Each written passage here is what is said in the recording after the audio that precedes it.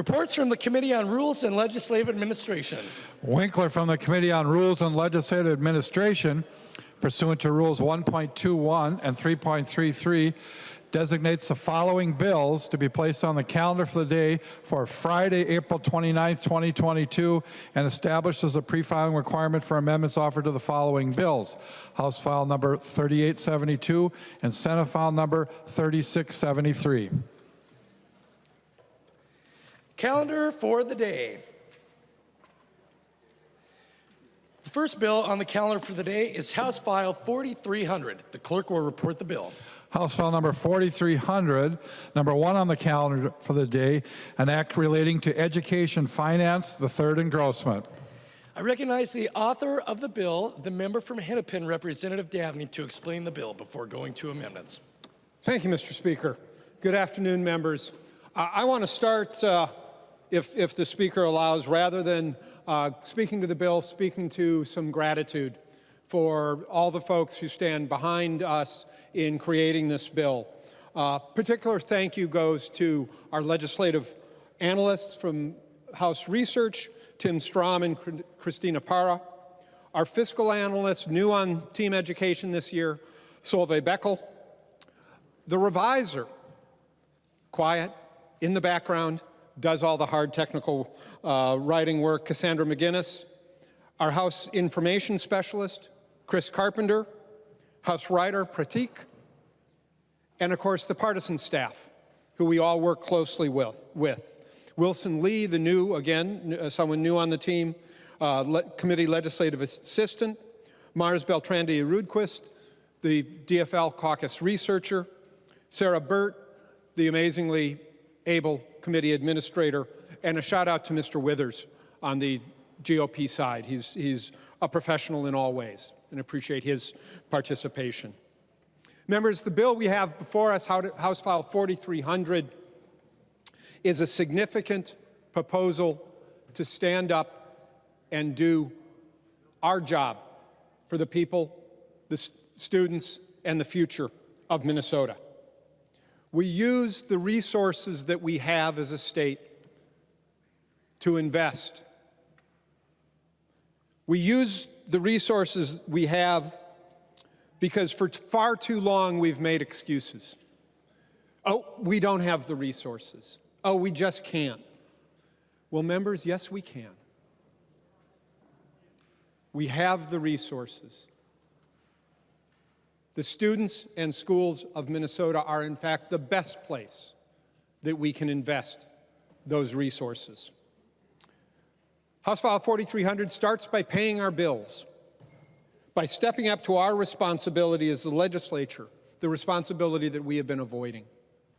We invest $422 million in the special education cross-subsidy, growing that in the tails so that every school district, we're treating every school district equally, sees a 55% payment of their special education cross-subsidies.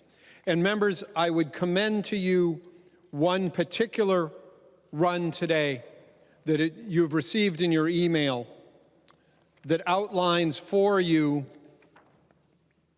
the current average special education cost, cross-subsidy cost, and the levy referendums that your districts have to go out and use every year to build, to cover those costs. When you look at those runs, members, you'll find that, not surprisingly, the referendums that your school districts have on their property taxpayers are very close to the cross-subsidy that we have created for those very same students and communities. In fact, the average referendum in Minnesota is $878 per pupil, although some districts have zero. The cross-subsidy, $953 per pupil. Members, to continue, we also propose eliminating the cross-subsidy, the deficit in English language learners. If we're serious about literacy in the state of Minnesota, we have to be serious as Minnesota's schools diversify in making sure that every student has the resources needed for them to learn. We do that in House File 4300. We include the governor's mixed delivery voluntary pre-kindergarten program that Representative Chair Pinto will be speaking to. We also heard loud and clear from school staff, from administrators, from parents, and from students themselves about the increased need for attention to student well-being and mental health. So we develop a dedicated source of revenue for schools to use to hire those school support staff who are so critical in student well-being: counselors, social workers, psychologists, nurses, and chemical dependency counselors. The ability for schools across the state to use this revenue to hire 1,100 of those critical school support staff. The ratio in Minnesota between support staff and students is abysmal. It's time we change that. There are other wraparound services in these bills and efforts, targeted efforts to help students catch up on the delayed learning that they've experienced. Targeted work on literacy, but focused on the student so that they have the supports that they need, and additional funding for Math Corps, because when we look at schools today, we know the delayed learning is greatest in our math learning, and that's a key skill that we need to support. Full-service community schools, grants to schools to support multi-tiered systems of support so we can identify struggling children early, provide them the resources they need, and maybe keep them out of the expensive special education system. There's a lot more to talk about in this bill, and I'm pretty confident we will. But members, we can do this. We can step up to our responsibility as Minnesotans, invest in the students of today and the future of Minnesota tomorrow. I ask for your support. Mr. Chair, back to you. I recognize the member from Ramsey, Representative Pinto. Thank you, Mr. Speaker. So members, the education bill before us today contains half of the early childhood budget. You will hear the rest of it when we have the HHS bill up shortly. And I want to start, as Chair Davnie did, by providing some thanks, in particular to our amazing, amazing nonpartisan staff. And as I referenced, half in this bill, half in the other, these are people, all of whom have to run back and forth between two large and complicated areas. Annie Mock in House Research, who supports us. Doug Berg and Solveig Beckel in House Fiscal, who support us as well. And then the terrific committee staff, Sydney Spreck, committee administrator, Hans Doslin, committee legislative assistant, and then our partisan staff, who, although they are described that way, are both, as Chair Davnie said, true professionals. Maris Beltrán-de-Rootquist on the DFL side, Jody Withers on the GOP side, both of whom, again, have to be experts in education and in HHS. Amazing. Members, the early childhood provisions in this bill and what you're going to hear in HHS really revolve around this theme of getting kids off to a great start. There is so much in this bill and coming up as well that do that, and really connecting to what you heard from Chair Davnie.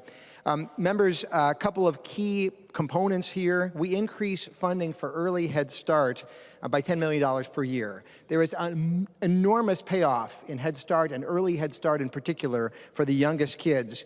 And then in particular, we expand early learning scholarships. We hear so much about their power, and we dedicate them to infants and toddlers, more than 20,000 of them receiving early learning scholarships, $150 million this year to get them going, and $45 million per year and a permanent increase to that program. That's infants and toddlers 0 to 3. Once those kids turn 4, our bill would provide a voluntary statewide pre-K program for them to have access to. And I want to make sure that we're clear about who these kids are. These are the lowest income children. These are 200% of poverty or below. That is quite below the state median income. These are kids who are in foster care. They're kids with an incarcerated parent, kids who are homeless or highly mobile. These are the kids who have the least access right now and who would have the biggest payoff. So, as they say, they turn 4, they get access to preschool. I hope we all would recognize the power and the importance of preschool. This is a mixed delivery system. If you have concerns about only having that in the public schools, this is public schools and in Head Starts and in licensed childcare. Families can choose the option that works for them. The thing is, we want to make sure that we have a consistent and clear program with high standards, both for the curriculum that's being provided to kids, for the teachers, and for the whole experience. So there's a consistency. No matter where a child is going, they're going to have a really high quality experience. So that's the plan, right? Kids start off, they get early Head Start, these scholarships, they get preschool, and then a nice connection to kindergarten and success. There are some other components in the bill that I'd like to highlight. We emphasize early childhood social workers. We hear about the mental health crisis for kids in school. I think we're going to be hearing about this, I hope, in the rest of the debate. Major concerns for our K-12 kids. They're really big concerns for the youngest kids, too. So we invest in early childhood social workers. We're allowing our early childhood special education children and our early ELL, English language learner kids, to receive school breakfast. You'd think that they would have been receiving that. Turns out that there was a gap there. They were not. I thank Representative Cagle for bringing that forward. That's in the bill. We have funding for the Minnesota Children's Museum, which has struggled during the pandemic and is especially powerful for those youngest kids. That from Representative Lilly, and I thank him for that. Representative Katiza-Watun had a provision for Reach Out and Read. This is a program where your kid goes in the pediatrician. They have books there. It turns out, I've heard this from pediatricians, the most powerful tool that they have, more than the stethoscope, more than anything, is a book. Because they can evaluate what happens with a kid, which way they hold it, turning the pages, and then the kid can take it home and the family can read to the child. Reach Out and Read has a funding increase in this bill and support. And ECFE, Early Childhood Family Education, a real power there. Representative Wolgamott has a provision to provide an office within the Department of Education to support ECFE teachers. They've been asking for that. We want to make sure that they have that. So we have coordination and support all around the state. And then finally, the final piece I want to highlight on that is there's a Grow Your Own Early Childhood Educator program. So make sure that the folks who are perhaps acting as an aide in a child care facility are able to move up and become a lead teacher and get greater skills and be able to support kids. And I want to make sure to highlight that we are reforming the funding in this really fragmented, crazy area. I could list for you 7 or 8 different programs we have to subsidize childcare and early learning. We're going to simplify that in the way I said at the start, the early Head Start, the scholarships, pre-K, and then the connection with kindergarten. Members, there is no greater payoff than in the earliest years. We know that the opportunity gaps that will be referenced throughout this debate begin in those early years. It is so critical we invest in those years. And I want to make sure to highlight for you 2 letters that you have in front of you as the debate continues. We should have plenty of time to discuss them and the importance of investment. I look forward to the discussion. I believe that I'm yielding to Representative Hassan next, Mr. Speaker. Thank you. I recognize the member from Hennepin, Representative Hassan. Thank you, Mr. Speaker. Mr. Speaker and members, I rise today in support of House File 4300, our education bill. This bill responds to the needs of our students and the demands of our educators, who have been tremendously under a lot of challenge in the last few years. I'll let my chairs explain more of the general provisions in this House file. But what I will speak on is the teachers of color, the increased teachers of color and Indigenous teachers in this provision. This bill spends $1.15 billion in total in fiscal year 2023 and $2.12 billion in fiscal year 24 and 25. I want to thank my chair, Chair Richardson, who has been instrumental for fighting for racial justice and equity for our students. I also want to thank Chair Davnie, who just stepped out, who has been a champion for education equity. I also would like to thank Chair Pinto, who cares about our little ones, who wants to make sure that our little ones start at a great start so we don't have problems in high school, so we can fix the problems early on in life. I also want to thank all of our education team and my colleagues, my amazing, amazing colleagues who are all champions for education in the ed policy. This bill responds to our students' needs and our educators' demands to do their job in safe and welcoming environment. We have heard from students who were harassed and discriminated because of their race, religion, and sexual orientations. We had heard from students who were molested, sexually molested, by adults that were supposed to protect them. We had heard from young girls whose hijabs were ripped off on a daily basis with other adults around. Our students came to us and demanded that we listen to their needs. Our students cried on the Zoom calls saying that they don't feel safe at their school environment. As we know, children or young people are not going to learn when they're constantly under pressure, when they're constantly feeling unsafe. And this bill responds to many different levels of our students' needs. The teachers of color provisions in this bill are important to me because I believe all students benefit from teachers of color. And the policy provisions in this bill are crucial to ensuring a strong return on our state's investments. The proposed policies in this bill have been vetted and supported by dozens of educators and community organizations over the years. These policies promote system change needed with increased investments that are needed to move the needle forward. And increasing the percentage of teachers of color who reflect increasingly the diverse students that we have across the state. My whole public education has been with passionate educators who some cared and some didn't, but neither understood my culture, nor sometimes cared what I felt about certain issues. I relied on my parents who were educators and my family's support to succeed, but I was one of the lucky ones. Not all students have that caring adult in their life. So we must make sure that our educators are diverse so we can respond to our students' needs. As we know, representation matters. Kids learn best when they are taught by people who understand their communities and life experience, and all students benefit from teachers of color. Our gaps are among the worst in the nation, and they persist. Minnesota continues to have the worst opportunity and achievement gaps in the country, and the severe, persistent, and shortage of teachers of color is a big reason for that. We are in a deep hole. While students of color and Native American students make up about 35% of Minnesota's K-12 student population, only 5.6% of teachers are teachers of color and Indigenous teachers. This is an increase from 2 years ago. That 5.6% is an actual increase from 2 years ago, when we put a historic funding, actually 1 year ago when we did a historic funding for teachers of color. Increased Teachers of Color and American Indian Teachers Act responds to increased call for racial justice. Our students came to our Zoom calls and said, we want teachers that look like us, that understand our experience. And research shows that all students from all racial and ethnic backgrounds benefit from teachers of color. And the economy benefits too. So since we funded last year many of the provisions of teachers of color, this year it's predominantly the policy and few other fundings.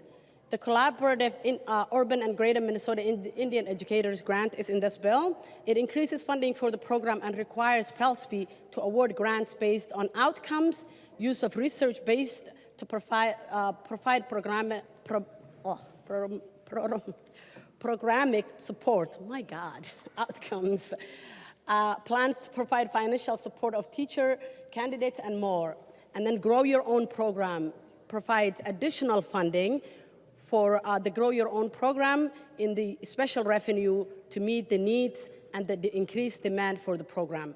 There's also another provision in this bill that's mine, that's the requiring personal finances for graduation requirements for students. This is a direct response from our students' demands. Our students came to us and told us that they do want to have personal finances as a part of their curriculum. Our students deserve a well-rounded education to be ready for the real world. Many of our students are getting out of high school without knowing how to balance a checkbook, how to take loans, how to pay off loans, as well as what the interests are on those loans. So our students deserve to have that education as part of their requirement. We know that algebra is a requirement. Personal finances should also be a requirement because it's something that you're gonna need. We know people who are, from research, people who have, balanced, finances live a longer life, they live a less stressful life, and they have healthier outcomes as well. As someone who's from, who represents a district that's extremely poor and diverse, and also from, humble background, I see this as a problem everywhere. When I went to college, I didn't know what I was getting myself into, and I thought I was the only one. And I talked to many of my, friends.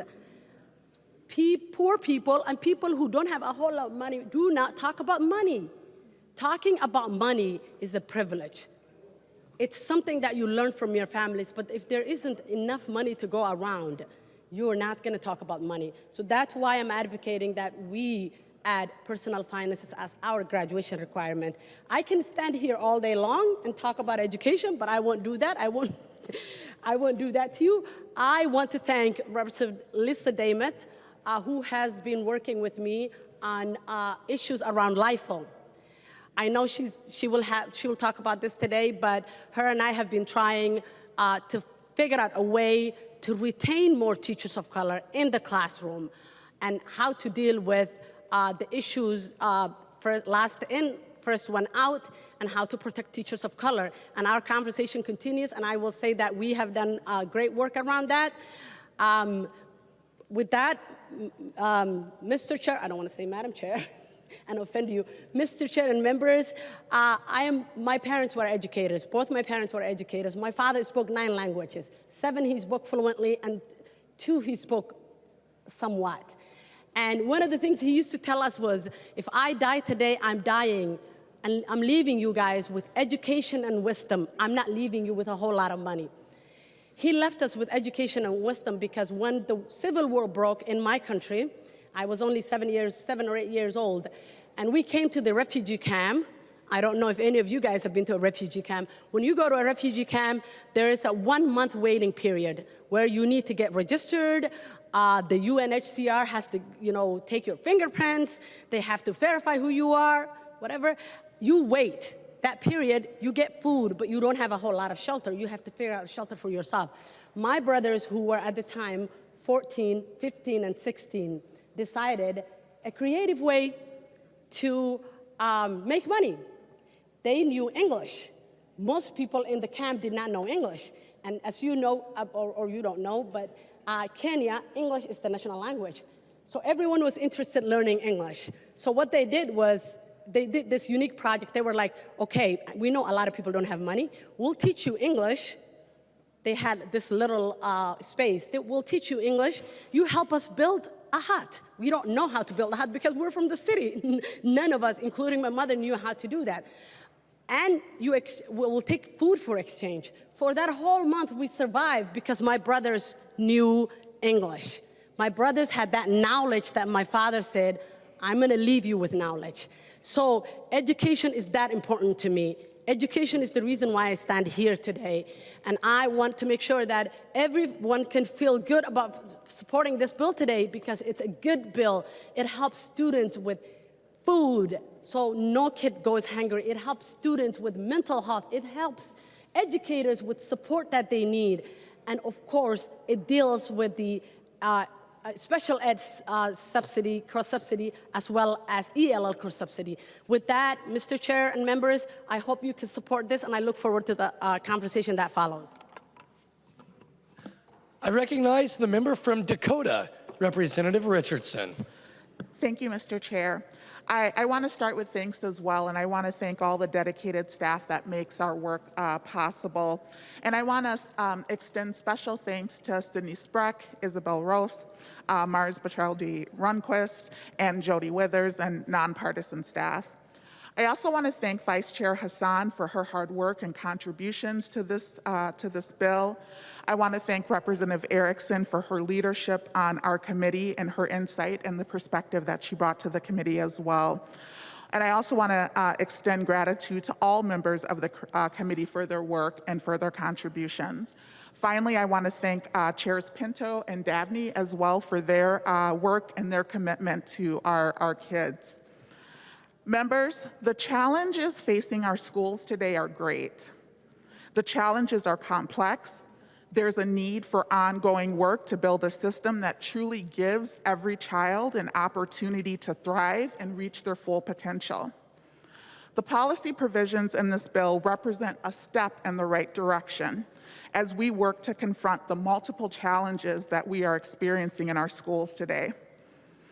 In discussion with students, parents, teachers, bus drivers, administrators, and other school staff across the state, we heard some common themes around struggles. We are hearing that the acuity of mental health needs is at an all-time high in our state and in our schools. We've heard the impacts of trauma layered on already stressed school staff and stressed out students have created a perfect storm. In committee, we heard heartbreaking stories of the impact of overdose deaths, deaths by suicide, school shootings, and what we are hearing from our students and what we're hearing from our educators is that our children are not okay. And so many of our school staff are not okay.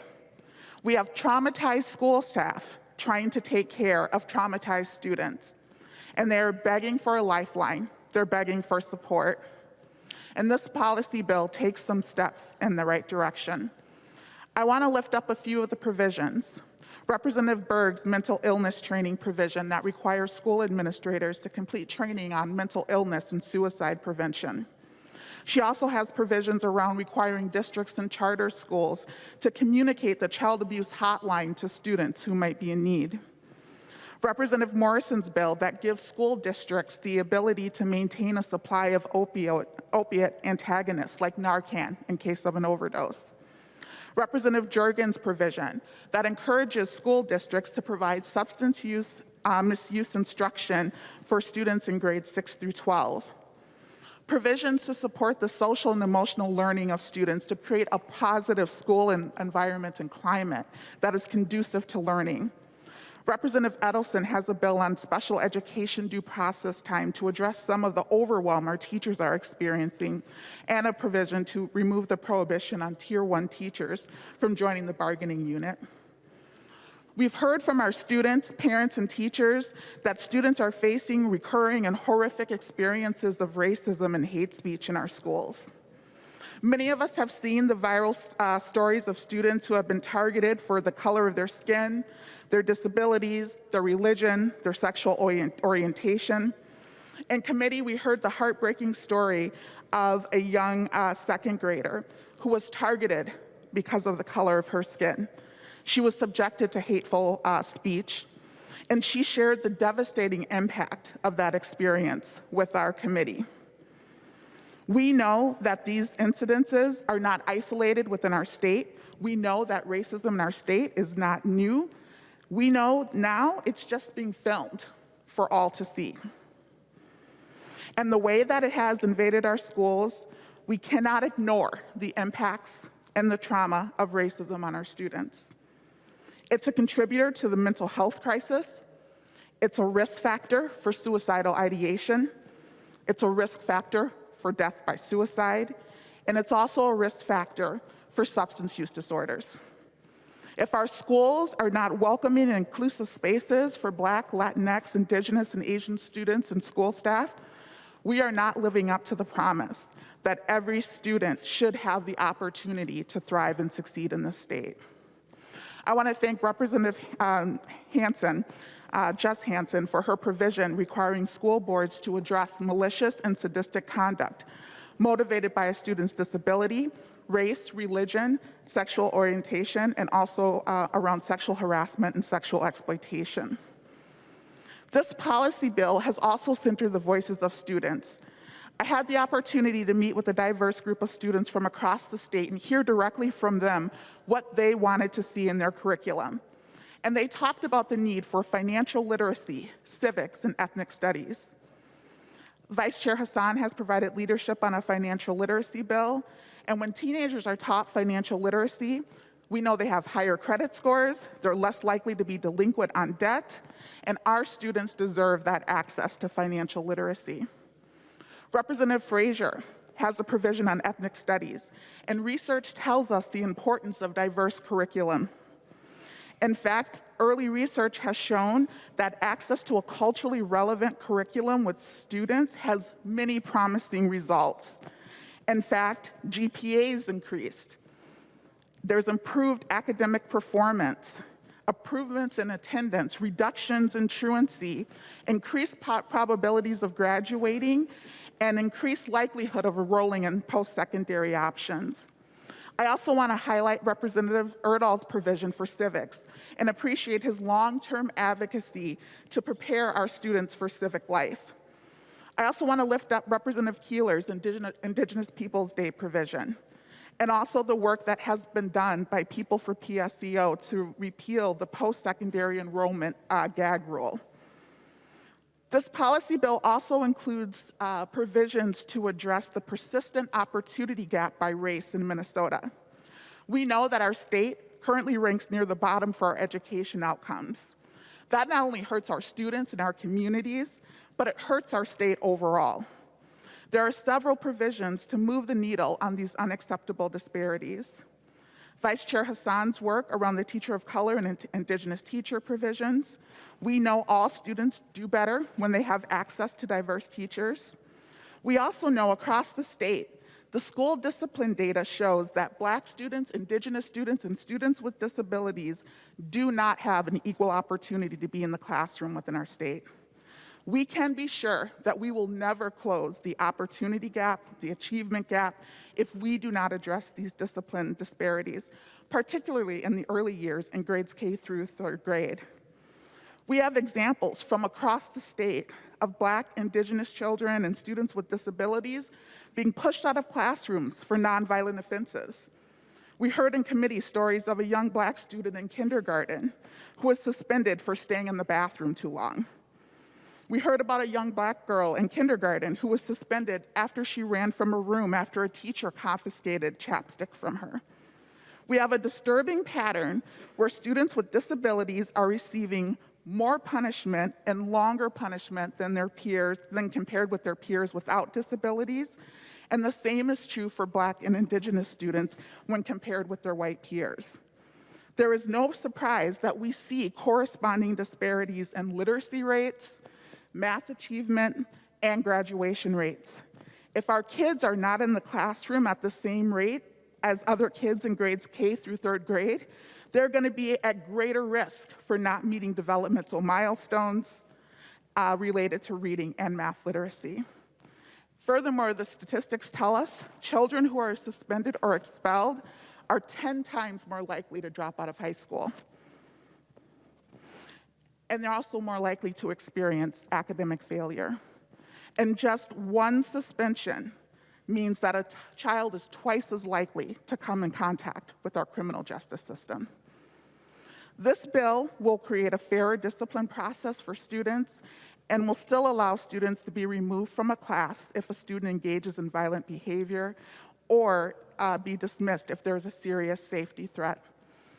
Members, one bill is not going to address all of the challenges that we are currently facing within the state, but this is a step in the right direction to assure that we are hearing and heeding the call for help that we are hearing from across our state.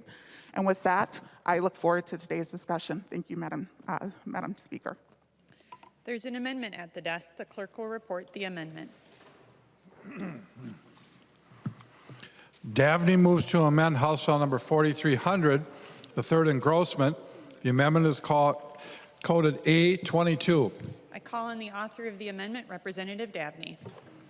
Thank you, Madam Speaker. Members, this is a small amendment that updates a fiscal note on a provision of Representative Sandsteed's on consolidation aid, We got it, the provision is in the bill. We got the updated fiscal note late, but this amendment keeps the bill within its target. I ask for your support. Thank you, Madam Speaker. Discussion to the amendment. Seeing no discussion, all those in favor, please say aye. All those opposed, please say nay. The motion prevails and the amendment is adopted. There's an amendment at the desk. The clerk will report the amendment.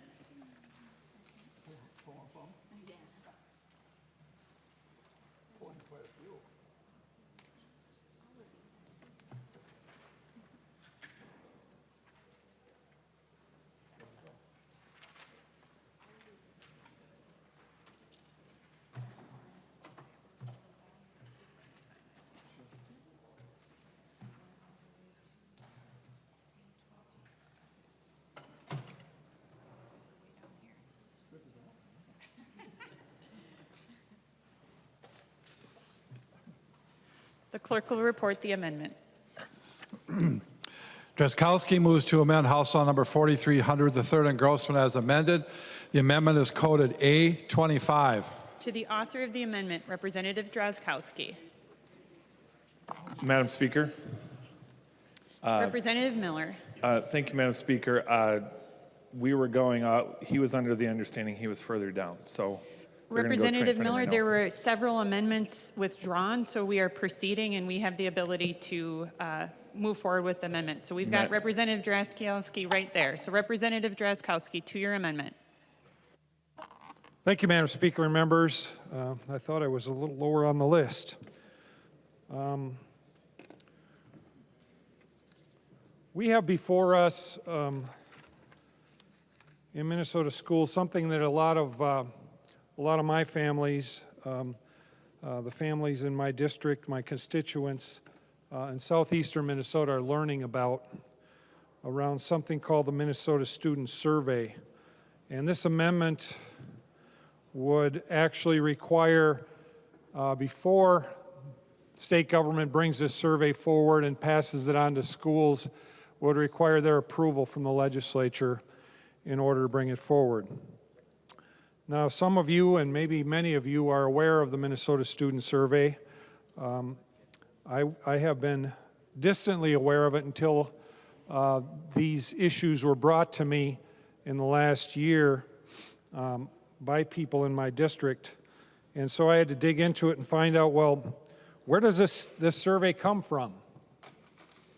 And we don't have, I can't find any instance in law where the legislature has authorized the government to conduct this survey.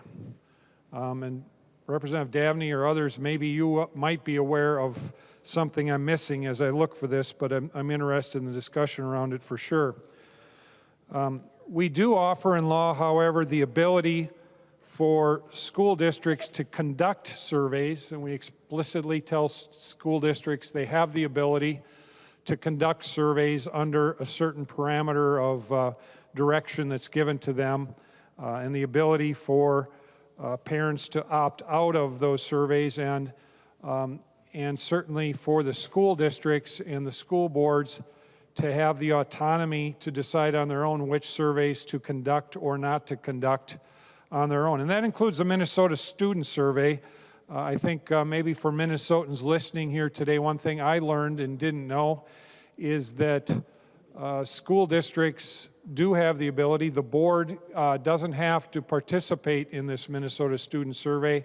The school board can simply decide to opt out by a majority vote of their membership and no longer conduct the survey and participate in what has become as I can tell members and Madam Speaker, has become an effort by state government to orchestrate a survey and then send it to the school districts and encourage and get them to conduct the survey of their students in class.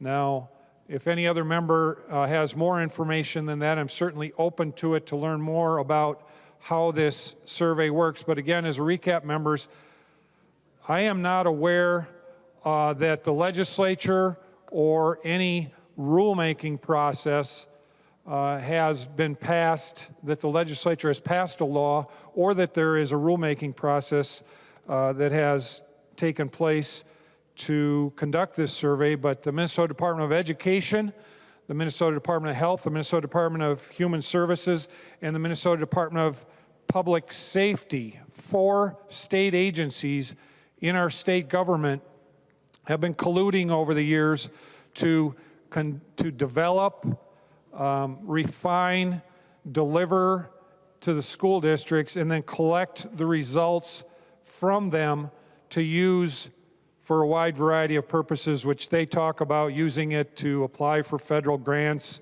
and other things where they are in a position that they need to somehow demonstrate need, or groups of people that are in need, or other things that are really kind of that these divisive surveys where they divide people into groups in order to communicate with those grant applications and their processes require. So that is what I understand is the background on the student survey members. Again, I don't think we have given the authority to state government to do this.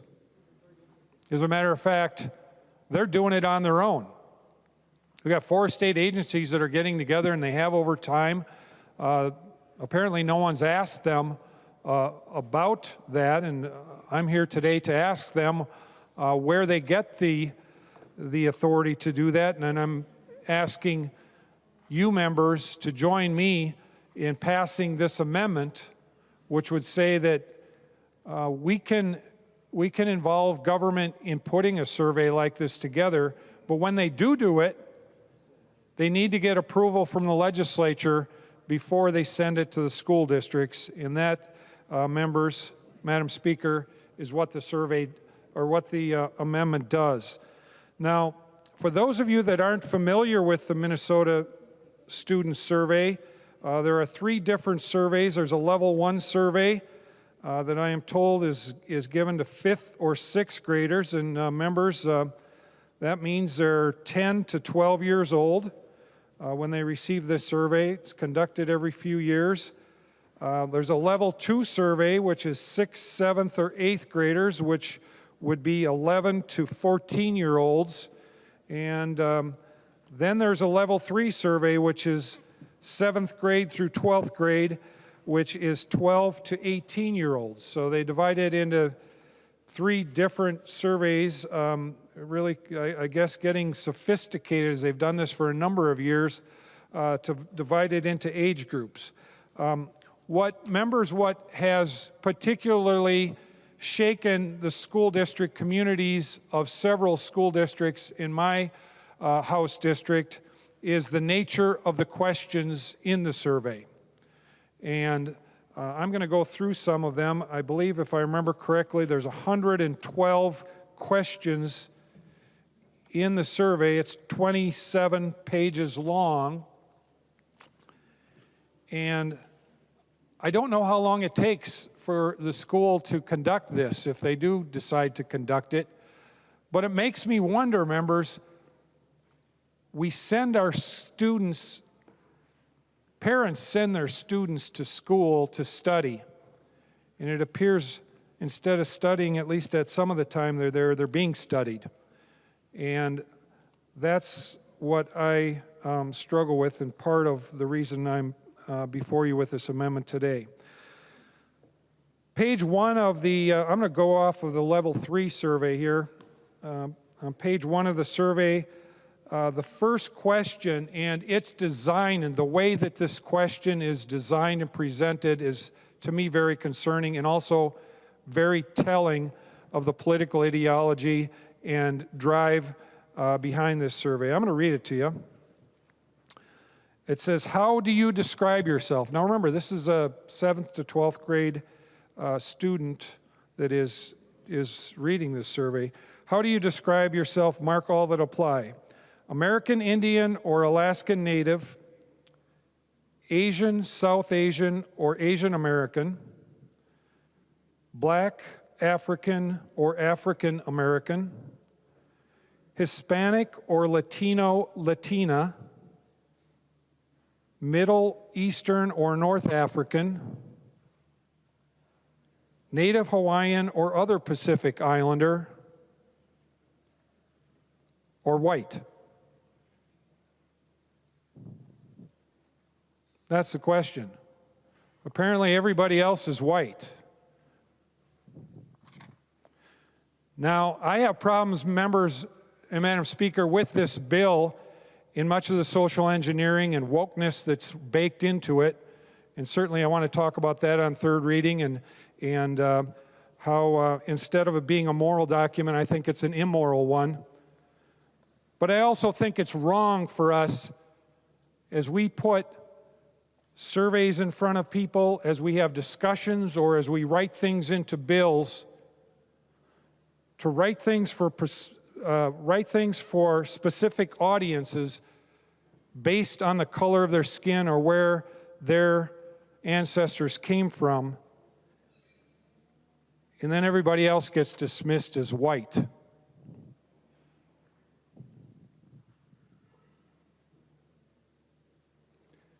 And that's on page 1 of the survey. Page 3 of the survey. Question 9. What was your sex assigned at birth? Male or female? Okay, well that's probably a fair and normal question. Used to be anyway. What is your gender identity is question number 10. What is your gender identity? These are 7th to 12th graders. Option A is agender. Maybe I got to ask some of my liberal friends what some of these mean.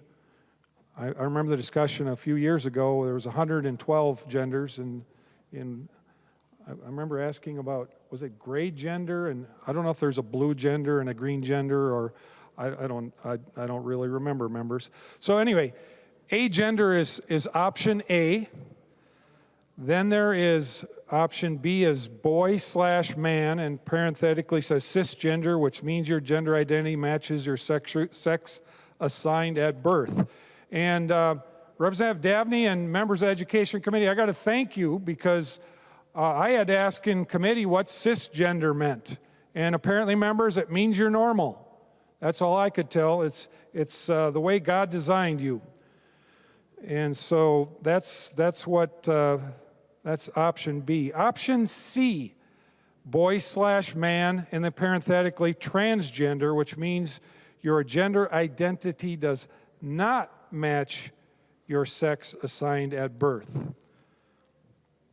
Okay, so that's the one. If the kid thinks that God got it wrong, they ask that one.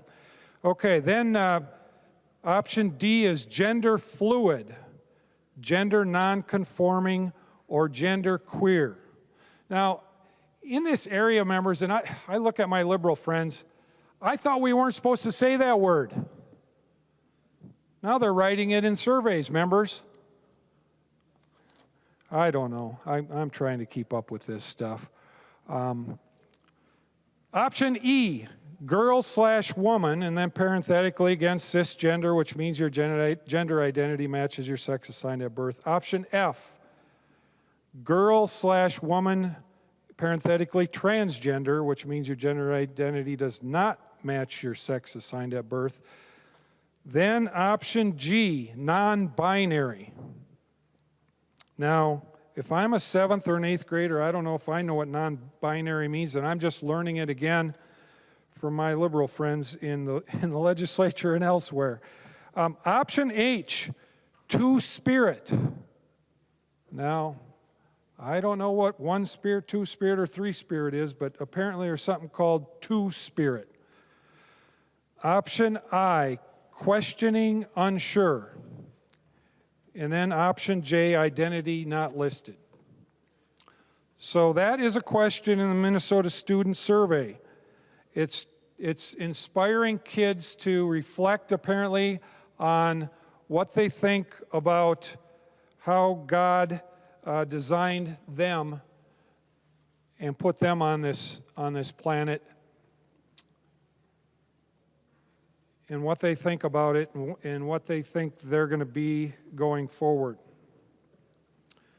Now, members, incidentally, and I'm going to ask if Representative Davnie would yield in a bit, but I've been hearing another thing going on in our school districts, and members, I struggle with us going in and creating uncertainty with kids about what it is that God designed them to be.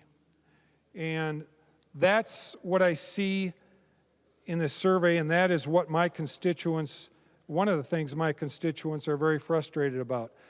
Now, the extension of this appears to be, as I talk, I've heard from parents in 3 different school districts in my House district, and I talked to several members here in the last few days who have validated that they are hearing and seeing the same thing. And there is something going on in our schools, according to this, something called furry. And I think it's spelled F-U-R-R-Y. I looked it up on Google here. Oh, I got to get back into my computer. Members, and the way it's described to me is the kid, Representative Lilly, the kid, you were laughing about something, Representative Lilly. I guess I caught your imagination. And this line of questioning of our kids is catching their imagination too, Representative Lilly. And it's described to me that we have kids in our schools that believe that they are animals. And they are identifying, I'm told, as animals. Identifying as animals. They think they're a cat. A cat. They put tails on and they demand that they have a litter box in the school. Has anybody else heard that? Would Representative Lucero yield for a question, Madam Speaker?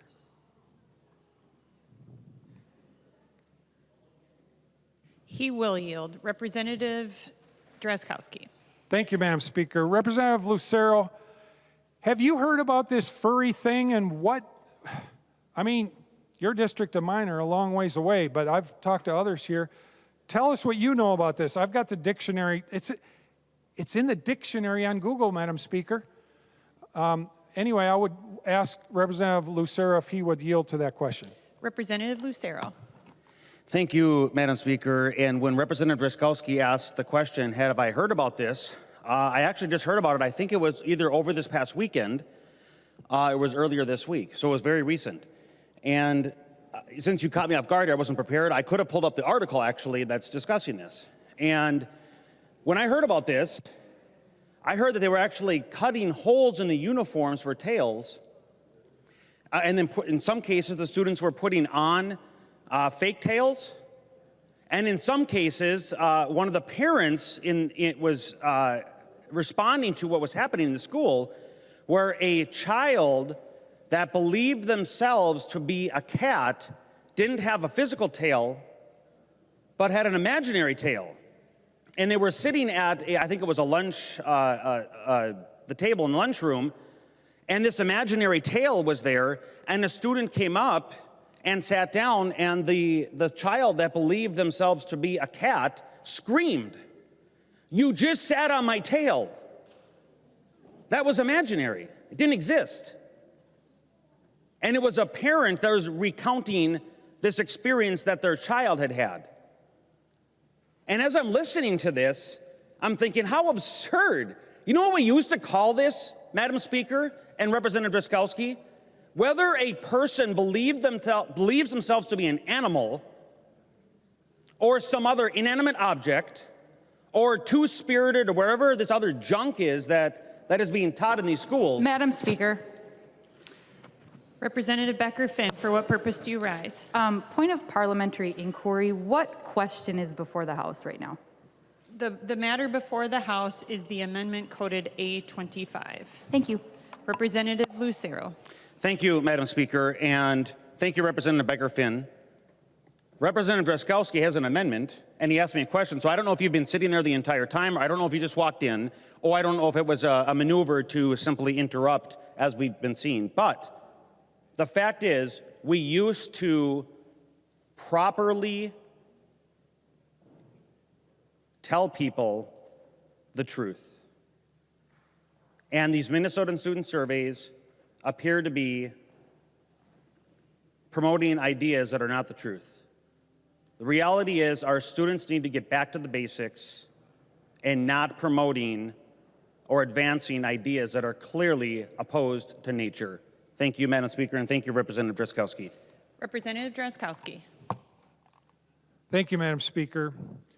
Thank you, Representative Lucero. Well, Madam Speaker, the dictionary, Merriam-Webster, says furry is a person who identifies with and enjoys dressing as an animal, especially as a member of a subculture devoted to the practice. That's what Merriam-Webster says. Would Representative Miller yield, Madam Speaker? He will yield. Representative Drazkowski. Thank you, Madam Speaker. Representative Miller, I am concerned about the direction that this Minnesota student survey is headed. What do you know about this furry behavior we're talking about in schools? Representative Miller. Thank you, Madam Speaker, and thank you, Representative Drazkowski. And you know, this is uncomfortable. There's probably even, you know, when I first heard about this, my first reaction was giggling, but this is very germane to his amendment because he spoke to it, but one of the questions gives you an option that's an other, which this would qualify. And maybe we speak on the fringe to make our point, but I think in this situation it's very important. This is not something that we've heard about. In my district, and I won't even name the school, I will say in my district, I had a pastor come to me and he said, he is being told that in the one school district, and I'm not saying this is the case, we don't know, it's unconfirmed, but he is being told by multiple people that there's a litter box in one of the locker rooms, or bathroom, that's my understanding. Members, I've struggled with this as I've been in here 8 years and I've seen this movement towards this direction of self-identifying, and I think this is a great example of moving to the absurd. And we can agree with this, we can disagree with this, we can believe in it, we cannot believe in it. I'm told time and time again over this last year that all of these bills coming forward are a moral document. I don't like using that word, I think it sets us up for all sorts of problems, but okay, I'll go there for a moment. Having kids ask questions like this at any grade level in the school is inappropriate. This should not be happening, and I hope that no one somehow justifies in a way, well, maybe this sort of thing should be in a survey, much less a survey that's without the oversight, apparently, of the legislature, which I think it's within our purview, much less with the concerns that parents are going to have that this is happening. There's so many layers to this, and I think to very simply put it as we need to get back to the basics. I think Representative Lucero, you said that. I don't know that a survey as a whole is an appropriate thing, but when we hear just a couple of the questions that's coming up and make that point about this gender question, it's not an appropriate thing for our schools to be doing. It's not appropriate, members. And if bringing out the subject of something that to some of us could be awkward, funny, offensive, disturbing, supportive maybe even, but to bring out a subject that's as uncomfortable on this floor to talk about as a furry, that's a very real thing. It's a very real thing that is going on. The discussion for sure is happening in our schools. It opens the door through this survey as well as accepting, I think is inappropriate, and I do ask that people would support Representative Drazkowski's amendment. Thank you, Madam Speaker. Representative Drazkowski. Thank you, Madam Speaker. Thank you, Representative Miller. Well, I concur, Representative Miller. I think we're heading in a way with this survey that is confusing and corrupting the thought of some of our kids. I go to number 11 on the survey, and this is indicative of what I just mentioned, Madam Speaker. Question 11 begins with a leading statement. This is the government leading the mind of the kid in the survey. The leading statement is, a person's appearance, style, dress, or the way they walk or talk may affect how people describe them. And then the question says, how do you think other people at school would describe you? And the options are A, very or mostly feminine, B, somewhat feminine, C, equally feminine, masculine, D, somewhat masculine, E, very or mostly masculine. Leading the respondent in the survey to encourage them to join what I have seen here in the legislature these last, especially 2 and even 4 years, to join the race to victimhood. To get the student to believe they're a victim of some sort, and as they go on in this survey, join a category that is going to allow government to apply for more money to do more things to them and to their school. The next question, how do you describe your sexual orientation? That's question 12, Madam Speaker. A is straight, B asexual, C bisexual, D gay or lesbian, E questioning, not sure, F pansexual, G queer, H, I don't describe myself in any of these ways, and I am not sure what this question means. I would hope the students answer I. Not sure what this question means. Why are we asking them this question? And I think that's what the parents, Madam Speaker, in my legislative district that have brought this issue to my attention first and foremost amongst their education concerns right now. I think that's what they're asking. Why are we asking a 12-year-old how they describe their sexual orientation? Because after all, they're only 12.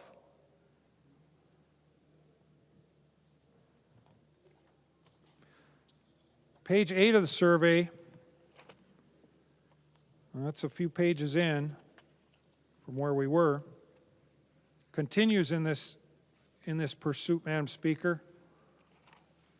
During the last 30 days, how often have other students harassed or bullied you for any of the following reasons? And then they say never, once or twice, about once a week, several times a week, every day, regarding A, your race, ethnicity, or national origin, B, your religion, C, your sex or gender, being male, female, transgender, genderqueer, gender fluid. So the government is promoting multi-genderisms, if that's a word, or whatever it is we're seeing being pursued and pushed here. Remember, 112 genders, according to at least one source that I referenced in a debate we had a few years ago. Next one, your gender expression, your style, dress, or the way you walk or talk. Your gender expression. So, and then because you, E is because you are bisexual, gay, lesbian, asexual, pansexual, queer, or because someone thought you were. Members, we are creating and paving the race to victimhood for these young kids in our school in their thinking so that they can find a way to become a victim as fast as they can, and the government is paving the road. The government is driving the paving truck.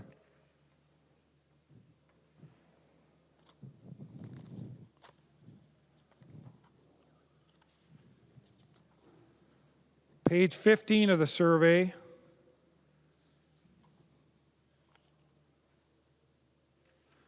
Page 15 of the survey, question 56 out of 112.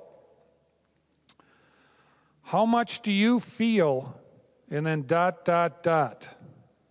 And the responses are, the first one is, how much do you feel, selection A is, your parents care about you? How much do you feel other adult relatives care about you? How much do you feel friends care about you? How much do you feel teachers at school care about you? Other adults at school care about you, and adults in your community care about you.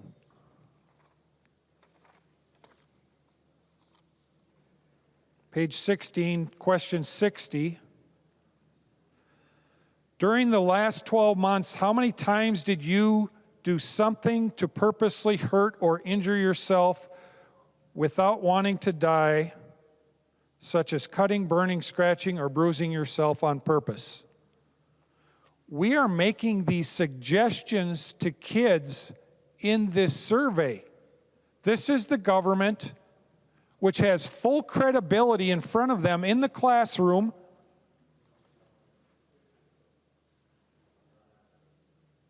saying, how many times have you wanted to hurt or injure yourself with burning, scratching, or bruising, or cutting yourself? 0 times, 1 or 2 times, 3 to 5 times, 6 to 9 times, 10 to 19 times, 20 or more times. Not only are we suggesting to the kids they need to be thinking about this, we are paving their race to victimhood. Page 17, question 61. Have you ever seriously considered attempting suicide? No. Yes, during the last year. Yes, more than a year ago. 62. Have you ever actually attempted suicide? No. Yes, during the last year. Yes, more than a year ago. 63. Have you been in a casual or serious relationship where your partner, members, these are 7th graders, 12 years old, where your partner physically hurt you on purpose, shoved, kicked, slapped, punched, pulled hair, strangled, injured you with an object or weapon, etc. Option B, verbally hurt or controlled you. Parenthetically, called you names, told you what you could wear or eat, told you who you could see or talk to, threatened you, blamed you for their behavior, etc. Now, if that isn't paving the race to victimhood, members, Madam Speaker, I don't know what is. Option C, pressured, tricked, or forced you to do something sexual or did something sexual to you against your wishes.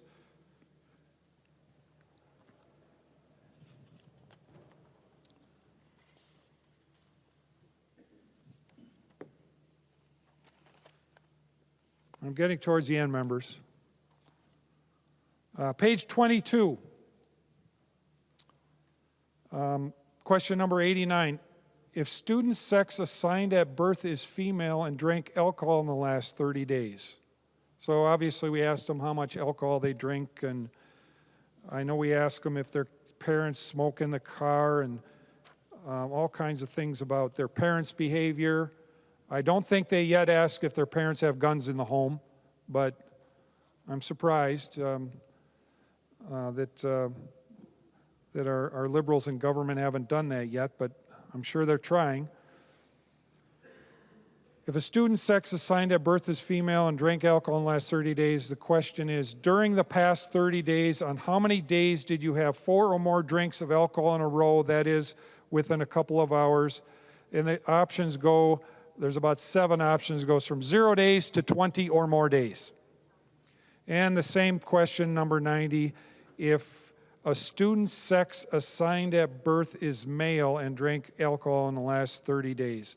So we are conditioning the kids to believe that their sex assigned at birth is not what their sex really is. That's what the government, who has full credibility in the classroom and is administering this survey to the kids of parents throughout our state, is asking them and enforcing in their minds in their young impressionable minds as they take this survey. Page 26, number 107, question 107. Have you ever had sex? Yes or no? These are, did I mention these are 12-year-olds, Madam Speaker? Number 108, if the student ever had sex, parenthetically, then the question is, during the last 12 months, how many different partners have you had sex with? and options that vary from none up to 6 or more persons. That's a question we're asking, that state government, who is not authorized or directed to administer, design, or compile this survey, is asking the students throughout the state of Minnesota in our public schools. Page 27, the last page of the survey, question 109.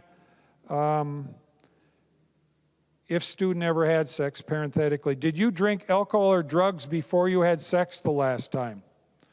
So not only are they asking the kid whether or not they had sex, but have they also been having drugs or alcohol, and has it coincided with that behavior, which last time I checked, 12-year-olds aren't supposed to be doing any of those.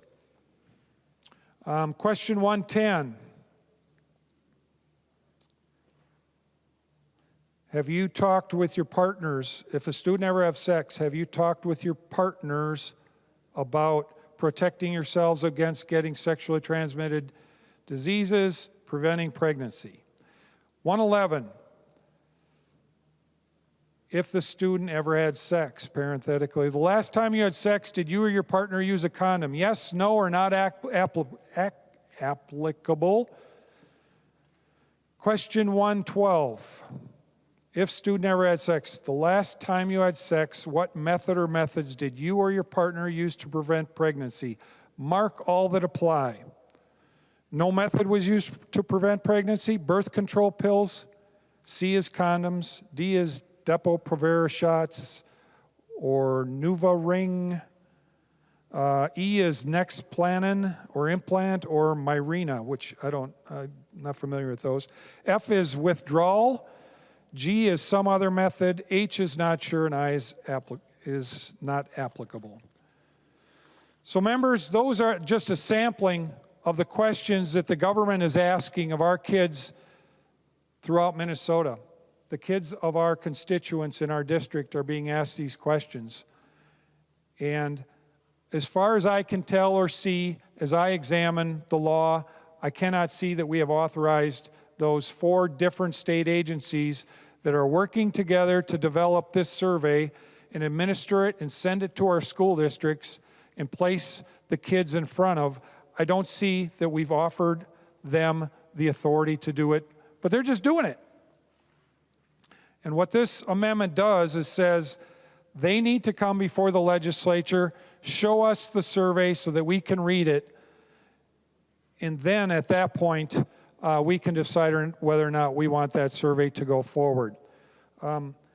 Some students have some families have opted out of the survey. As a matter of fact, another way we could improve this, and I think Representative Scott offered an amendment like this several years ago that says instead of opting out of the survey, that the survey shouldn't be conducted to the families unless they're offered the opportunity to opt into it.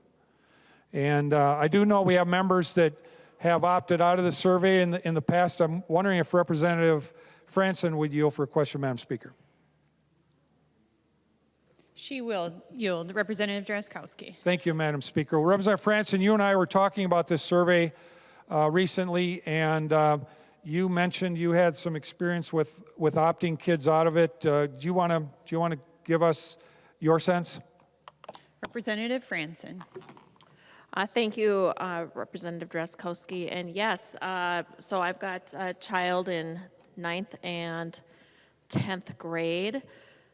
9th and 10th grade, yeah. And so, you know, as a mom, I take off the legislative role and put on my mom hat when it comes to my kids. And one of them, I think it was my 9th grader, the school emailed out to all the parents, the survey is going to be offered. If you would like to opt your child out, please email us and we can do that. And so I believe under state law, parents shouldn't have to ask for the survey. It's supposed to be given to us. But anyway, I emailed first before I opted my child out. I had opted my son out the previous year, my 10th grader, who was in 9th grade last year. And so anyway, I got a copy of that survey. It was I think it was a Google Doc. I could be mistaken, but I got a copy of that survey and then did some screenshotting of the most questionable items.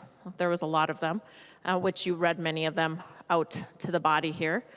And right away opted my son out of that survey again. But then there's a parents group that is formed, like many parents groups in this state and across the nation.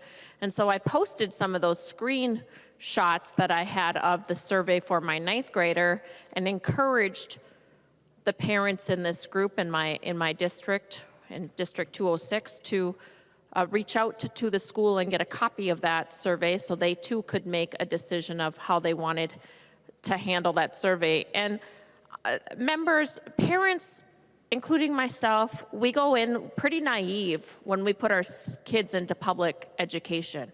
We believe that everything is hunky-dory, that our kids are just learning reading, writing, and arithmetic. But when you look at that survey, and I had parents that were engaged, with one another discussing this survey online, wondering, why are these questions being presented to the students, and what do those questions have to do with reading, writing, and arithmetic? And so, members, this is a really serious conversation. Had it not been for COVID-19 and shutting schools down where kids were Zooming from home, majority of parents would still continue with the everything is fine, everything is hunky-dory. But now their eyes have been opened. And that's why we're coming to you here with ideas and solutions to the issues that our parents in our districts are bringing back to us. And that's why we are hired to do the job. And thank you, Representative Drazkowski. Representative Drazkowski. Thank you, Representative Franson. Thank you, members. Thank you, Madam Speaker. Well, we have before us amendment, Madam Speaker, and I think we've gone through the survey. People understand now what it is that these agencies are placing before our kids throughout our state, with many times, most times, nearly every time, the parents not even knowing this survey is on its way before their kids. And so that's why I bring the amendment to you. I think it is our job, in our role, our elected role, to represent those interests of those families who are the people who are in control of their parents' or of their kids' education, to look out for those interests and ask our government what is it that it's doing. And with this amendment, members, we would still be able to entertain the idea of a survey that government, the state government, brings forward. Maybe it may change in form and substance, but we'd be able to have the legislature engaged in that survey and bringing government in check around the content and direction that survey brings. So that is the amendment, Madam Speaker. Members, I appreciate your indulgence. I would ask, Madam Speaker, if I could get hands for a roll call on this amendment. A roll call being requested. Not seeing 15 hands, there will not be a roll call. Discussion to the A25 Amendment. The member from Hennepin, Representative Edelson. Thank you, Madam Speaker. Representative Drazkowski. So the Minnesota Student Survey has been going on since 1989. And just to recap a little bit on this, that's 2 Republican administrations, 2 Democratic administrations, and the 1 independent that we had. And I think you probably know who that is. So 33 years this has been going on. And so it's interesting because I've never heard you talk about it on education policy, so thanks for bringing it up. And if you weren't going to the Senate next year, I'd say maybe we could talk about it for next year. But this survey, you omitted a few things that this survey really covers, because it's really the intent of the survey is to look at health and wellness of the students. And I have children myself, and I can tell you it's really hard to get data from students. And so, when we look at what's being covered here, adverse childhood experience, when we're asking about some of these questions, it's about health. We're looking at nutrition. We're thinking about, oh gosh, what is interactions, discipline, interactions with your school. So let's just make sure that when we're talking about this, that we're giving the full picture. Our history of the Minnesota Student Survey is very important. It's a great tool, and I ask our members to vote no.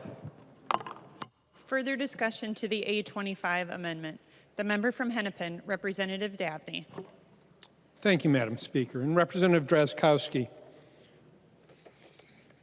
I would urge you and all of us to approach this body and our work here with a sense of curiosity. You had the dictionary out earlier. I'd urge you to look that one up. Because the curiosity that I think is particularly called upon by leaders is that leadership is about stepping outside of ourselves, stepping outside of our own limited experience and working with and for others, incorporating their experience.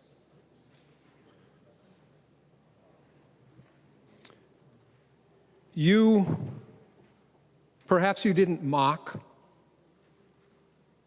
the two-spirit status. Perhaps you genuinely don't know what that is. I'd urge you to have a sense of curiosity. Representative Lucero, however, denigrated that status and described it as junk. And yet both of you served in this body with a two-spirited colleague. You served with Representative Allen, who is a remarkable member of the Minneapolis community, a remarkable attorney, and was a remarkable legislator. And you, Representative Lucero, chose to describe her as junk. I find that offensive. And Representative Drazkowski, you can look up offensive in your dictionary as well. There are people on this floor who can speak with much more knowledge and authority than I on the two-spirited status out of our native neighbors. But I would urge the party opposite to come to this body and to this work with a sense of curiosity. I would also urge that you come to this body with a sense of knowledge and integrity, because your discussion of the false narrative Madam Representative Miller, for what purpose do you rise? I believe this is a point of parliamentary inquiry, maybe a point of order.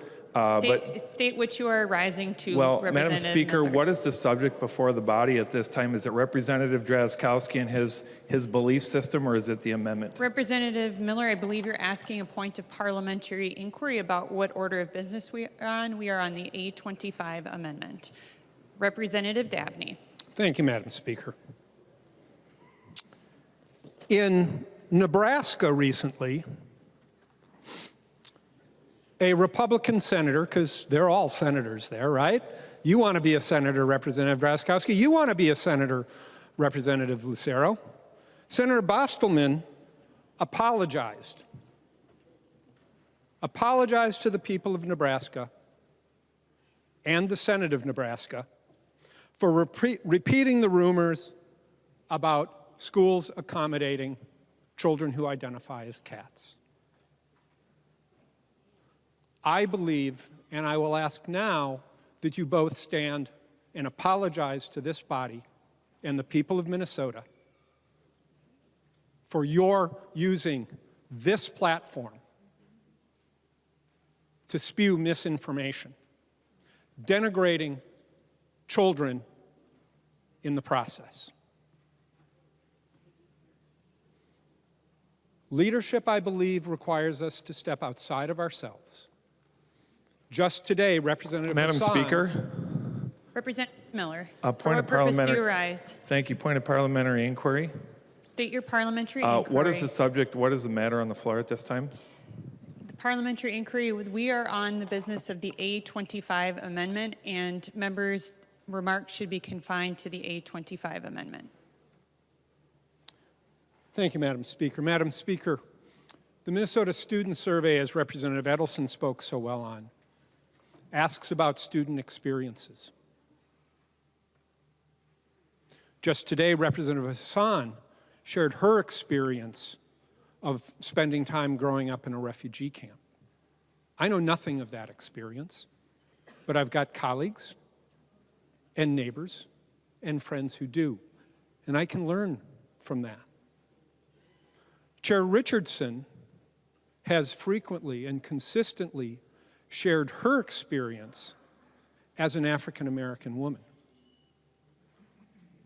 That's not my skin. That's not my experience. But I can bring to this work a sense of curiosity and learn and grow through listening to her.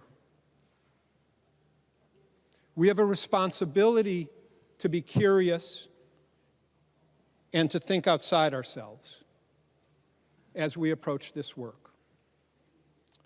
Today, Madam Chair, we have two members, at least on this floor, who've been disrespectful to this body and to the people of Minnesota. And I believe they owe this body and Minnesota an apology. Thank you very much. Further discussion to the A25. The member from Ramsey, Representative Pinto. Thank you, Madam Speaker. Members, I would ask you to look, and members of the public as well, at the A25 amendment being offered by Representative Drazkowski, because I actually think it's extremely useful if you have any doubt as to whether parents and local schools have control over these surveys being given to their kids. That doubt should go away in looking at this. Members and members of the public, let's be aware that school districts are required to develop policies in consultation with parents. They have to notify the parents about the policies. They have to notify the parents when their kids are going to be participating in one of these surveys. They have to give the families the opportunity to opt out, and all those opportunities. So members, I want to make sure that we are aware when we're thinking about parental control that we already have right here in the language in Representative Drazkowski's amendment a series of provisions relating to that. The Minnesota Student Survey has tremendous information that comes out of it about exploitation, about experiences of kids, and I really wondered, Representative Drazkowski, as you were talking, do you not want to know when kids have experienced physical harm? Do you not want to know when they've considered suicide or experiencing physical harm in a dating relationship or sexual abuse? Seems to me we want to know that. The survey is not making that happen. That is happening. And the question is, are we going to know about it or not? And the survey is finding out. Now, of course, in consultation with their parents, in consultation with their school districts. Again, read your own amendment. Members, please do read it. But this is information that we want to know. Again, if that's okay with the parent, we want to know what's going on. And as you walk through each of those things, I thought to myself, do we not want to know these things about our kids? And I want to build on what Chair Davnie had to say, because he referenced, because I had the same reaction as I have to say, as both you and Representative Lucero were speaking about a number of points, but something that he didn't identify. I heard some comments about what kids are normal or not normal. And I got real worried, and I having interacted with members of this body, I'll try to avoid the concern, Representative Miller, but I get concerned that people watching this may think the members are intending harm or may at least feel that harm. I want to make sure that transgender kids, all gender kids, know that you are loved, that you are normal exactly as you are in your own skin. And I do believe in God, and I know that God created each of you just exactly as you are. And I just have to express some concern simply that someone watching this might think something different. So members, I would urge rejection of the amendment, and I really hope that we can all show support for every single one of our kids exactly as they are. Thank you. Further discussion to the A25. The member from Ramsey, Representative Becker-Finn. Thank you, Madam Speaker, and I think it's important to put this on the record. So I want to speak to our queer kids, our trans kids, and our two-spirit kids. As Representative Pinto just said, you are loved. You are loved by many people in this room. And there have been some hateful, disrespectful things said on this House floor today, and unfortunately, this won't be the last time that you hear hateful, disrespectful things. And I'm sorry that we can't protect you from that. All of us as people are imperfect. We make mistakes, and some people will make the choice to be cruel. But you don't have to listen to them. And you don't have to believe what they say, because they are wrong. I need you to know that there are many, many people in this room and out in the world. We see you as the beautiful person that you are. We love you just the way you are. You are exactly who the Creator wanted you to be. You are exactly what your ancestors dreamed of. You are not alone, and you are loved. Thank you, Madam Speaker. Further discussion to the A25, the member from Candy, Ojai, Representative Miller. Thank you, Madam Speaker. And Representative Becker-Finn, amen and amen. Amen. The difference comes in the definition of what you said. Psalm 139 says, we are all fearfully and wonderfully made. We are made in God's image. And I won't go through the sermon today, okay? But the important understanding is that kid who, and I want to use the right words so we don't set anything off, but identifies as transgender, the person that identifies as gay, the person that identifies, all these children, okay? They are loved by all. And to think that what Representative Drazkowski was saying and what he's proposing when he's making his point is anything but different is a difference of opinion of what that means, not that they're any less loved. And if there's one challenge that I have politically, we have politically armed this issue right here today. We've armed this for our sides, okay? The children that are listening, you are all loved by someone like me, but I love you enough to let you know, to guide you the way God, as you said, Becker-Finn, created you. There are no mistakes before God. I had a child who was a gender-fluid child in my office a couple years ago, and I asked them the question, does God make mistakes? And they first launched on me and said, why are you saying that I was a mistake? And I said, no, it's actually the quite opposite. God made no mistake with you. He loves you. So I won't continue on because it isn't about this amendment, but I wanted to make the point off of what Representative Becker-Finn said.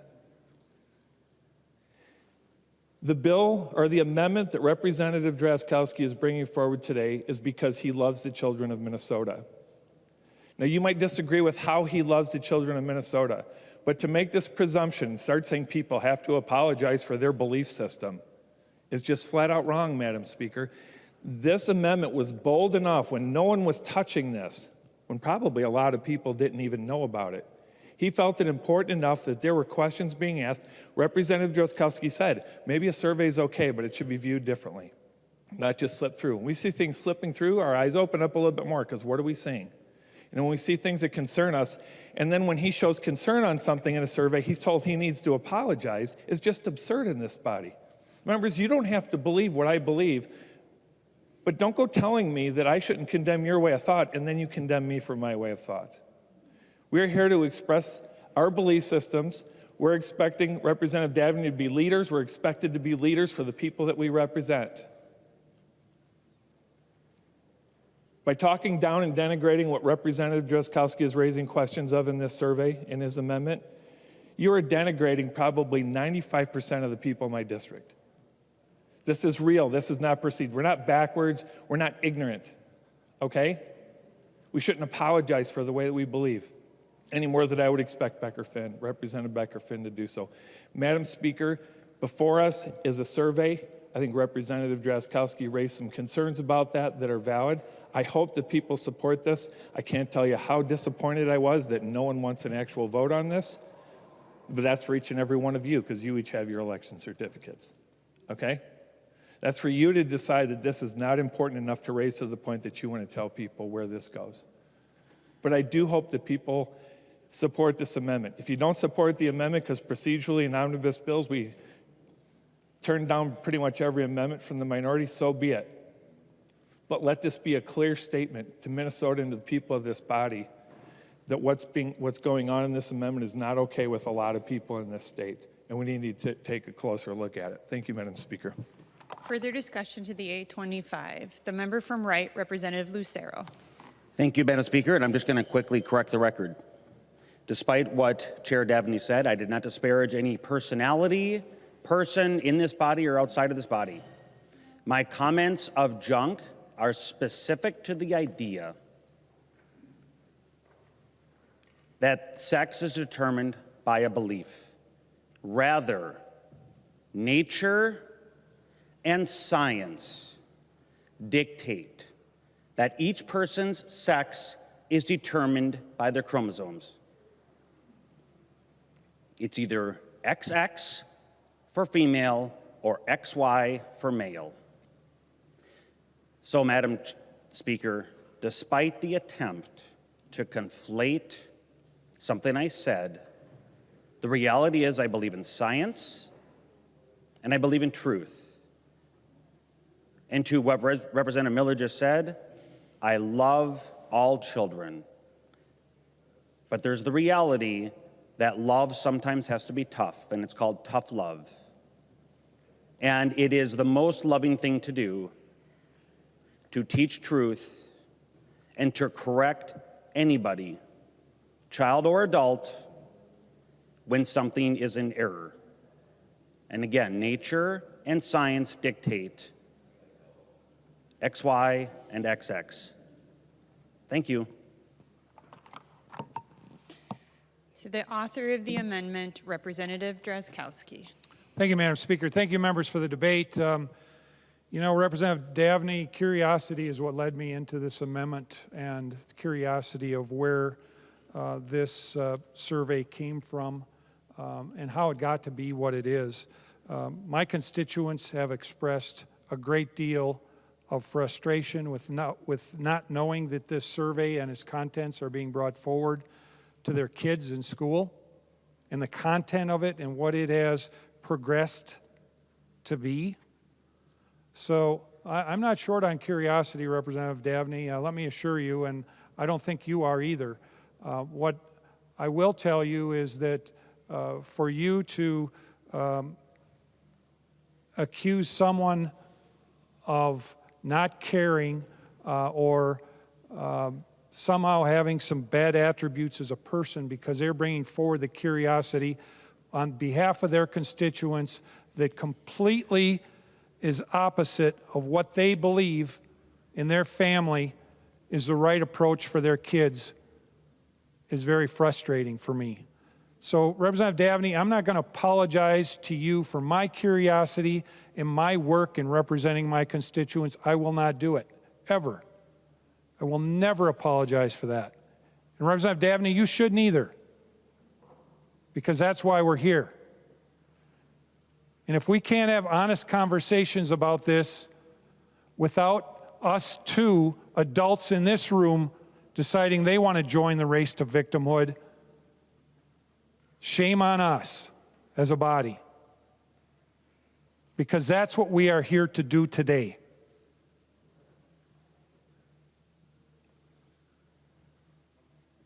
We have to in our education system, we have to in the policy we bring forward, we have to in our culture at some point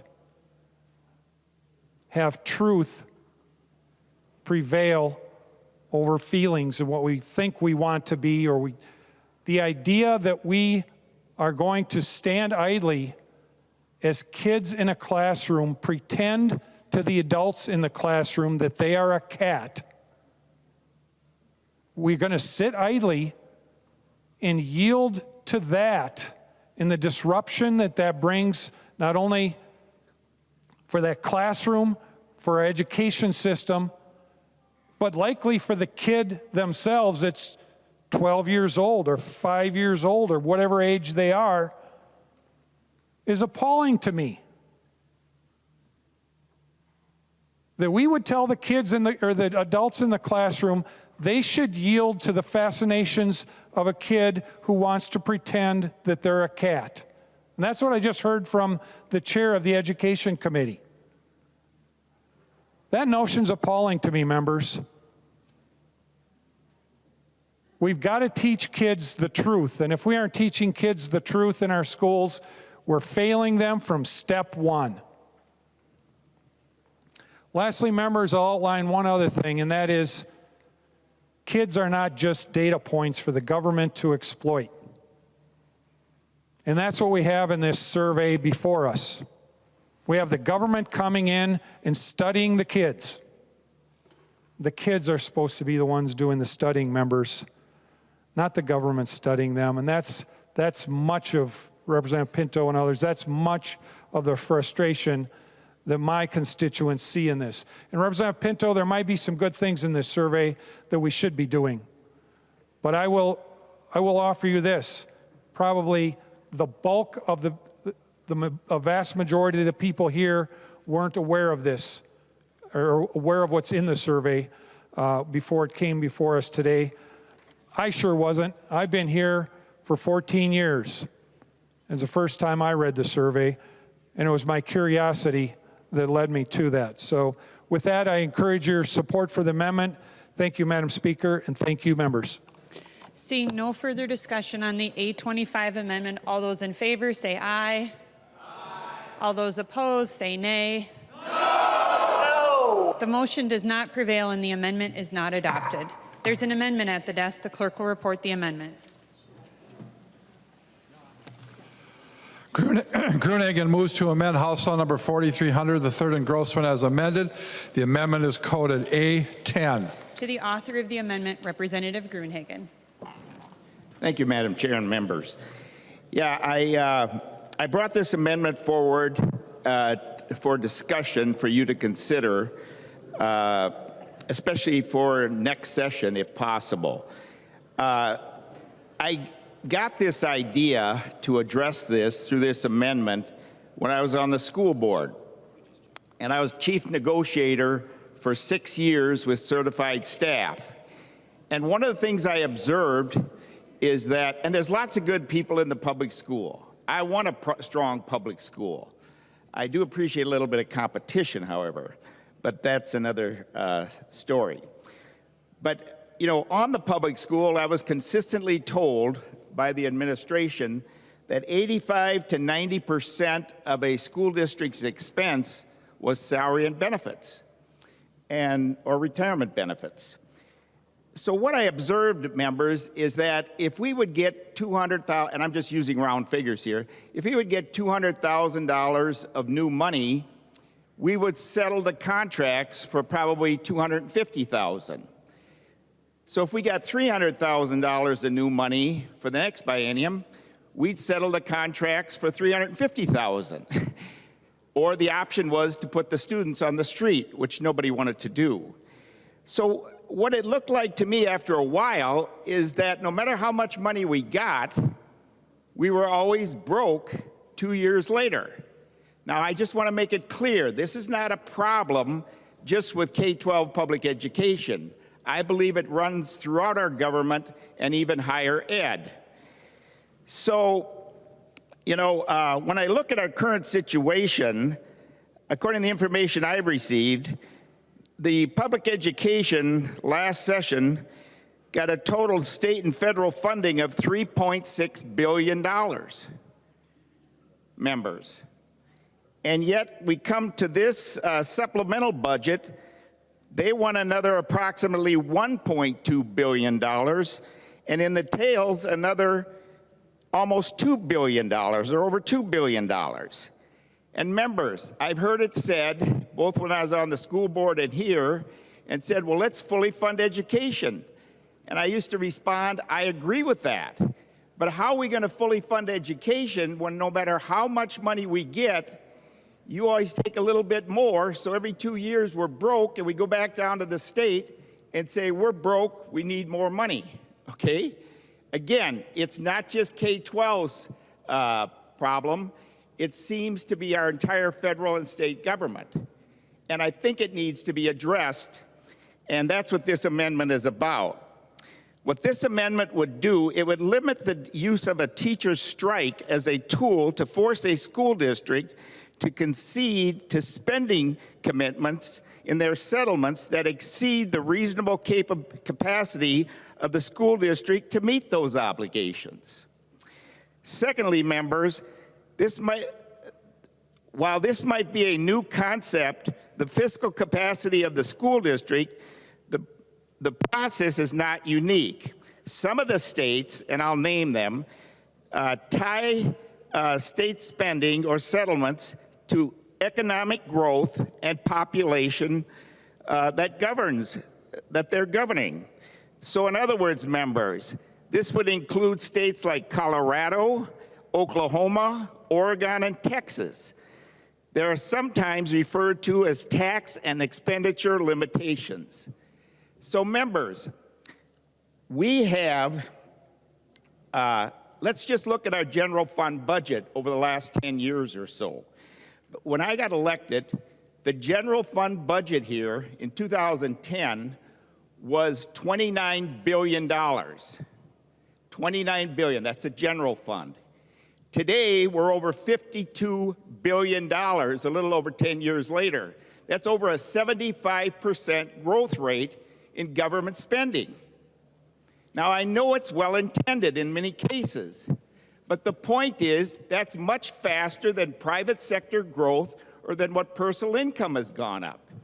And remember, members, taxes are an expense to the private sector and to your families, farms and businesses.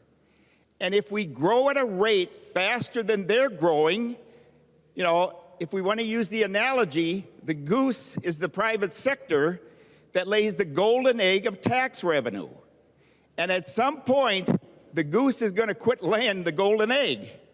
And that's called a recession, of course, or even a depression. Now, I think we could all agree that the surplus we have is partly due to the federal stimulus we received. But once that goes through the system, I think we might be in for a big surprise. So continue to add programs to increase spending at a rate faster than the private sector grows or the population grows is simply not sustainable, especially with the demographic changes that are coming to this state. And members, I'm not trying to punish the public sector. I'm trying to create a mechanism that they still have a right to strike, but not in excess to the ability of the school district and the taxpayers of that district to pay for the settlement. We want to compensate teachers and staff at a good rate. Check my history in terms of my settlements. We were competitive in our conference. And in fact, I had many teachers support me as a school board member, even though I was the chief negotiator. So remember, we can prosper together, okay? The private sector and the public sector, if we use just a little bit of common sense. Now, if you check our founding father comments and other comments, you'll find that they say that government individuals' passions will never be satisfied without some type of limit. So we need a governor on the expenditures to bring us into balance with the private sector. You know, as I was on the school board, there were unlimited requests, and we had to prioritize. That's what we need to do here, and realize that just one program after the next and throwing more money at every problem, whether it's the achievement gap or whatever, is not going to bring about the proper solution.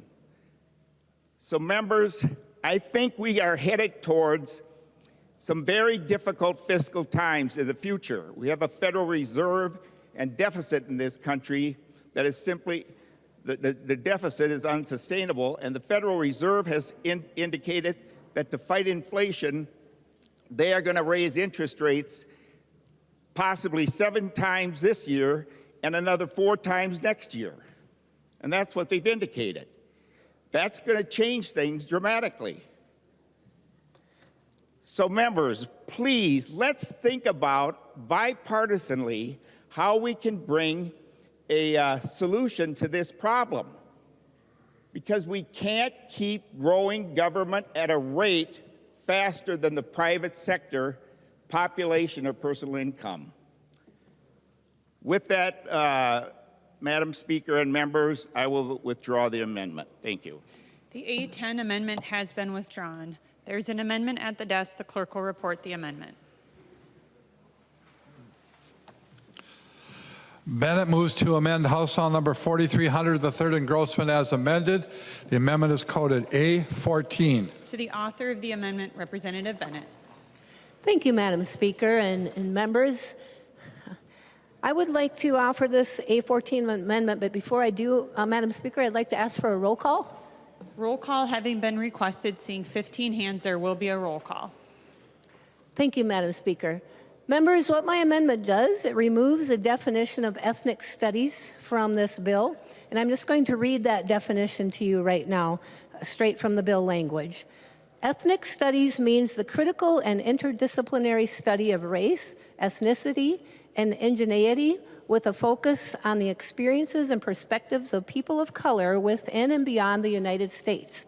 Ethnic studies analyzes the way in which race and racism have been and continue to be powerful social, cultural, political forces, and the connections of race to the stratification of other groups, including stratification based on gender, class, sexual orientation, gender identity, disability, and legal status.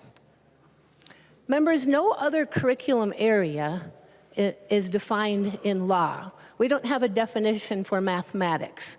We don't have a definition for language arts or a definition for science. So why are we adding a definition for ethnic studies? That confuses me.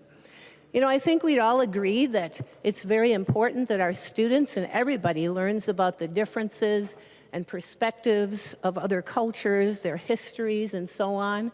And especially that we would have serious discussions about the evils of racism. Everybody agrees upon that. But members, what this definition does is push political ideology into our schools. And the result of it is going to be pitting teachers and our locally elected school boards against parents. Our schools don't need this added stress. Our students don't need this added stress, nor do the parents and school boards. There's plenty to go around already. So we do not need to force ideology like this and pit parents against teachers. You know what? Good teachers don't want to be political activists in schools. Good teachers just simply want to teach their students. Let's let them teach their students.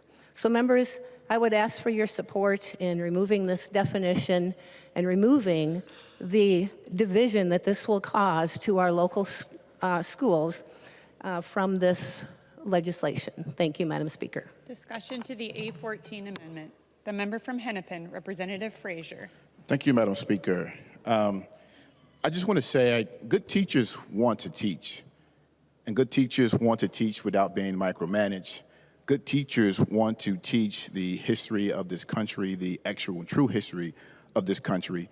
Good teachers want to make all of their students feel included and comfortable in their classrooms.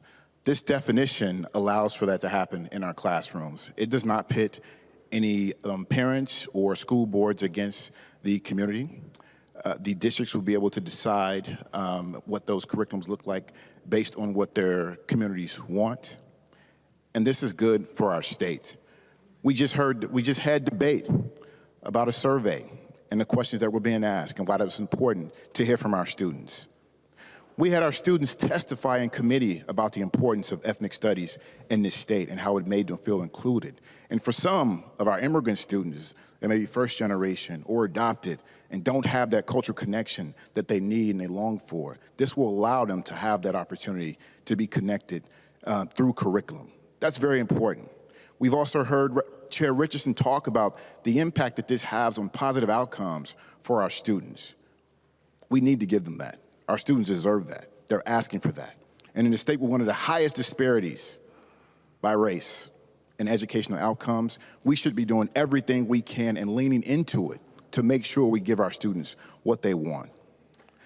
I don't understand how we can make statements and take positions that try to be divisive and pit our students in our communities against our school boards.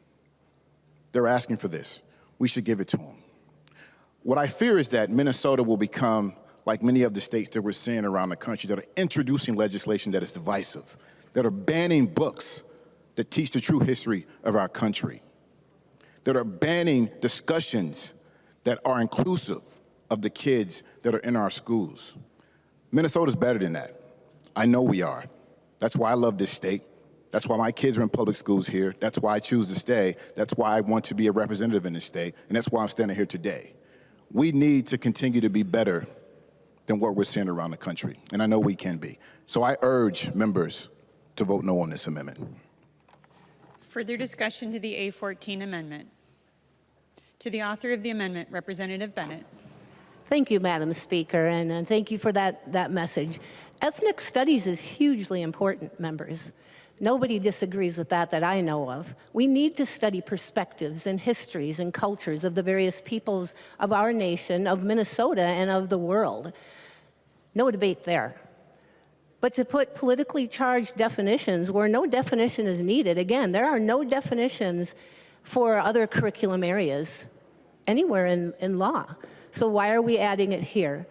Ethnic studies is important. Actually, ethnic studies is already in our social studies standards. But this politically charged definition does not belong here, and it will pit parents against teachers and parents against school boards. And again, we don't need that tension. We need to work together to educate our children and get to the things that they need. And ethnic studies is one of them, but this definition definitely does not belong in there. Thank you, Madam Speaker. Seeing no further discussion, the clerk will take the roll on the amendment.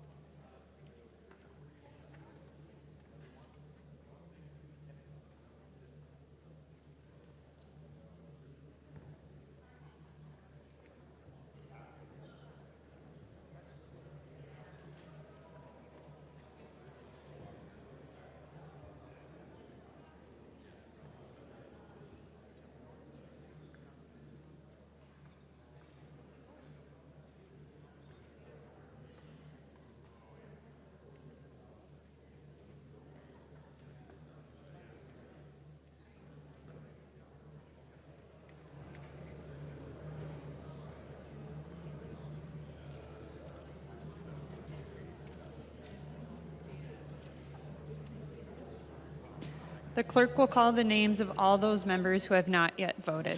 Acom. Acom votes no. Acom, no. Christensen. Christensen, no. Christensen, no. Davids. Davids votes aye. Davids, aye. Frederick. No. Frederick, no. Gomez. Gomez, no. Gomez, no. Hamilton. Hamilton, no. Hamilton, no. Houseman. Houseman, no. Houseman, no. Hornstein. Ornstein, no. Hornstein, no. Cagle. Cagle, no. Cagle, no. Lippert. Lippert, no. Lippert, no. Lewick. Lewick, yes. Lewick, aye. Mariani. Mariani, no. Mariani, no. Mason. Mason, no. Mason, no. Mortensen. Mortensen, aye. Mortensen, aye. Munson. Munson, aye. Munson, aye. Pearson. Pearson, aye. Pearson, aye. Swazinski. Swazinski. Thompson. No. Thompson, no. Wolgamott. Wolgamott, no. Zhang Ti.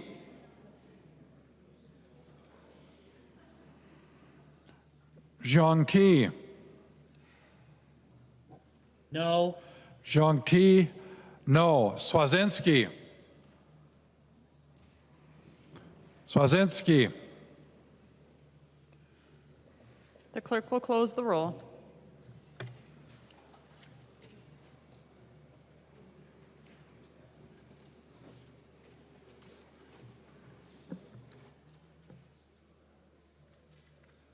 There being 61 ayes and 71 nays, the motion does not prevail and the amendment is not adopted.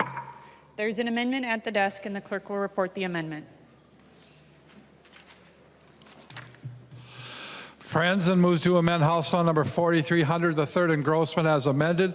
The amendment is coded A22-0449. To the author of the amendment, Representative Franzen. Thank you, Madam Speaker and members. So I'm offering the A22. This amendment is called the Parental Rights Awareness Act and is intended to make sure that parents remain in control and central to the educational and health-related decisions impacting their children, especially our youngest children in grades kindergarten through third grade. And before I continue on, Madam Speaker, I'd like a roll call.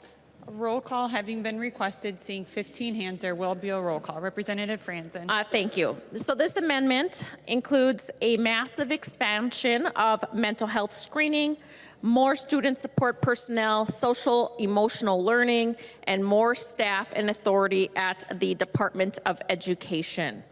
To help protect the rights of parents as the child's first educator, this amendment specifically requires parents to be notified of any significant change in their children's mental, emotional, physical health or well-being, and the school's ability to provide a safe and supportive learning environment. This amendment also reinforces the fundamental right of a parent to make decisions regarding the upbringing and control of their child and encouraging children to speak with their parents about their well-being.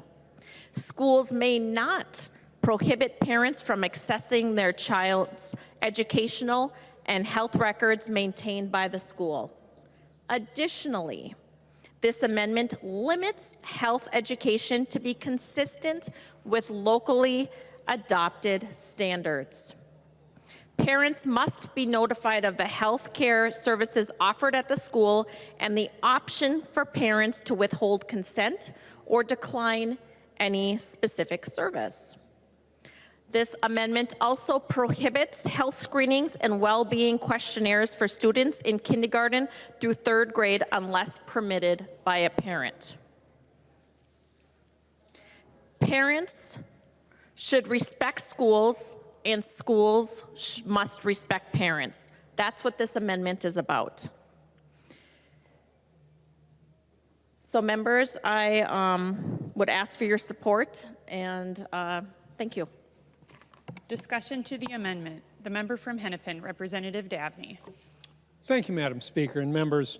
I'm going to urge a no vote on the Franzen A22-0449 amendment. We've had a lot of opportunity to explore the culture wars on the floor today. I don't think we need to politicize our public schools any further. The amendment before us has a lot of vague and uncertain language. It lacks the precision and definition that schools need in implementing these new mandates and new burdensome barriers on the relationship between the schools and the parents. We shouldn't be interfering or politicizing the free flow of information and care between parents and schools, parents and teachers, teachers and parents. I ask for a no vote on the Franzen amendment. Thank you. Further discussion to the amendment. To the author of the amendment, Representative Franzen. Madam Speaker, this amendment, members, simply empowers parents. Today I heard that from another member saying that parents demand, or that Minnesotans demand that we listen to them. I believe that was the quote. But parents right now are demanding that we listen to them. This amendment is a reflection of that, and there should be absolutely no reason to vote no, except you think that the schools can do a better job of raising the children than the parents can. So members, let's vote yes. Thank you. Seeing no further discussion, the clerk will take the roll on the amendment.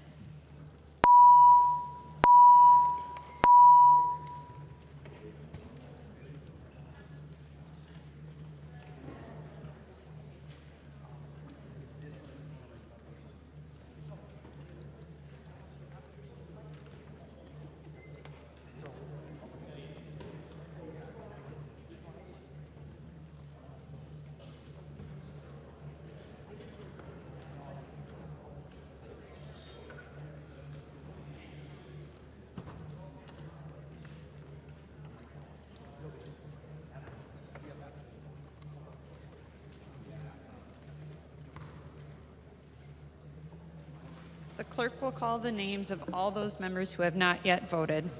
Christensen. Christensen, no. Christensen, no. Davids. Davids votes aye. Davids, aye. Hausman. Hausman, no. Hausman, no. Heinsman. Heitzman, aye. Heinsman, aye. Kreshaw. Kreshaw, aye. Mason. Mason, no. Mason, no. Schumacher. Schumacher, aye. Swazinski. Swazinski, aye. Swazinski, aye. Thompson. Thompson, no. Thompson, no. Wozlowick. Wozlowick, no. Wozlowick, no. The clerk will close the roll.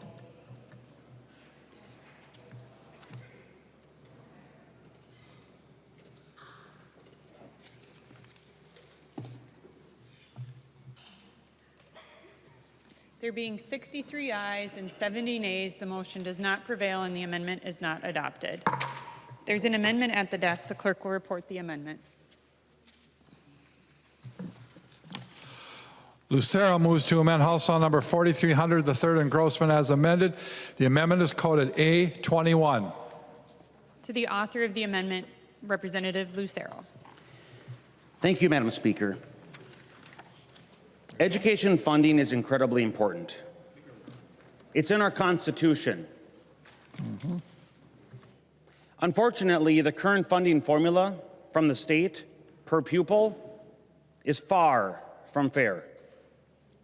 One of the ways that it's not fair is that it creates a gigantic disparity, and there are many in this room, both Republican and Democrat, that are adversely impacted by the current funding formula.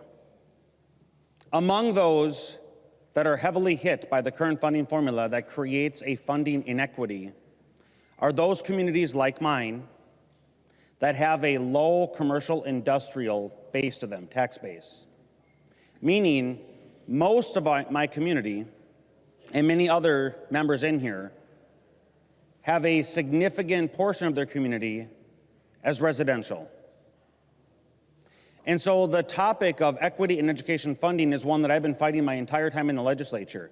And I've had numerous bills and amendments on this topic. Unfortunately, it's very hard to get traction, despite the fact that the bills and amendments that I've been offering over the years have had bipartisan support and co-authors, because this is not a partisan topic. The amendment before us, Madam Speaker and members, is one that deals with equalization aid. There are many different ideas by which to tweak the funding formula, And this is just one of them.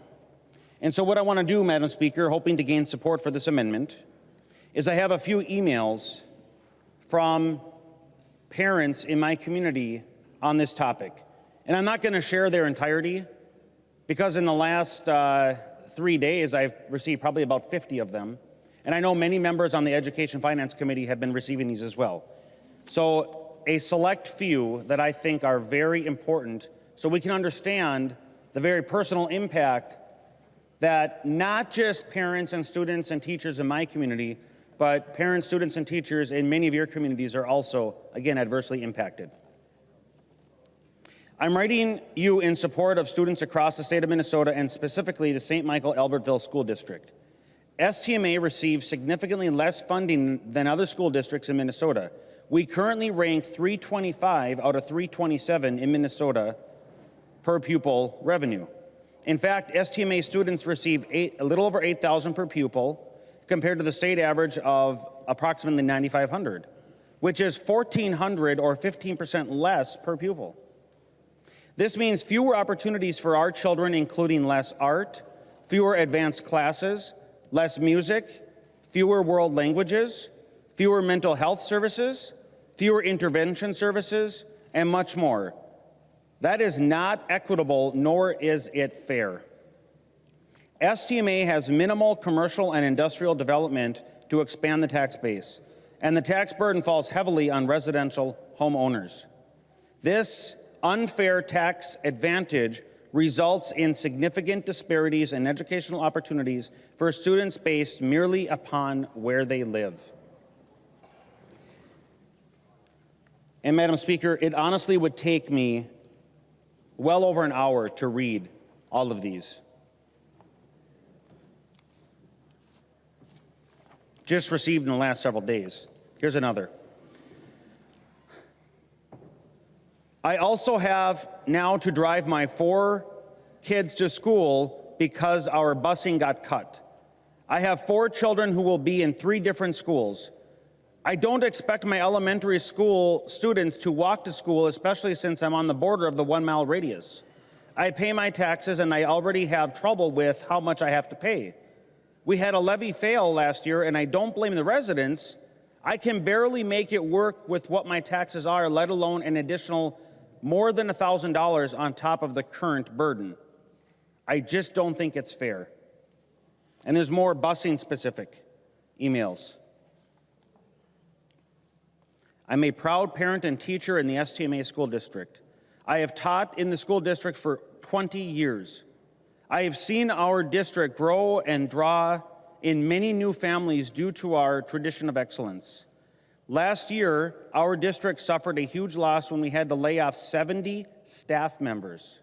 Almost every single probationary teacher was cut. Many tenured staff were put on unrequested leaves of absences, which resulted in us losing many talented staff who are now employed by other school districts. Most impacted by these cuts were, of course, our students. When I began teaching 4th grade, I had 22 students in the classroom and now have 33 students. At a time when student needs are the highest, this is unacceptable. We have huge gaps in learning and social skills due to the pandemic, and mental health needs are at their highest. We cannot serve students well with class sizes that large. Next year, we will need to make more cuts, including our high potential program, which ultimately lowers class sizes. With our limited funding, it is difficult to draw in new staff and retain staff when our pay is lower than surrounding districts. Madam Speaker and members, I sincerely hope to gain your support. I know that those districts that are closer to the metro, you enjoy a benefit due to the commercial industrial tax base that you have. But out where we are, we just don't have that. And I'm sure we've been receiving communications from our constituents regarding concern of their property taxes next year. This is a bipartisan issue.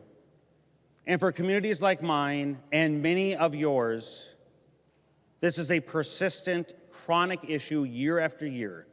And when we have to ask our residential properties to foot that burden, it becomes unsustainable. And that's what's happening. And the loss of academic opportunities is the cost. So members, I hope that you would support this to help our teachers, to help our parents, and to ensure the highest opportunities for the next generation. And with that, Madam Speaker, I would ask for a roll call. A roll call having been requested, seeing 15 hands, there will be a roll call. Discussion to the A21. The member from Sibley, Representative Gruenhagen. Oh, thank you, Madam Speaker. I was raising my hand for the roll call. I'm sorry. I was late. Thank you, Representative Gruenhagen. Representative Marquardt. Thank you very much, Madam Speaker and members. And Representative Lucero, thank you for bringing this amendment forward because, as you mentioned, it is a very important issue when it comes to school finance and property taxes. We do have this, or many of your provisions in the tax bill that's going to be heard on the House floor here next week. We have about $100 million in the next 2 years on the local option revenue equalization, which is one of the main points that you have. And I know you referenced St. Michael, Albertville. In the next 2 years, in that bill, there'll be about $663,000 of increased equalization aid, which translates dollar to dollar into property tax cuts. So that is in the tax bill. And you also have the the debt service levies. We also have the ag to school credit, which is being increased to 85% in the bill. So members, I'd ask you to vote no, since we do have this in the tax bill, or much of his amendment in the tax bill coming up next week. Discussion to the A21. Further discussion to the A21. Seeing no further discussion, the clerk will take the roll on the amendment.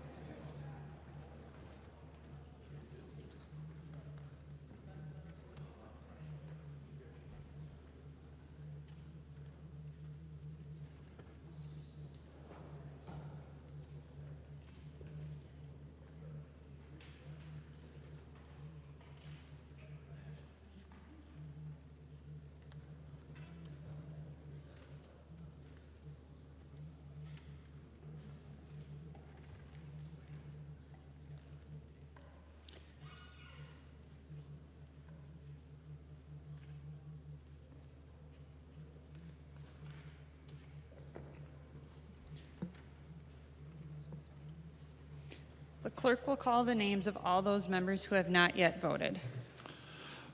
Davids. David votes aye. David's aye. Frederick. No. Frederick, no. Garofalo. Garofalo passed. Houseman. Houseman, no. Houseman, no. Mason. Mason, no. Mason, no. Nash.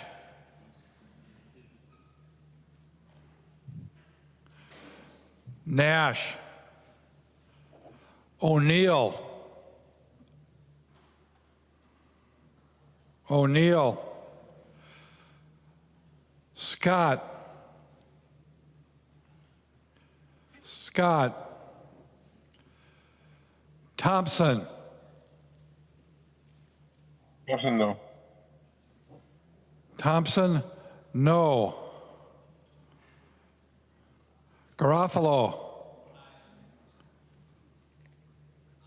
Garofalo, aye. Nash. Nash.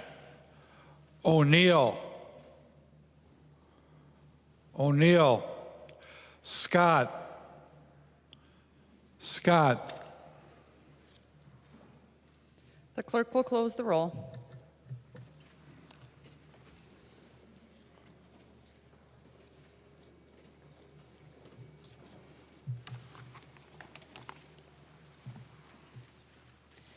There being 60 ayes and 69 nays, the motion does not prevail and the amendment is not adopted. There's an amendment at the desk. The clerk will report the amendment. Scott moves to amend House File number 4300, the third engrossment as amended. The amendment is coded A20. To the author of the amendment, Representative Scott. Thank you, Madam Speaker. And since this is Education Day, I thought we'd have a little bit of a very, very mini history lesson. And I want to talk to you today about Patsy Takamoto Mink. She's a third-generation Japanese American, and she was the first woman of color to serve in Congress. But it was not an easy journey for her, as you might imagine. In 1959, when Hawaii achieved statehood, Mink set her sights on the state's new lone at-large seat in the U.S. House of Representatives, and she began campaigning for that seat. Mink's campaign was soon undermined by Hawaii's delegate and Democrat boss, John Anthony Burns, who worked behind the scenes to recruit and promote Daniel Ken Inouye. Burns even convinced the famously liberal International Longshore and Warehouse Union to switch their endorsement from Mink's to Inouye. Mink's lost to Inouye by a 2-to-1 margin in the primary. Mink's did go on to serve in the state legislature as a senator for one term from 1962 to 1964. And then she ran again for Congress in 1964 after reapportionment for a second at-large seat in Hawaii in the U.S. House of Representatives, and she was successful. In her subsequent runs for re-election, she faced numerous primary challenges. In Congress, Mink sponsored numerous education acts in Congress, including the first child care bill, bilingual education, student loans, special education, and Head Start. She also advocated for many women's issues, including equal rights. One of her greatest triumphs was the 1974 Women's Educational Equity Act. It provided $30 million a year in educational funds for programs to promote equity for women in schools and to increase job opportunities for women. In 1972, she worked with 2 other congresswomen to build critical support for Title IX of the Education Amendment of 1972, which barred sexual discrimination in institutions receiving federal funds, opening opportunities for women in athletics. President Nixon signed the bill into law. But the fight didn't stop there. When it came to enforcement of Title IX, many supporters of public school men's sports programs objected to it, believing it was cutting their funding in order to fund women's sports. In 1975, opponents filed an amendment to gut Title IX. Minks fought hard against this amendment, and on the very moments prior to the vote, she was notified that her daughter was in a serious car accident.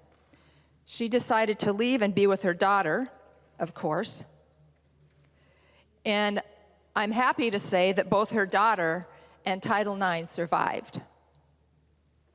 The amendment was defeated. Members, the road to women's sports was uphill, and it faced many obstacles. And these obstacles were based on discrimination against women. Men had their chance at sports, and women deserved theirs. Title IX did not say, hey, girls and women, go now and compete on men's teams. Nope. It created a separate competitive opportunity for girls and women to compete with one another. Those 3 brave congresswomen brought and fought for fairness in athletic competition. Members, We do not allow senior boys to play on the 7th grade or junior high basketball or football teams, acknowledging the differences in strength. When I played basketball in high school, there's no way that I would have got any play time if I had to compete against a guy that was more than half a foot taller than me and had 50 pounds additional weight. There's just no way I could have competed. Not that I was that great in the first place, but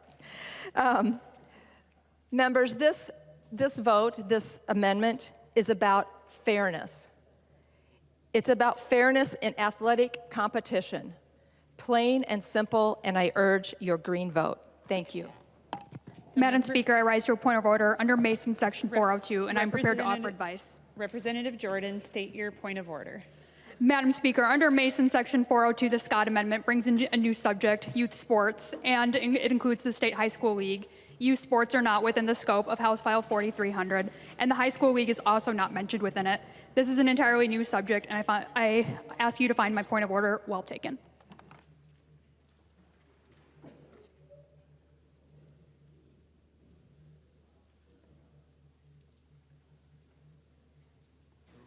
Representative Jordan, your point of order when stated, did you mean 3.21? Yes, I did. Thank you, Okay, Madam Speaker. Just clarifying. Thank you very much, Representative Jordan. Discussion. Representative Scott.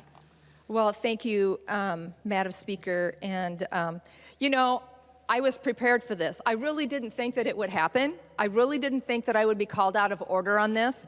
If you look at the front page of House File 4300, members, I just encourage you to look there right now. I know you're all not wanting to do that. But there's 1, 2, 3, 4, 5, 6, 7, 8. There's about 10 references to Chapter 121A. And if you look at the notation on my amendment, it's to 121A. Same exact section of statute. Same exact section of statute, folks. If you don't want to vote on this, if you don't like the amendment, just vote no. Just vote no. Either you think that it's fair or unfair for males to compete against women. That's plain and simple. Members, this is totally germane. This is not bringing up a new section. Plain and simple. Thank you. Advice? Representative Dowd.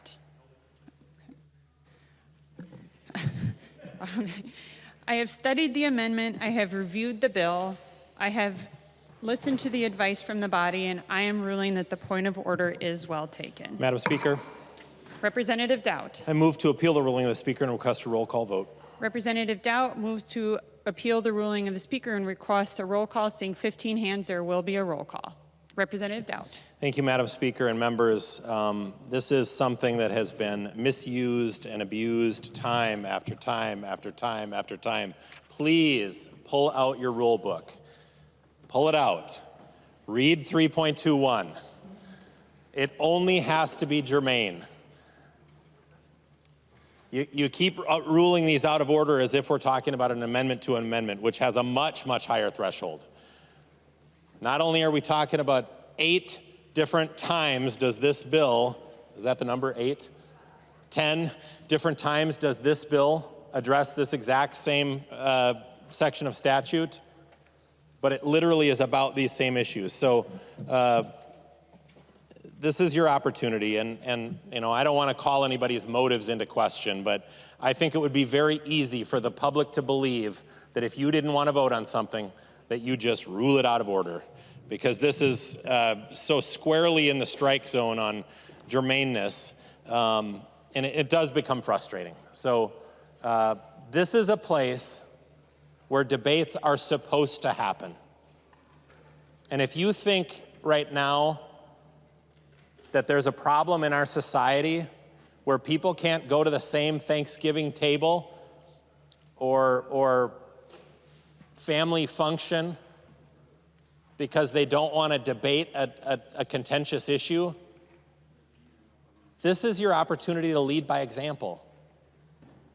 If there was a place in the world where we should debate issues, it's right here. It's what we were sent here to do.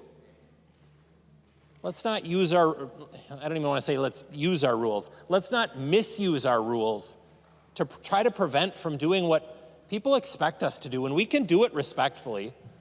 We can have these debates here in this place. That's what this place was designed for. Thank you for pulling out your rule books. I saw quite a few of you do it. Now I want you to look up. Look up at the ceiling in this room. Seriously, it's an honor to work in this place. These walls and this building was built for the purpose of debate. That's what it's for. That's why we're here. Don't shy away from it.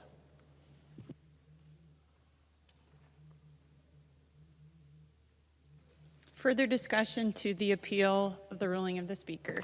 The representative from Ramsey, Representative Pinto. Okay, thank you, Madam Speaker. Members, I appreciate the guidance from Leader Dowd, but I want to make sure we're clear that I think Representative Jordan knew quite well that we're talking about a primary amendment here. The question is whether it's germane to the bill. Does it introduce a new subject? We heard Representative Scott discuss Title IX, et cetera. We're talking about athletics and sports. Members, I did a search in the bill. There's no reference to athletics, no reference to sports. It's true there's some references to other sections in that same chapter. This section is not in there. As I've been listening to rules debates over the last while, I've thought back to my experience in minority under Leader Dowd as Speaker, and I have a number of notes I'll just point out. May 2nd, 2018, a campaign finance bill where there was an amendment that somehow related to campaign finance, was adding a new section, somehow found not to be germane to that bill. I'm not sure how that was found. I'll simply say, members, in this case, youth sports, athletics, this is the focus, this is the topic, this gender equity in that area. This is introducing a new topic. There's no question that the Speaker's ruling was correct, and I'd urge members to uphold it. Thank you. The member from, you are from Morrison, Representative Kresha.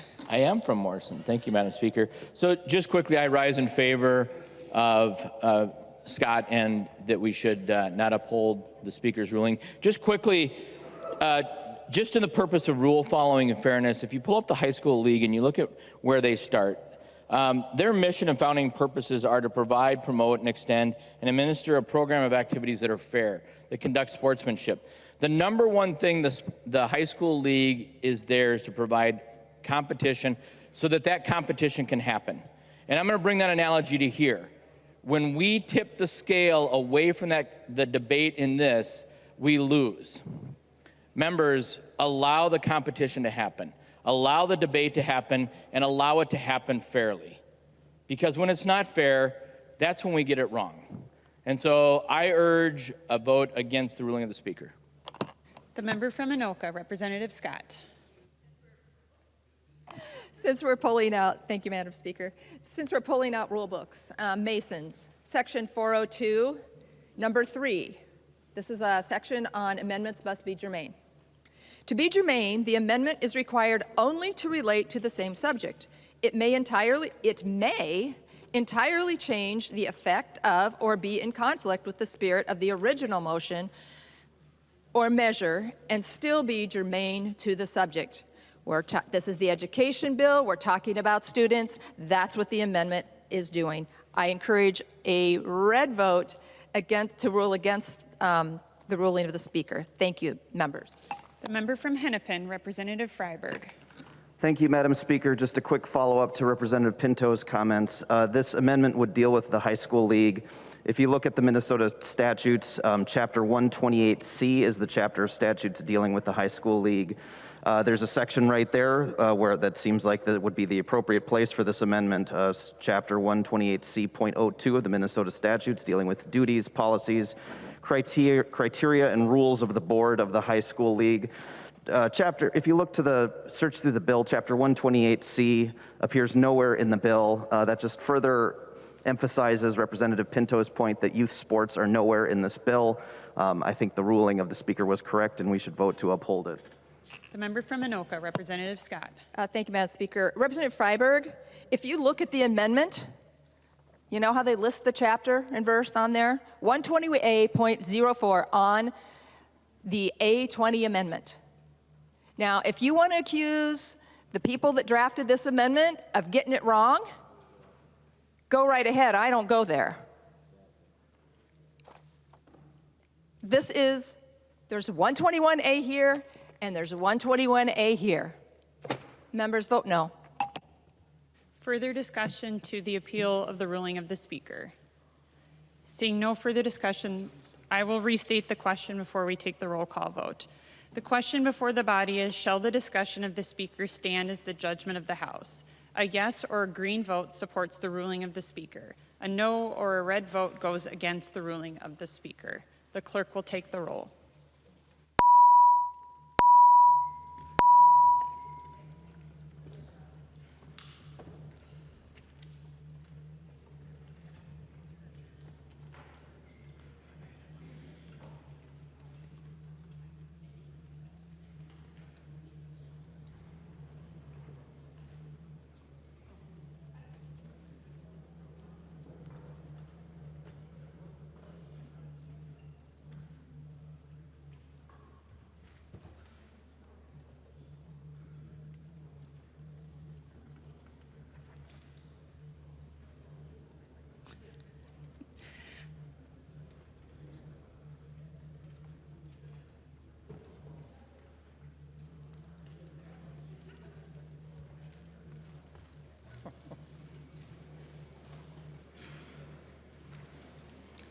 The clerk will call the names of all those members who have not yet voted.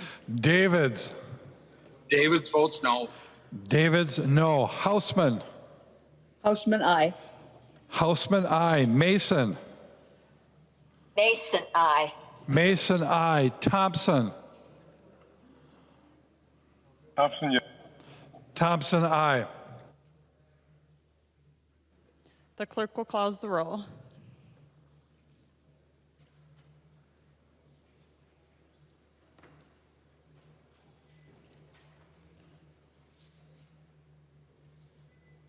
There being 70 ayes and 62 nays, it stands as the judgment of the House that the decision of the Speaker shall stand. There's an amendment at the desk. The clerk will report the amendment.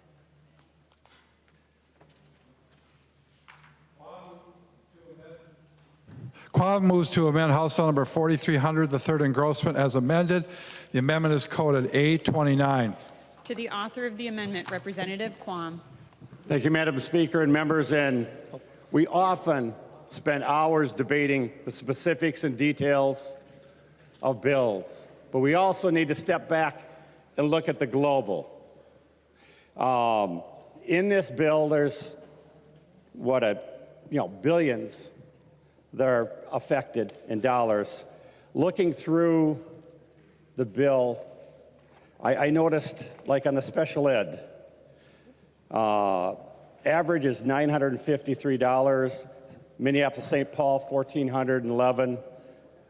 Byron, $523. So a third of what the higher school districts are getting per pupil, and about half of what the average.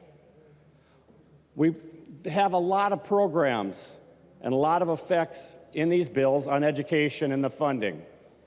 Now, I don't have as many years as one of our esteemed colleagues, but I did spend time on the school board and was treasurer on the school board, but I was also on the governing board of an education district that had 7 small schools.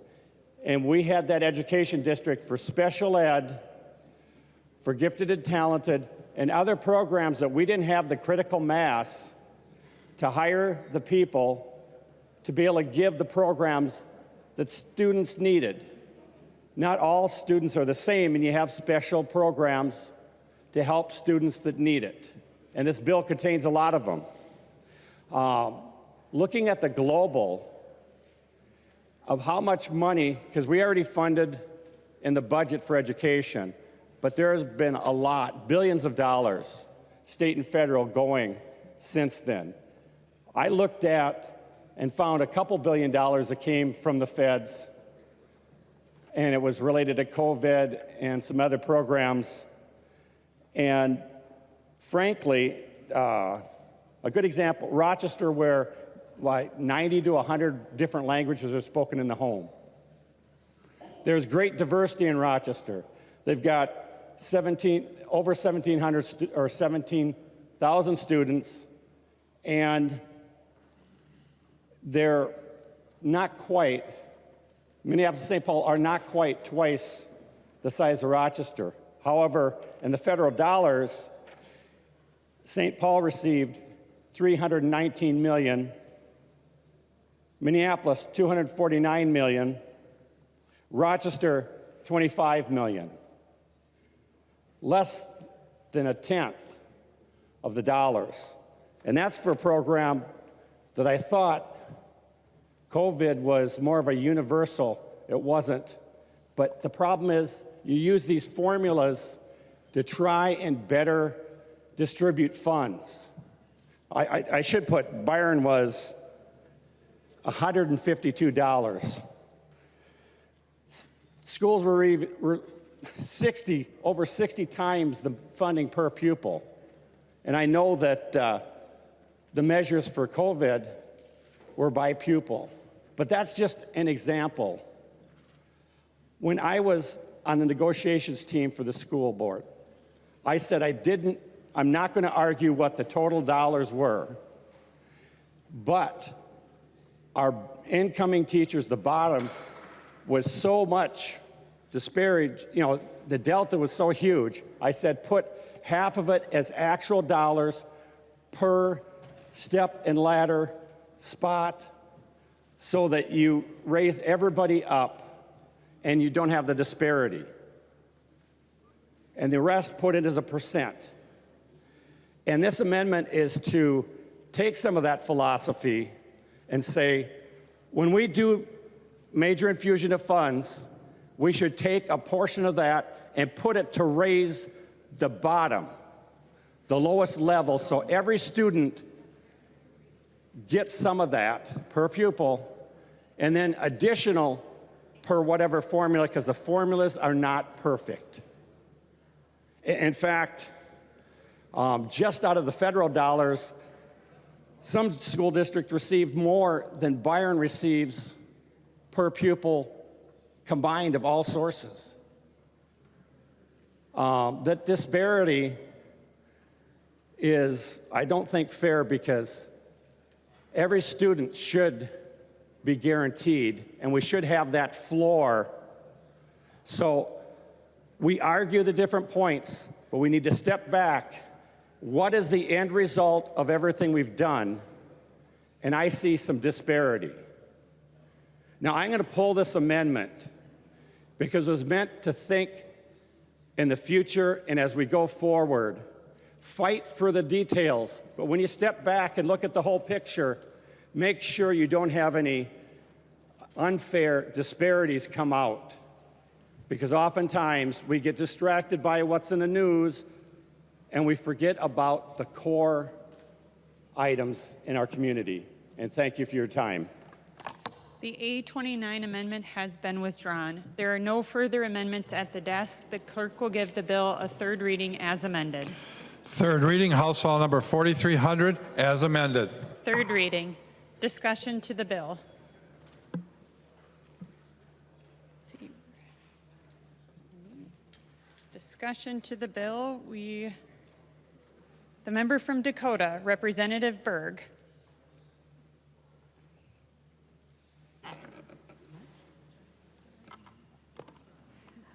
Thank you, Madam Speaker. I'm sorry, I thought it was way further down on the list. I rise in support of House File 4300 because I think this bill really prioritizes a student population that we often forget about, and that's those who attend alternative programs. Alternative programs help students at risk of not graduating, students usually deficient in academic skills and behind in credits, to get back on track. They often serve vulnerable student populations, those who face homelessness, have suffered physical, emotional, or sexual abuse, are pregnant, have been bullied, or are coping with substance abuse, and sometimes limited English proficiency. Alternative programs and their students are important to me because my son was enrolled in the alternative school. Many of you on the Education Committee have heard me tell his story. We were not able to get him into the alternative program until he was a junior in high school, and it was already too late for him to make up a lot of the credits that he had missed. He was a kid that was well behaved, quiet, didn't call attention to himself, but spent much of his elementary, middle school, and high school education experience lost in his own head. These programs and the teachers that teach these children are amazing. When he was in a class of 40 kids, he went unnoticed. When he was in a class of 12 to 15 kids, he got the attention that he needed. House File 4300 contains a number of changes that would help our alternative programs, such as grant funding to the MapStars program, which provides career, academic, and professional development opportunities for students in alternative programs.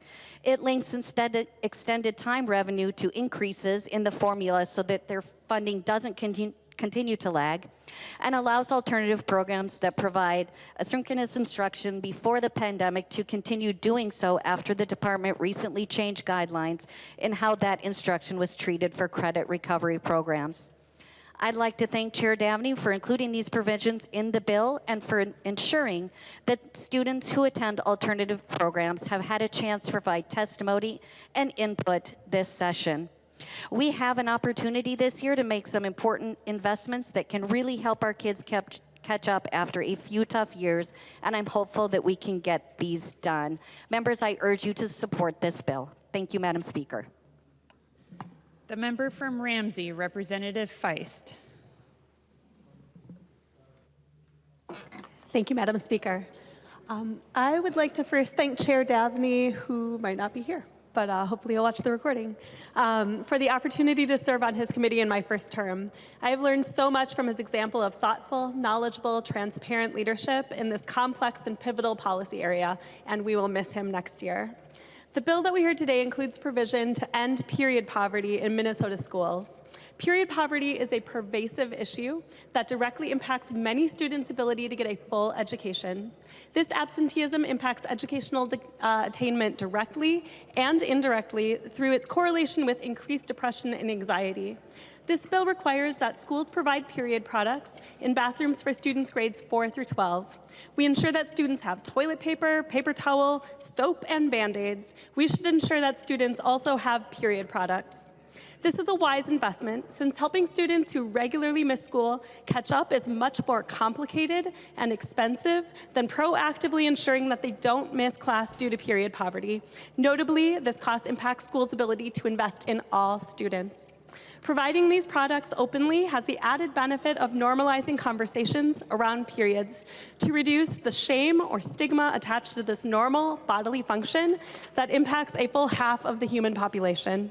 Notably, this issue came to the legislature directly from students and has gained momentum and support from colleagues on both sides of the aisle and in both bodies over the course of this session. I thank everyone here today who has stood up in support of students and period equity. Thank you. The member from Douglas, Representative Franzen. Thank you, Madam Speaker and members. I rise to the third reading here, back to the amendment that I offered regarding the A22, the Parental Rights Awareness Act. I was really disappointed that it was voted down, and I was going to stay quiet and not say other things that I had to say about the bill until I got this little note from your good friends from Education Minnesota, where the tweet reads, "Every student deserves to feel safe and welcomed in school." I agree. Not targeted.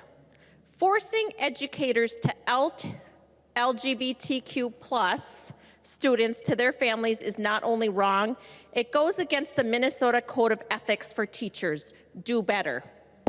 Members, we are talking about hiding information from parents. Education Minnesota is encouraging teachers to hide information from parents.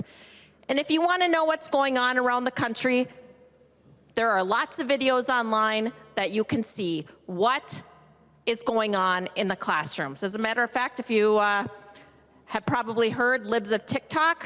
They take the TikToks from the liberals, post it on their Twitter page without any commentary. So you can see.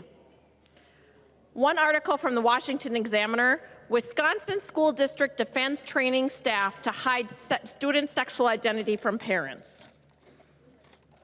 Where it says, from a slideshow, parents are not entitled to know their kids' identities. That knowledge must be earned. Members, that is ridiculous. That's what my bill would address, that parents are the ones who are raising the children and not the government. Another article, this is from the Delaware Journal. They won't let us tell the parents. Whistleblower teacher on the Great Valley Schools transgender policy. Let's see, another article. This is from the Charlotte Observer. Schools shouldn't conceal gender identity from parents, which is an opinion piece, which they are absolutely 100% correct on. And then you go in to read it on where this, in North Carolina, schools are not obligated to notify parents of their child's gender identity. The law firm tells school districts to consider policies that, among other things, provide students the right to control the disclosure of highly personal and private information. There's a school in California that is handing out school IDs to students. When they go home, they've got one ID. When they go to school, they have another ID. Different name, different gender. But when they go back home, it's back to the original name and the original gender. There are schools also in California. It's called some sort of a closed closet. I don't really know what the official name of it is because I can't find it. I wrote it down. But where you leave the home dressed one way, you go into school, the school's got a closet for you to pick your other clothes from, where you can dress how you want to dress. And then you take those clothes off before you go home so your parents never know. So that was what my amendment did. Basically puts parents in charge. Young children are very impressionable. They're developing minds. Their frontal cortex doesn't fully develop until they are 25 or so. They should not be confused about who they are or made into something they are not. So, Education Minnesota, parents have every right to know what is happening in the classroom. Thank you. The member from Hennepin, Representative Edelson. Thank you, Madam Speaker and members. I want to thank Chair Richardson and Chair Davnie and Chair Pinto for this bill. The ELL and special education cross-subsidy is probably one of the most important provisions. It impacts all of our districts, every single one, whether you are a Democrat or a Republican. And so I want to thank you for that. I want to also thank you for including two of my provisions. One is making sure that our students have access to recess. When we look at who is being held inside for recess, you might say, well, it's because of behavior. This is not always the case, and these are bad assumptions, and it's a bad policy. We have in this bill today a really good negotiated provision that is actually being carried by Senator Duckworth as well. We can work across the aisle on these tough issues. We can get things done for Minnesota. The education budget is 40% of our state's budget, 40%. We should be having good discussions that are respectful of all people. Making sure that we have our kids have that outside time. Can you imagine if we could never, I know that this week alone, we spend way too much time indoors. Imagine if we could never go out and you want to stay here all the time. The fresh air is so important. I also want to thank you for the due process legislation, making sure that our special education teachers have time to complete the 300 pages of due process work. Now, that due process work is really important to protect our kids that are in special education, but it's also time where our special education teachers are spending nights and weekends away from their own families, and that is a problem. So thank you for making sure that we have some of that time allotted for, and I'm very, very happy to be a green vote on this bill today. The member from Dakota, Representative Garofalo. Thank you, Madam Speaker and members. And first of all, I want to say thank you to all the teachers across the state of Minnesota for the last couple of years. It's been an exceptionally rough time for many people in many professions, but particularly teachers. For those that don't know, when you have a kindergartner or a first grade student and you have them go to school, they take all the problems of that family to the classroom with that teacher. They tell teachers everything, and I do mean everything. And I have the benefit of being married to an exceptional public school teacher. My wife, Julie, is a kindergarten teacher. And personal experience is a bad time to guide public policy decisions, but I have a quick story that I think crystallizes what teachers have to deal with. A couple of years ago, my wife's kindergarten classroom, she set up an incentive system for the kids, where when the kids had a good day, they would get a gold star up on the wall, and when they got a certain number of gold stars, they got to the point where they could have a treat. They could have a surprise for their class. And that year's treat and surprise was that I would bring in our puppy, Kira, and we'd bring the puppy into the classroom, and the kids would get to pet the puppy and see the puppy, and then that would be it. So sure enough, the kids did such a good job that they earned the appropriate number of gold stars, and I got to bring Kira the puppy into a classroom of kindergartners. And I was there for 30, maybe 35 minutes. And members, it was absolutely exhausting. It was absolutely exhausting being around these 5-year-olds. It defies description, the amount of energy that it takes out of you to do that. So when I left there, I wanted to go home and just take a nap from just a half hour of one day for a kindergarten teacher, but I couldn't. I had a forum at the Dakota County Chamber of Commerce. I was on a panel with bipartisan legislators. And as I like to do, I sometimes like to, tell jokes to open things up. And so as I went to the forum, I thought, okay, I'm going to test out a joke here. We'll see if the group likes it. We're at the Dakota County Chamber of Commerce, and I tell the story about me going to my wife's classroom, the puppy being there, telling everyone the story about it. And then I finished by saying, although when I left, I think I may have accidentally created some controversy. When I left the classroom, I turned around and I said, well, kids, now remember, every time one of your parents votes for a Democrat, somewhere a puppy dies, right? Now, obviously, I didn't say that, okay? It was a joke. Former DFL Representative Lori Halverson was on stage with me, former Senator Matt Little. The joke killed. It was awesome. Everyone laughs, Halverson's next to me like, oh, that Pat Garofalo is such a funny guy. So it was such a good joke, and it got such a good laugh that when I drove home, I thought, well, if it was funny in person, why wouldn't I just put it on Facebook, right? I mean, it would be, what could possibly go wrong, right? So I go home, I type up the exact same thing, and I put it on Facebook. About a half hour later, my wife, who is the kindest, most gentlest person you could ever meet, and by the way, married to me, so beyond patient, okay? She calls me and says, hey, did you post something on Facebook? And I'm like, oh yeah, that's a joke. And she's like, can you take that down? And I'm like, hey, listen, Mrs. Cancel Culture, I'm not going to be told what to do. I'm not going to take things down. I didn't really say that, but I'm like, no, I'm not going to get censored. And then she said, Pat, can you please take the post down, please? Somebody called the school, okay? Now, my wife's a teacher. She doesn't deal in the communications we have. And my wife rarely asks me to do anything. But when your wife asks you to do that, obviously you take the post down, right? I was gonna tell a joke about how she was really mean and stuff, but she said I couldn't tell that, because all she did is just say please and ask. But when I deleted that post, I realized that in one day, just those two interactions in dealing with a teacher, first of all, just the energy suck that comes from a classroom for 30 minutes, just 30 minutes that I had there, and then having a social media post respond with someone calling into the office, a principal going to a teacher, having to explain that one emotional outburst, right? I got in one day a prism of what every teacher has to deal with every single day in our schools.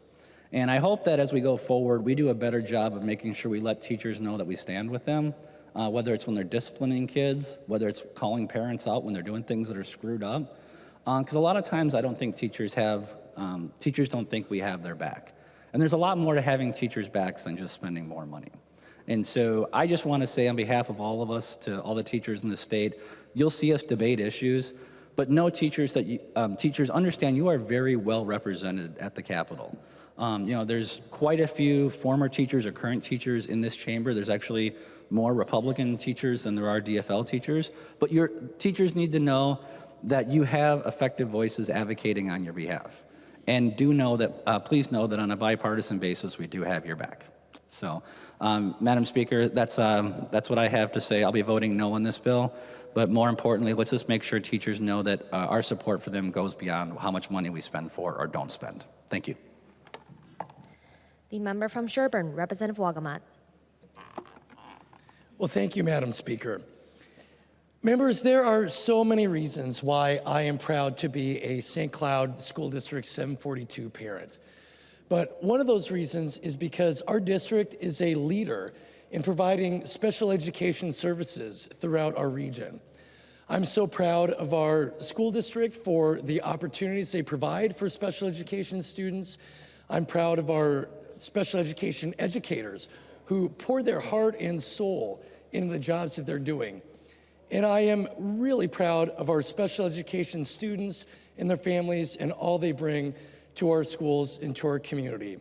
Providing special education services is the right thing to do, and that's why I'm glad that it's actually required by state law to do that.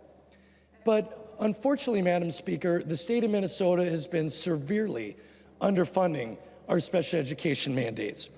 And this is a real problem. We're seeing special education needs rising rapidly. More students are having an increase in their needs. And again, I'm proud that our schools are filling those needs, but it's leading to greater expenses that is really putting our schools in a tough financial pinch. In fact, Madam Speaker, it's projected by the Minnesota Department of Education that the special education funding shortfall throughout school districts in our state will be $744 million in fiscal year 2023. And for my home school district in St. Cloud, it's going to be just under $12 million. And to make up for this difference, our school districts are forced to use general classroom funds to subsidize those special education expenses. And Madam Speaker, that difference is known as the special education cross-subsidy. Members, this is unacceptable. We need to do better. This is a terrible case of robbing Peter to pay Paul and pitting our students against each other to compete for funding. We need to do better. That's why I am so glad that this bill contains my provision to increase the amount of each school district's special education cross-subsidy that is paid for by the state. The language in this bill would increase that amount from the current 6.43% to 59.895% in fiscal year 2023 and 56.9405% in fiscal year 2024 and later. This is a huge step in making sure that our state puts our money where our mandates are, that we are living up to our commitment to our school districts, that we're making sure that our special education students have the support that they need to reach their fullest potential, and to make sure that all of our students have the resources that they need to succeed. So thank you, Madam Speaker and members. On behalf of our students, on behalf of our teachers, on behalf of our special education families, I urge a green vote. The member from Anoka, Representative Scott. Thank you, Madam Speaker. And I have the privilege of sitting on the Education Policy Committee and also Ways and Means. And in Ways and Means the other day when this bill was before us, I was asking Chair Davnie a series of questions because one of my primary concerns about this bill is it really does not directly address all the learning loss that our kids have had during the pandemic over the last couple of years, and that's very concerning. I believe it was last year, I found just a cursory article on the effects in Argentina back in the 80s when there was a teacher strike and the kids missed, I think it was around 80 days of school. And the long-term effects of just that amount of time of learning loss that those kids had, they did a longitudinal study over 30 years and found that those students, because of their learning loss, went on to complete fewer years of of school in higher education or a trade school, and their earning potential was severely cut. And I think the number was, it meant $800 million of loss to the Argentinian economy just from that one 80-day or so loss of learning that those students experienced. And so, Representative Davnie, when I was questioning you in Ways and Means, I was talking about that this bill is heavy on mandates. There's about 50 mandates in here. And I asked you at the time, well, what is in here that will affect learning loss? And you gave me several examples of of school counselors, of some different programs that you believed that either directly or indirectly would address learning loss. And then I asked, well, how will we gauge, how will we know if those programs are effective? And Representative Davnie, you said, well, we have the MCAs, that the federal government says, you know, here are these MCAs, and so we'll know by those results. And my concern is that after that, I found out that statewide, only 76% of our students take the MCAs. And in Minneapolis, it's even worse. Only 48% of students complete the MCAs. Members, there are complete buildings, school buildings, where they completely opt out of the MCAs. So, members, this bill does not do enough to be able to measure whether these programs, these mandates that the schools don't want and have a hard enough time, just dealing with the mandates already on the books. So this bill does not enough to address learning loss and to be able to measure whether any of these new mandates are going to be effective at addressing learning loss. And it's easy just to forget, because the kids are back at school right now, and we've got this new bill in front of us. It's easy to forget that they lost almost 2 years of learning. Some of these kids will never catch up. But we don't have a measurable way in this bill to find out if these programs are going to help them catch up.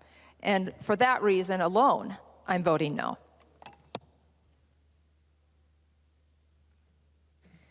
The member from Hennepin, Representative Joachim. Thank you, Madam Chair. Thank you, Madam Speaker. I want to thank Chair Davnie, Chair Richardson, and Chair Pinto for putting together a bill that invests in our kids, a bill that starts to tackle the opportunity gap and puts, as Representative Wogelmont said, our money where our mandates are. This bill focuses on our students. It meets them where they're at and makes sure that they have what they need to be successful. Members, the opportunity gap happens long before our students even walk into our classroom. You know what? We've known this for a very long time. We keep talking about it. We keep admiring the problem. Many of our students walk in with food insecurity, housing instability, and trauma. And members, it's hard for our children to learn to read or figure out math if they have an empty stomach or don't know where they're going to put their heads on their bed at night. And COVID just shone a harsh light on the needs of our students. And with the current state surplus, we have a historic opportunity to invest in our students and in our schools. This bill really does have something for everyone to like. Just take a look at the summary.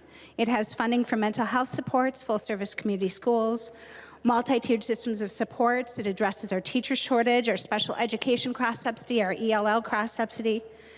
And now, personally, I'd like to thank Chair Davnie for funding the education support specialists in this bill. Hopefully, the third time really is the charm. Some of you may know that I work as an educational support specialist during the interim, mostly with our kiddos with special needs.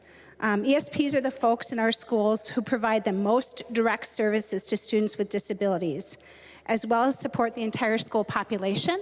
And I'm so proud of this body for making sure that they are treated with the respect that they deserve with our unemployment bill the other day. Because you know what? They actually do help our children in our classroom. That's what that bill was about. We trust our ESPs with a very important tasks, caretaking tasks, and they need professional development to be successful with their students. And this bill provides the funding and time for that training.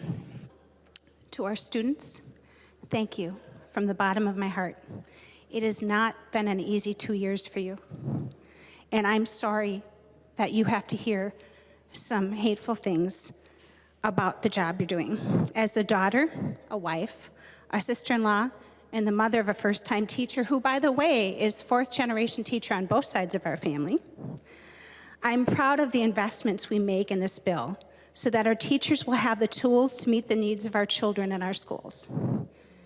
And to our students, our hope, our future, we want to make sure that you have what you need to be successful, to be able to reach for the stars. And as legislators and policymakers, it's our responsibility to make sure that our schools give you the best chance to do that. And with this bill, we make a down payment. And I promise that we'll keep working to get it right. Members, I also promise, as long as I am breathing, I will make sure our schools are a safe space for all of our students, that you are seen, heard, loved, and respected. Members, that's what that green vote on the board will do for you today. Thank you. The member from Mauer, Representative Mueller. Thank you, Madam Speaker. We heard a lot of passionate speeches today, and I've been a teacher for almost 20 years. And just a week ago, today's Tuesday? So last Wednesday, I was able to complete my doctorate in education.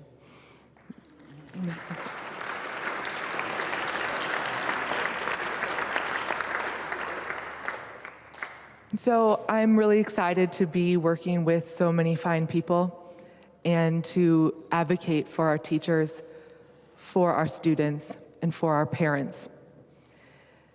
I've heard Chair Davnie talk several times about how our budget are our morals. This is a moral document.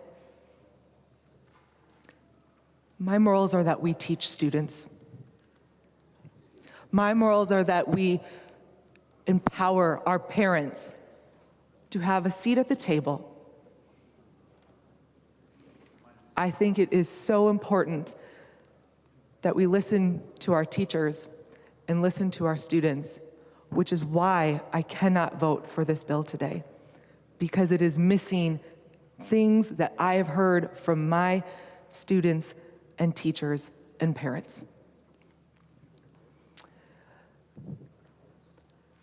Rather than trying to look at cost drivers and look at how many forms, I heard Representative Edelson, God bless you and your students and your children and the SPED teachers that are going through this right now.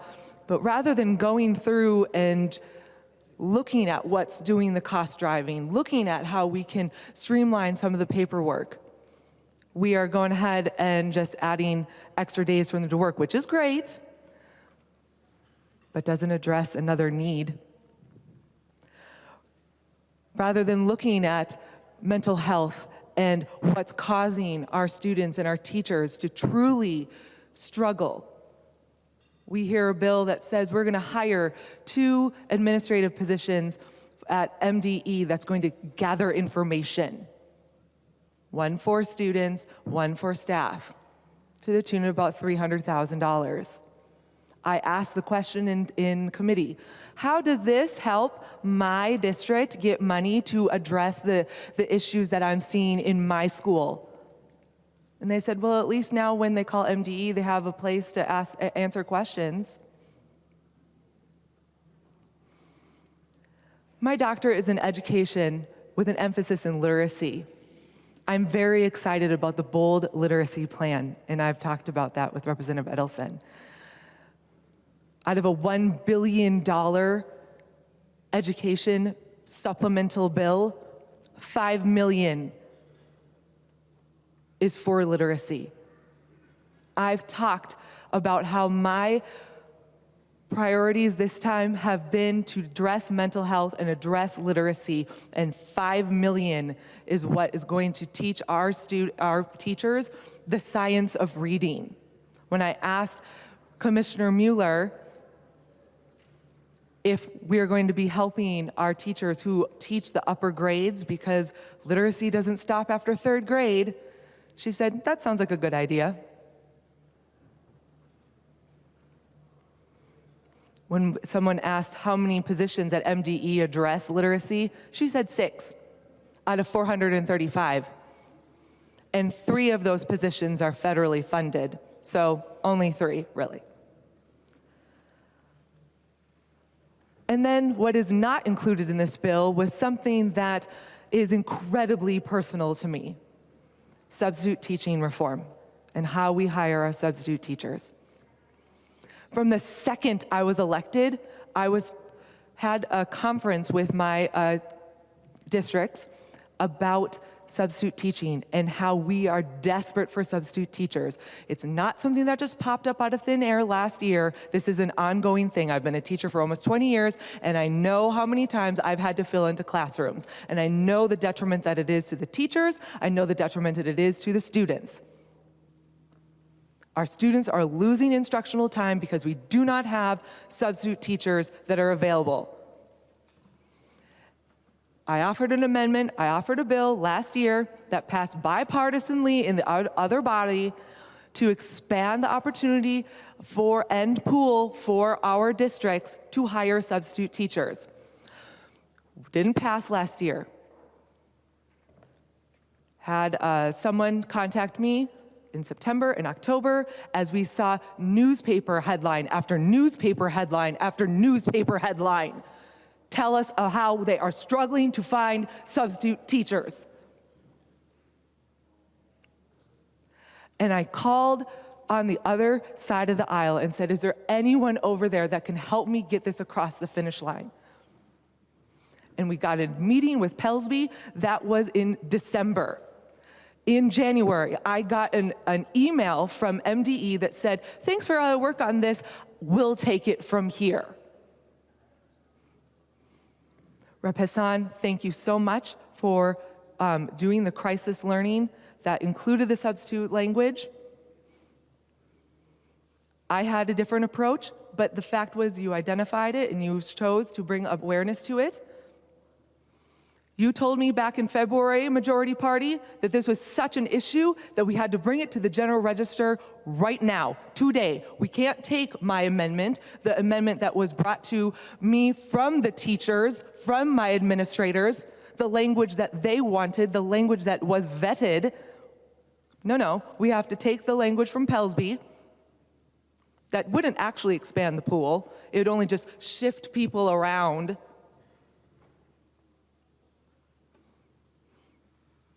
And we told that we can't change it. We have to do this right now. We have to get in the General Register because teachers need it right now. That was February. I don't know if I missed a day, but I'm pretty sure I didn't. We never brought it up again. And in this massive 252-page bill, not a single provision to help our substitute teachers. We spend billions of dollars in this one provision that wouldn't actually cost any money. And if it did, it was something that Governor Walz was taking from the federal funds to update the Pelsby computers, because apparently that's what they need, was already covered. We're going to spend billions of dollars on expanded and new initiatives on a non-budget year with non-emergency funding, and we can't even address the one thing that you told me back in February was an emergency.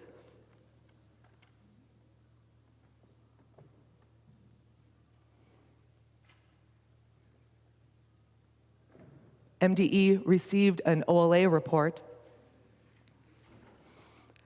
about the achievement gap, and they were told that they had been woefully ineffective in addressing the achievement gap. Commissioner Mueller told us that it was inappropriate and unfair because she only has 7 people to look at the achievement gap out of the 435 employees at MDE. What are we doing? And yet this bill will give them 8 new FTEs along with $11 million that are kind of hanging out there. Can't address illiteracy, can't address achievement gap. What are we here for? Many of the mandates here are incredibly over-prescriptive that will push out how teachers are supposed to teach, what they need to teach, and push out parents. Many people on my side of the aisle are unfairly accused that we don't want to spend money on education. We want to, but we want it to be targeted, and we want it to be something that will actually go to the classroom, not something that's going to go to union employees, union leaders, and our leaders at MDE. We want something that's going to help our students.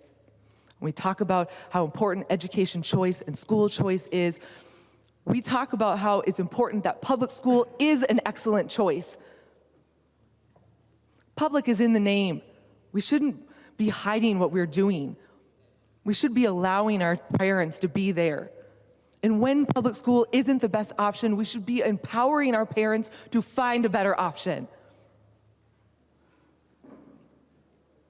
These are just a few of the things that were left out of the bill. And because of that, I cannot support this bill. I would ask you to vote no for this. I know today it will pass because, well, I'm in the minority. But as negotiations continue, I hope that we can truly find something that is going to help our students, our parents, our teachers, more than just throwing money at programs and expanded initiatives. Thank you, Madam Speaker. The member from Hennepin, Representative Carly Katiza-Wattoon. Thank you, Madam Speaker. I rise today in support of House File 4300. The children of Minnesota deserve every opportunity to succeed. My colleagues have spoken on a number of important initiatives and provisions that are included in this bill that lift up every child across our state. I would like to highlight some of the early childhood investments that will help our littlest Minnesotans get off to a great start. Members, until a child turns 5 and is eligible to begin kindergarten, public investment at either the state or federal level is marginal at best. 4 of my provisions are included in House File 4300. Providing additional funding for Head Start and early learning scholarships, particularly aimed at children 4 and under. A grant to the Family Partnership in order to implement an executive functioning curriculum to support students and parents all across the state. And an appropriation to Reach Out and Read Minnesota, which brings early childhood literacy into pediatricians' offices, helping families build a home library and encouraging reading in the home on a regular basis. Thank you, Chairs Pinto and Chairs Davnie, for your leadership and for prioritizing our littlest learners. Coincidentally, members, as most of you are aware, my time in this body has overlapped almost perfectly with my journey into parenthood. And to Representative Garofalo's point, I have a kindergartner, a first grader, and a second grader, and send them every day to our Eden Prairie Public Schools. I'm sure that they bring some fun stories with them. Because of COVID, none of my children have had a normal start to their educational career. I bring some of those stories here to the Capitol, and I bring the day-to-day experiences of my neighbors and fellow parents to St. Paul. Parents of young kids are struggling. Young mothers have disproportionately left the workforce because of COVID. I'm grateful for the expert presentations and for the testimony that we've heard in the Early Childhood Committee that have made me a better mom and a better legislator. I know that the policies that we are putting into place will help our littlest Minnesotans get off to a great start. Our neighbors all across Minnesota are asking us to utilize this historic surplus to invest in our schools. Before I came into the chamber today, I noted the weather, and at least how this morning it was a sunny day here in St. Paul, the perfect day to make a big investment in the bright future of our E through 12 public education. We all benefit from these investments. I hope you will join me in voting green. Thank you, Madam Speaker. The member from Ramsey, Representative Moeller. Thank you, Madam Speaker. I wasn't planning on talking today, but I wanted to highlight some of the mental health provisions in this bill because someone on the other side of the aisle raised a question about that. 4 years ago, when my son was a junior in high school, one of his good friends took his life. And I'm sorry, but it was in April, and that winter was very much like this April. My son was a junior at the time. He's a junior in college now, and I also have a junior in high school. So in many ways, this year feels very much like it did the year that my son's really good friend took his life. And that was not the first student in our school district to go through this. There had been a number of suicides from recent graduates, and there was a growing mental health crisis in our school district. And at that time, I was running for office. And when I started talking to people about it, I learned that that wasn't just something happening in my school district. It was happening all over our state. And I was determined to do something about it.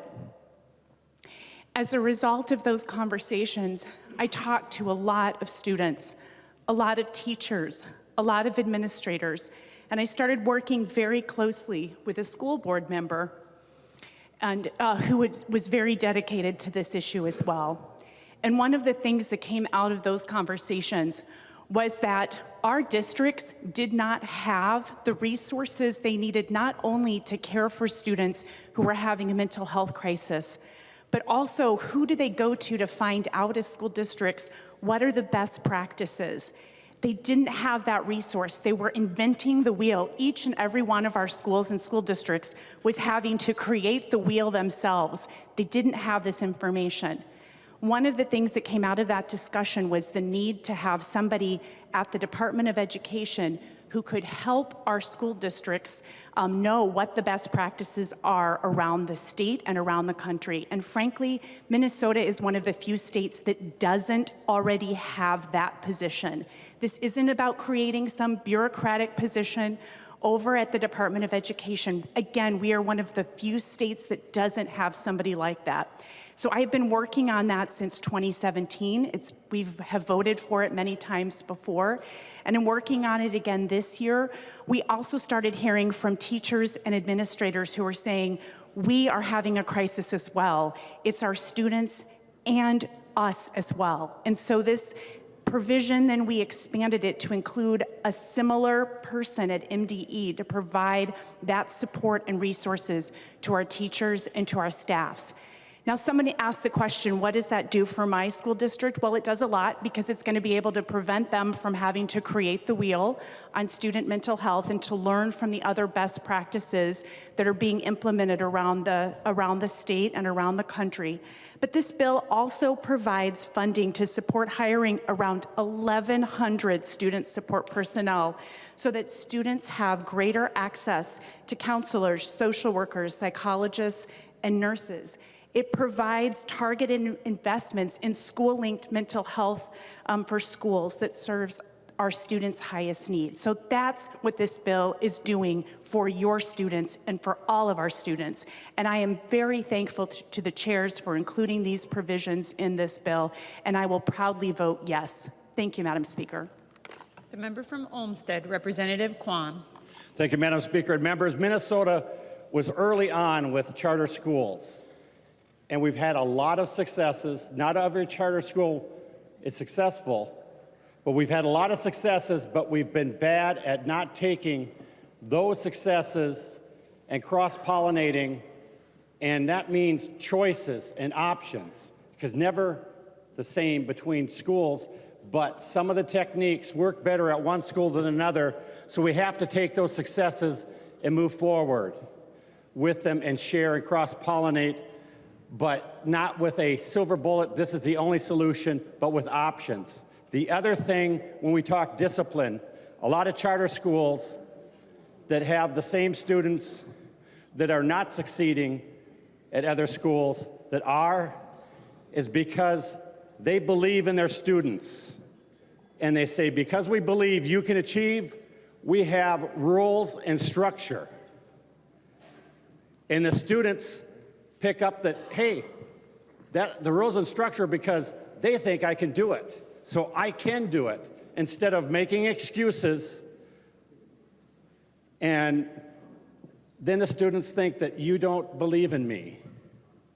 So I hope when you try to redo this universal disciplinary that you remember, always have structure and believe in the students, and they will achieve. Thank you. The member from Meeker, Representative Erdahl.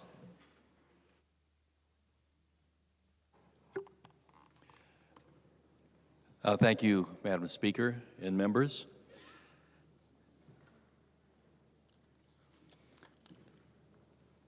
I'm going to kind of combine some things here so you get several messages from me.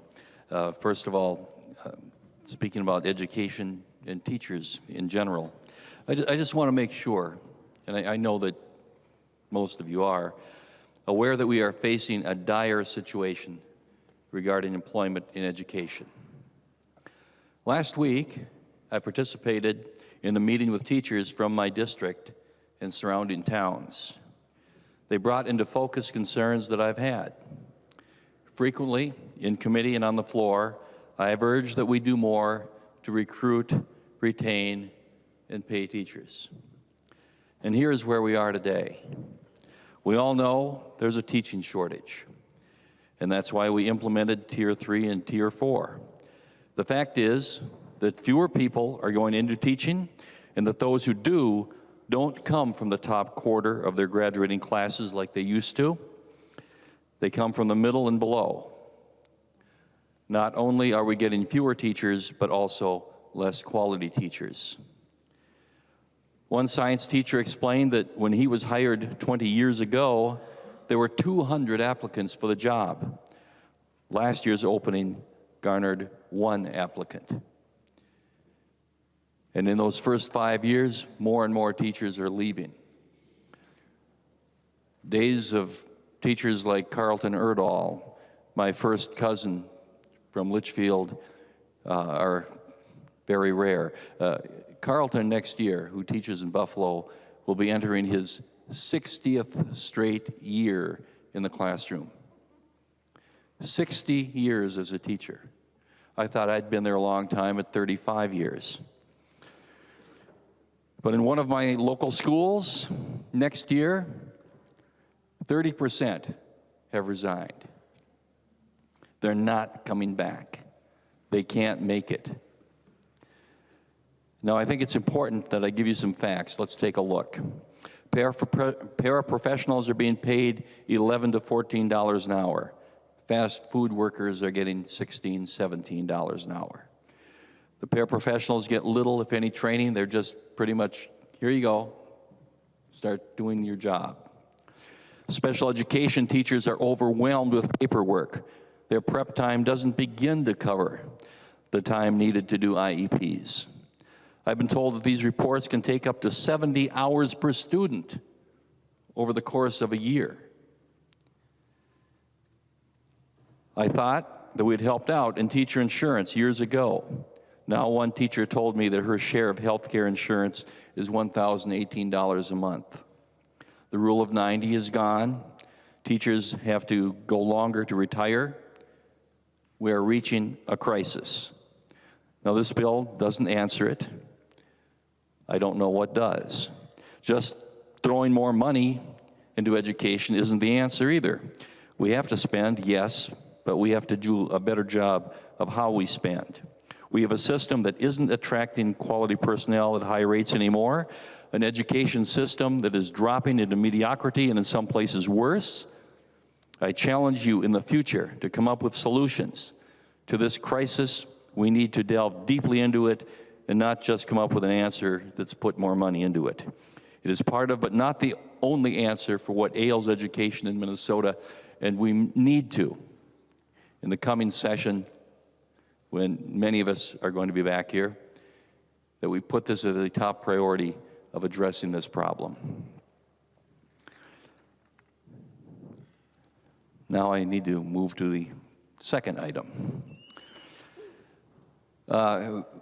In this bill, Representative Keeler has a provision to change Columbus Day to Indigenous Peoples Day, add some options for what should be done. I don't have a problem with that. Right now, in Minnesota, there are 4 days. Right now, Columbus Day, Veterans Day, Martin Luther King Day, and President's Day.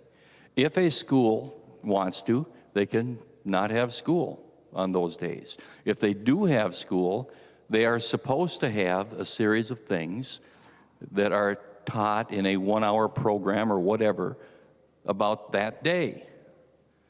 And not all schools are doing that, but that's another situation.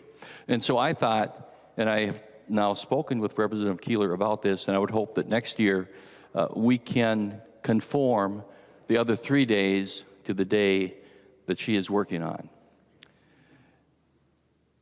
And again, I'm willing to work with her on that next year. But what I want to do today is to emphasize President's Day. Now, I've worked for 20 years on issues that affect Indian people in Minnesota. And I know that by talking about Abraham Lincoln, it's a flashpoint for some. I know it's painful for some. But I ask that you bear with me, that you listen. Well, that's hard to do here sometimes. And also maybe learn a little bit. In my years in the classroom, I taught the truth about history. And sometimes truth hurts, but it also leads to healing. And with that, I have some words that I hope can lead to learning, to education, to knowledge, and to healing. So please bear with me. The U.S.-Dakota War of 1862 is the most tragic event in Minnesota history. Great wrongs were done to the Dakota people, who responded by doing wrongs themselves. To this day, accusations and falsehoods abound about the events of 1862. I have taught about it, written about it, and given speeches about that time. The wounds of the U.S.-Dakota War are still open, and with knowledge comes understanding, and with understanding can come healing. I believe that some of the criticisms and maligning of Abraham Lincoln that I've heard around here and other places stems from misinformation and misunderstanding. Today, let's sort through a very complicated moment in our history. In 2009, Governor Pawlenty appointed me to head a commission on the bicentennial of Lincoln's birth. On February 12th, his birthday, I gave a speech about Lincoln in the rotunda. A crowd of spectators was before me and above me, ringing the rotunda from the second floor. And every time I mentioned the name Lincoln, I heard cries, "Exterminator! Murderer!" echoing from above me. Well, when it was over, I walked up, and there were Native people there, and I didn't understand. And I said, why were you doing that? And they said, because he hanged 38 and took our land. Well, I responded, he reprieved the death sentences of 265, and he believed he was saving the lives of others by removing them from Minnesota. The reply was, but he killed 38 and he took our land. And so I recognized the barrier that was. Today, I hope to help us know more about that terrible time, to understand more, and again, to heal. It starts right here with Abraham Lincoln. He watches us today, and Please listen. When the war started in Minnesota, our nation was engaged in a great civil war. Our Congress and our president were overwhelmed by the approach of the Confederate Army toward Washington as Lee moved through Maryland. Congress was preoccupied and didn't get around to authorizing the annuity payment due to Dakota people in Minnesota. Some of the Indian people in Minnesota were starving as a result. Officials in Washington weren't being callous. There was no premeditation to hurt Dakota people, just incompetence. There had been no wars with Indians in Minnesota, ever, between the whites and the Dakota or the Ojibwe. When the war ended after 6 weeks in Minnesota, nearly 800 Minnesotans, mostly immigrant families, were dead. Little Crow and about 3,000 of his followers were driven into the Dakotas, and another couple of thousand were left behind, many of whom had not fought in the war and actually had opposed Little Crow. 400, called prisoners of war by whites, were rounded up and tried for war crimes. A 5-member commission made up of officers who fought in the war was established to oversee the proceedings. Now, to call them trials was a stretch. The first dozen or so did receive something resembling due process, although it was a mockery. There were no defense attorneys, little due process, but there was at least a semblance of defense. The initial trials took hours, some even a day, and the commission decided that's too long for 400 cases. The commission determined that changes had to be made to speed things up, and so the proceedings became about 5 minutes. The defendant was brought before them and asked, "Who are you? Were you in a battle? Did you fire a shot?" This line of questioning led to death sentences for 303 Dakota men. Few of them had any idea what they were up against. They believed that they were soldiers fighting for their people. The demand for vengeance in Minnesota was great, and the political pressure enormous. Newspapers urged an immediate execution of all convicted. Alexander Ramsey, the governor, said, "The Sioux Indians of Minnesota must be exterminated or driven forever beyond the borders of this state." General John Pope, commander of the Northwest Military District, sent the names of the 303 to the governor, stating, "The Sioux prisoners will be executed unless the president forbids it, which I am sure he will not." On the contrary, Lincoln ordered a cabinet secretary to Minnesota to instruct General Pope that no Indian would hang without President Lincoln's permission. Pope informed Sibley there can be no executions without Lincoln's sanctions. Lincoln bemoaned the fact that he had not had time to study government dealings with Native people. He said, "We need 2 honest men to watch over each Indian agent. The Indian service must be reformed," he said. "If I get through this war, I am going to see that it is done." He didn't make it to the end of the war. Lincoln demanded that the 303 names be sent to him in Washington. He was concerned about the honesty and the fairness of the government's dealings with Indian people. It cost $400 to send a telegram with the 300 names to Lincoln. This was roundly criticized as unnecessary and too expensive. Lincoln also requested of Pope the full and complete record of these convictions.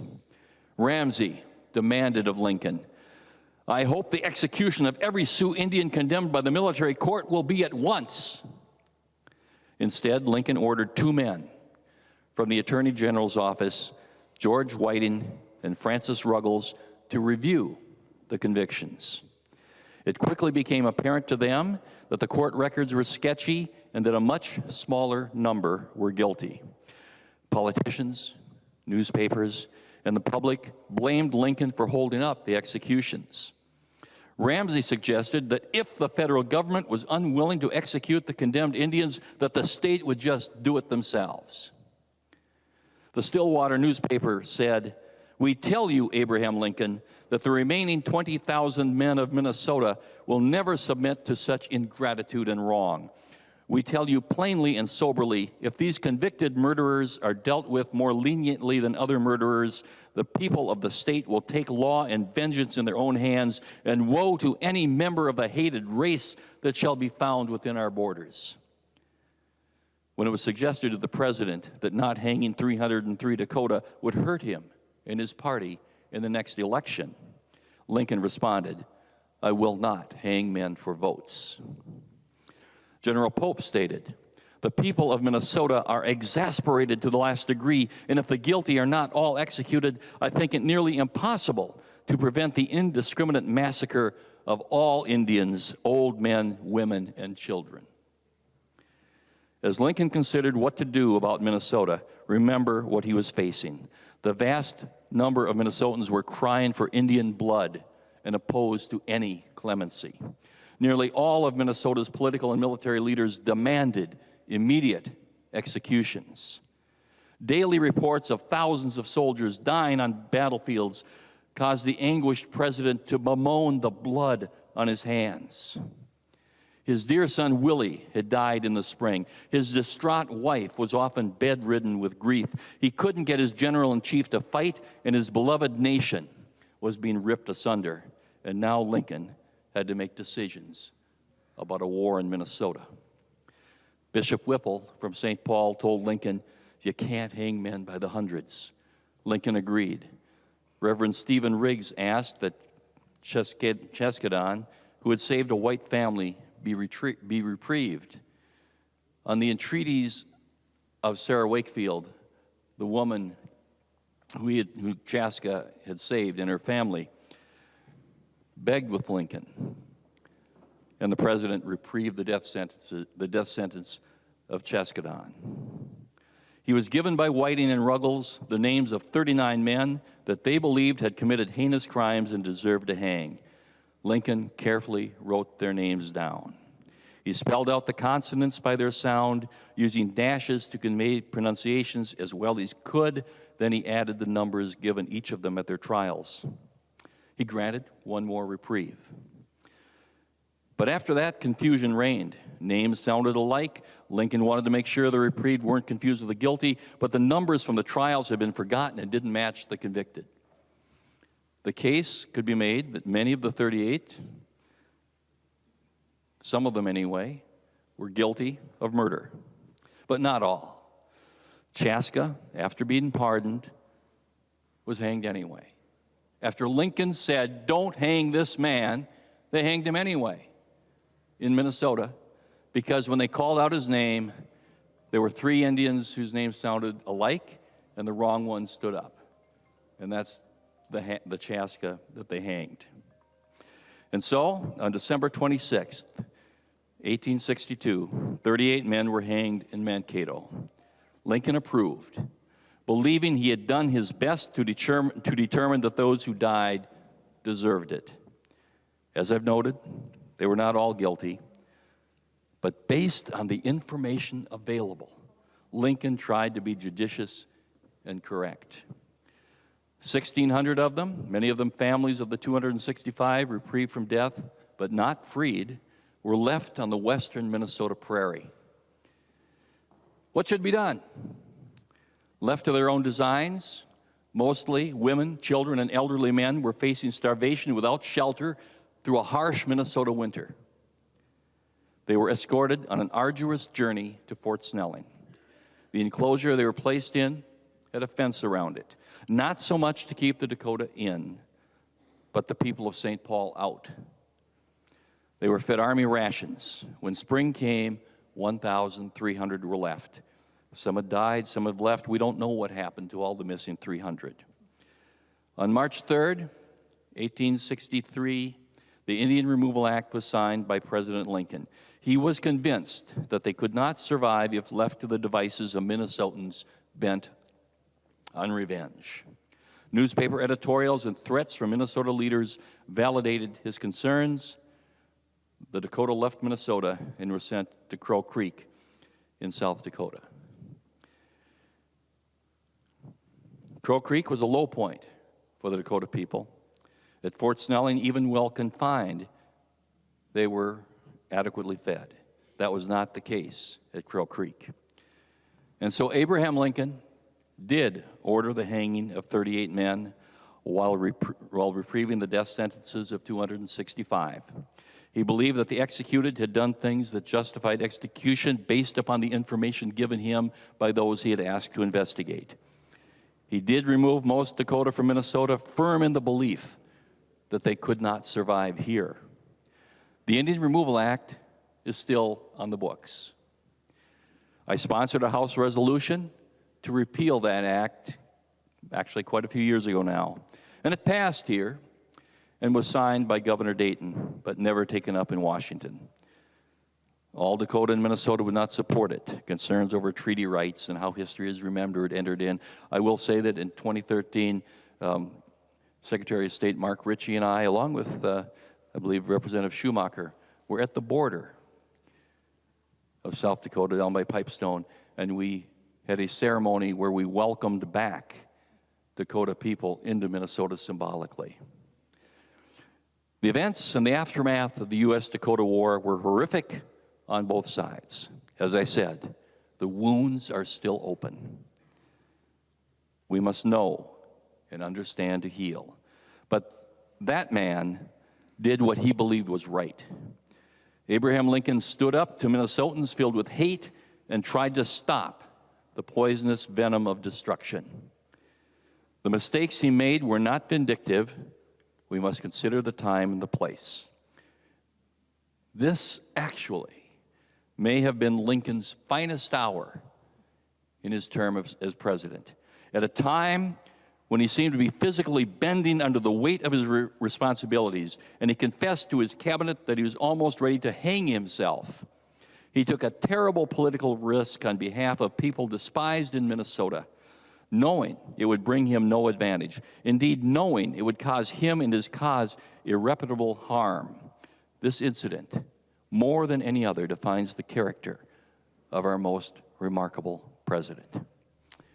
Thank you for your indulgence in listening. I hope it's helpful. The member from Clay, Representative Keeler. Thank you, Madam Speaker. Story time, huh? Fun. Here we go. As your resident Ihanktawan from the Ochete Shakawi, these are my people. Talking about the Dakota people, you need to have people from that nation to tell the story as well. I wasn't going to get up and speak because this is something that gets really difficult for me, and I've talked to my party about this a couple times. So the one thing I ask is, as we just sat and listened, I ask for the grace that you all listen to me as well, because it's important that we hear all of the sides of this. So, on the day after Christmas in 1862, 38 Dakota men were hanged under the order of President Abraham Lincoln. The hangings and convictions of the Dakota 38 resulted from the aftermath of the U.S.-Dakota Wars in 1863 in southwest Minnesota.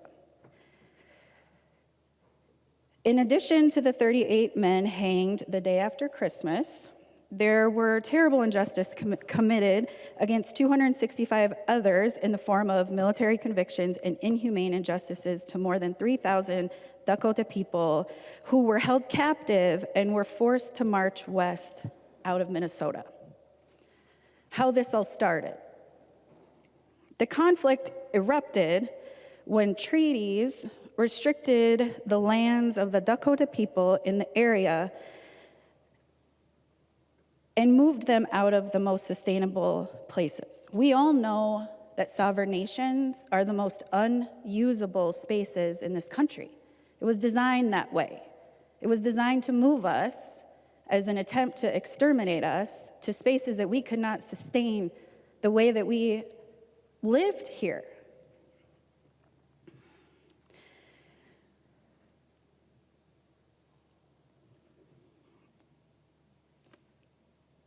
So we've been facing extreme racism since the minute others stepped on this land.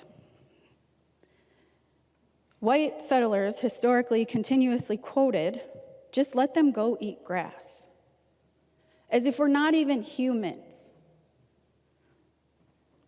The 38 executions were originally scheduled for December 19th. But I think we all know what holiday is around the corner of that. And they didn't want to create an issue. So it wasn't until December 22nd that the prisoners learned of their executions, and on the 23rd, the men danced. And this is the one thing that I love about my culture, in this extremely rich culture. Representative Bennett, you said it earlier. It is important that we know and understand Minnesota history and the culture that this land provides. So I think these messages are really clear, and we need to talk about it. That in this process, when these men found out what was going to happen, we went back to our ceremonies, we went back to our songs, and we went back to our language, because we believe and still believe today that our language is the way that we communicate with our ancestors. To the very last minute, we were proud of who we were. After the one act in the state of Minnesota that tried to eliminate us, I and Jamie Becker-Finn stand here today to continue to be a voice that our voices matter too. There are all sides of history, and it is important that we all understand and respect and listen to that. It was mentioned earlier that we can have, I think Representative Miller said it, we can have opposing views on things. It doesn't mean that I'm right or wrong or you're right or wrong. There's two sides of this story, and it is important that we talk about this. If you've ever watched the videos, or just Google Dakota 38+2, there is a lot of really meaningful information out there that I think that we just need to talk about. It's important that we provide all of the sides of the stories. And I just want us to be mindful. This is why it's important for our education systems to be open to these conversations. I've said it a ton of times. I have 4 degrees. I have a high school diploma, I have an associate's degree, I have a bachelor's, and I have a master's, and I've never seen a teacher in front of the classroom who looks like me. I've never heard these conversations in any of our education systems. And all we're asking is that we be included in this conversation from our lens. That's not too much to ask. We're still here. You all have your side of the story, and we listen. We have our side of the story. We're just asking you to listen. With that, Madam Speaker, I yield to Jamie Becker-Finn. The member from Ramsey, Representative Jamie Becker-Finn. Thank you, Madam Speaker, and thank you, Representative Keeler. And to what Representative Keeler was just speaking to, I have seen with my own Native kids growing up in a predominantly white suburb. My son was asked, and this is Roseville Schools. This is a school district that is actively trying to do right by all of our kids. My son was asked to do a worksheet on European explorers.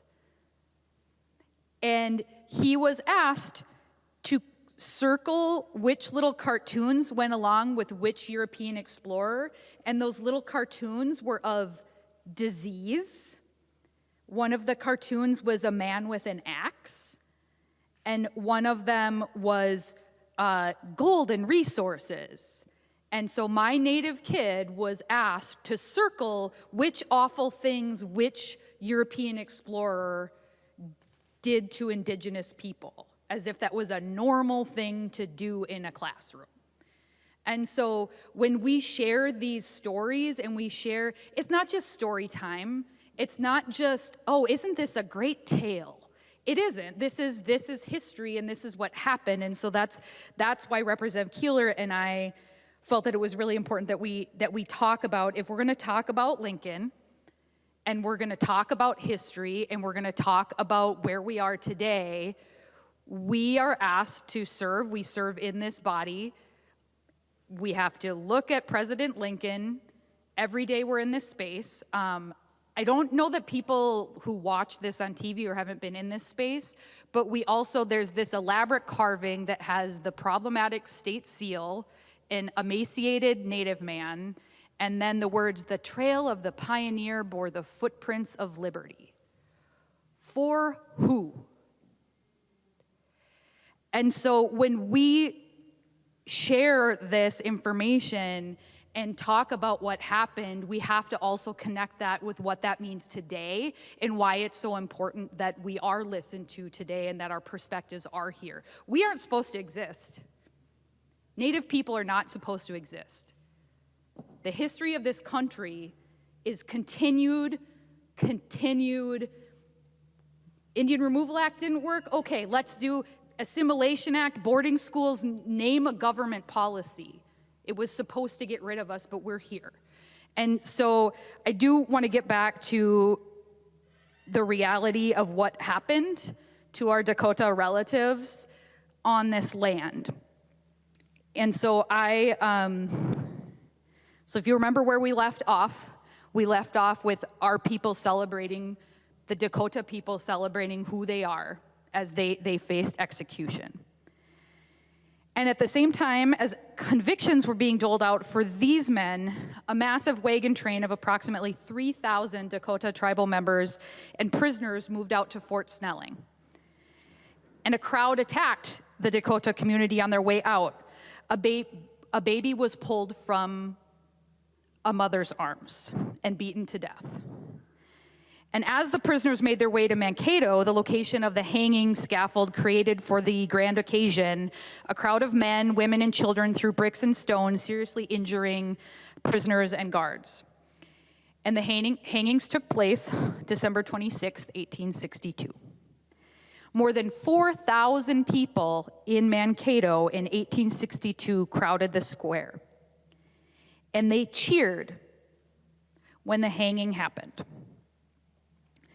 The Minnesota Historical Society further describes the execution and the aftermath.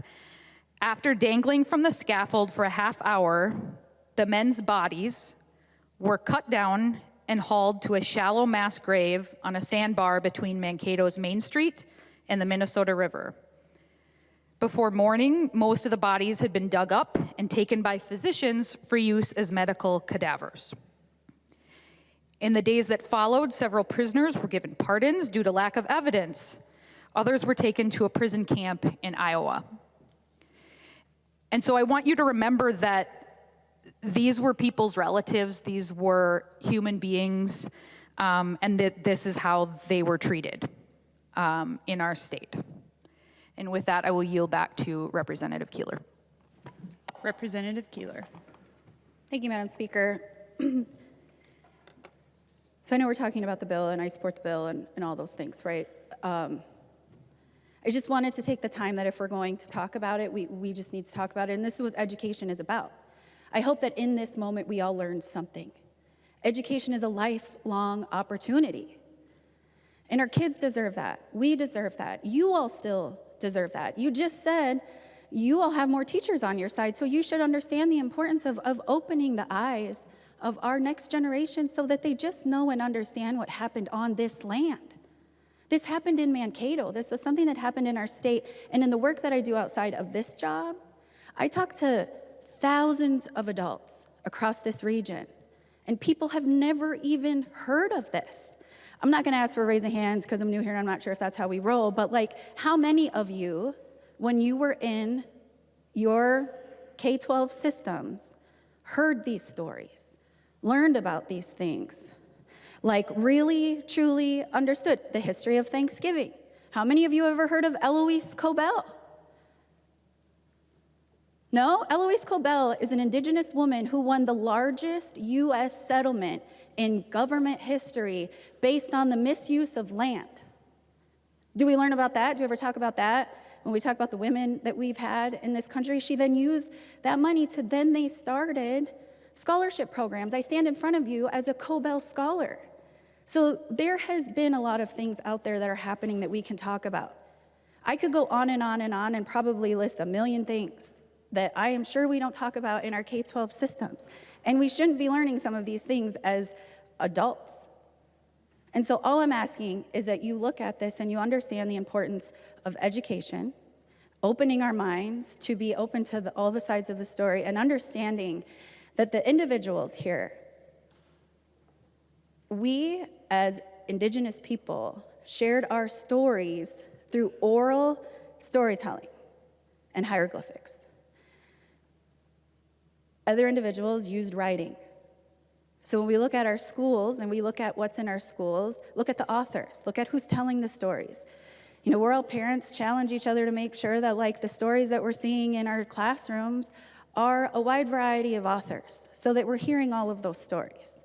It's just beneficial for all of our students in the long run. Thank you to the leaders and the chairs that stand behind this. Thank you especially to Chair Richardson for continuing to create a space that we can have these conversations in committee. I know that it takes a lot of courage from you to be able to have us do that, and I really appreciate for that. I also know that it's not just me, it's the next generation. So Pila mai. Thank you. The member from Hennepin, Representative Jordan. Thank you, Madam Speaker. We all know that Minnesota is a state that values education and wants to see every single child succeed. And unfortunately, Minnesota has fallen short in creating equal opportunities for all students without exception. And one area that I'm going to be zeroing in on is student hunger. We're a state with a proud agricultural tradition, but 1 in 6 Minnesota students go hungry. This bill, House File 4300, contains a provision to require eligible schools to participate in the Federal Community Eligibility Provision, or CEP. Sometimes people call it CEP as well. CEP is a federal program that provides universal, no-cost meals in high-poverty neighborhoods where many students come from families eligible for SNAP and other nutrition assistance. Students and their families do not need to apply like they do with free and reduced price lunch programs. And Minnesota currently ranks 47th in the nation for schools enrolled in CEP. This bill today is an opportunity for everyone, Democrats, Republicans, and independents across the state, to come together to feed children. I want members to know that programs to tackle childhood hunger in our schools work because they are already working. During the pandemic, our federal government recognized the critical link between schools and healthy families and broke down barriers to set up food pickup sites. Those universal programs will be ending at the end of this school year. That will leave many families in every single district across the state without the source of food they've been receiving for 2 years. We must step up in the future to provide universal meals in Minnesota. This provision, included in this bill, is a critical first step. Universal meals close opportunity gaps between white students and students of color.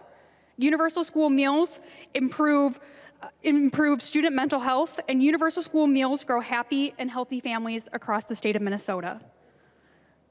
Like many people who have spoken today, I'm extremely grateful to Chair Richardson, Chair Davnie, and Chair Pinto for putting together a bill that reflects the needs of our students and our educators in their classrooms, even beyond food, which is, as I've said, certainly a need. This bill also works towards closing our EL and special education cross-subsidies, increasing educators of color in our classrooms, and increasing support for student mental health, which are all issues that forced the educators in Minneapolis to strike for the education our students deserve. We listen to educators in this committee. We listen to students. We listen to families.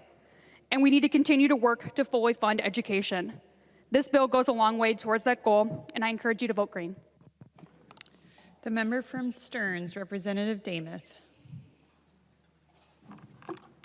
Thank you, Madam Speaker. And members, we have heard much discussion today, and it is a good place to be. It is good when we can hear from each other and learn from each other. And to Chairs Davnie and Chair Pinto, I've had the privilege of sitting in your committee, actually last session and this, and thank you for your leadership. There's been many times that we've all learned together. There's been many times that we have agreed, and there's also been many times that we have seen things differently or disagreed. To Rep. Hassan, thank you for working and including me as you are working on the LIFO issue. I was pleased to see that my bill, HF 3079, the DE, requiring school districts to report all new teacher hires and terminations by race and ethnicity was included in this bill. As we've heard and we know that when students see a reflection of themselves in teachers but also as I was meeting with the Boys and Girls Club today, in all professions, we know that can have better outcomes. And so I am committed again, Rep. Hassan, to continue working to end LIFO and to make a difference in our schools. But today what I would like to focus on, members, is the pre-kindergarten proposal portion of this bill. We know that our child care provider industry is overregulated. And according to this provision in the bill, it will now be subjected to a new layer of bureaucracy and compliance regulations. Participating private providers will be subject to the pre-kindergarten program requirements while still adhering to their child care licensing compliance regulations and limitations. The private providers will be dealing with the bureaucrats through both the Department of Human Services and the Department of Education, as well as administrators from their local school districts. By contrast, there is no licensing inspection process to verify school-based programs are abiding by the requirements. And if a school-based program is caught doing something maybe that they shouldn't be doing, there's no mechanism for correction or even a financial penalty. The school simply signs their statement of assurance and then they're open for business. But the private providers remain bound to their licensing regulator system, including inspections and potential sanctions for violations, but the school-based programs continue to operate on the honor system. Let's talk a little bit about the funding. And the way I read this actually, the funding favors school-based programs. The funding mechanism and staffing ratios do favor those school-based programs, giving them a clear advantage over private providers.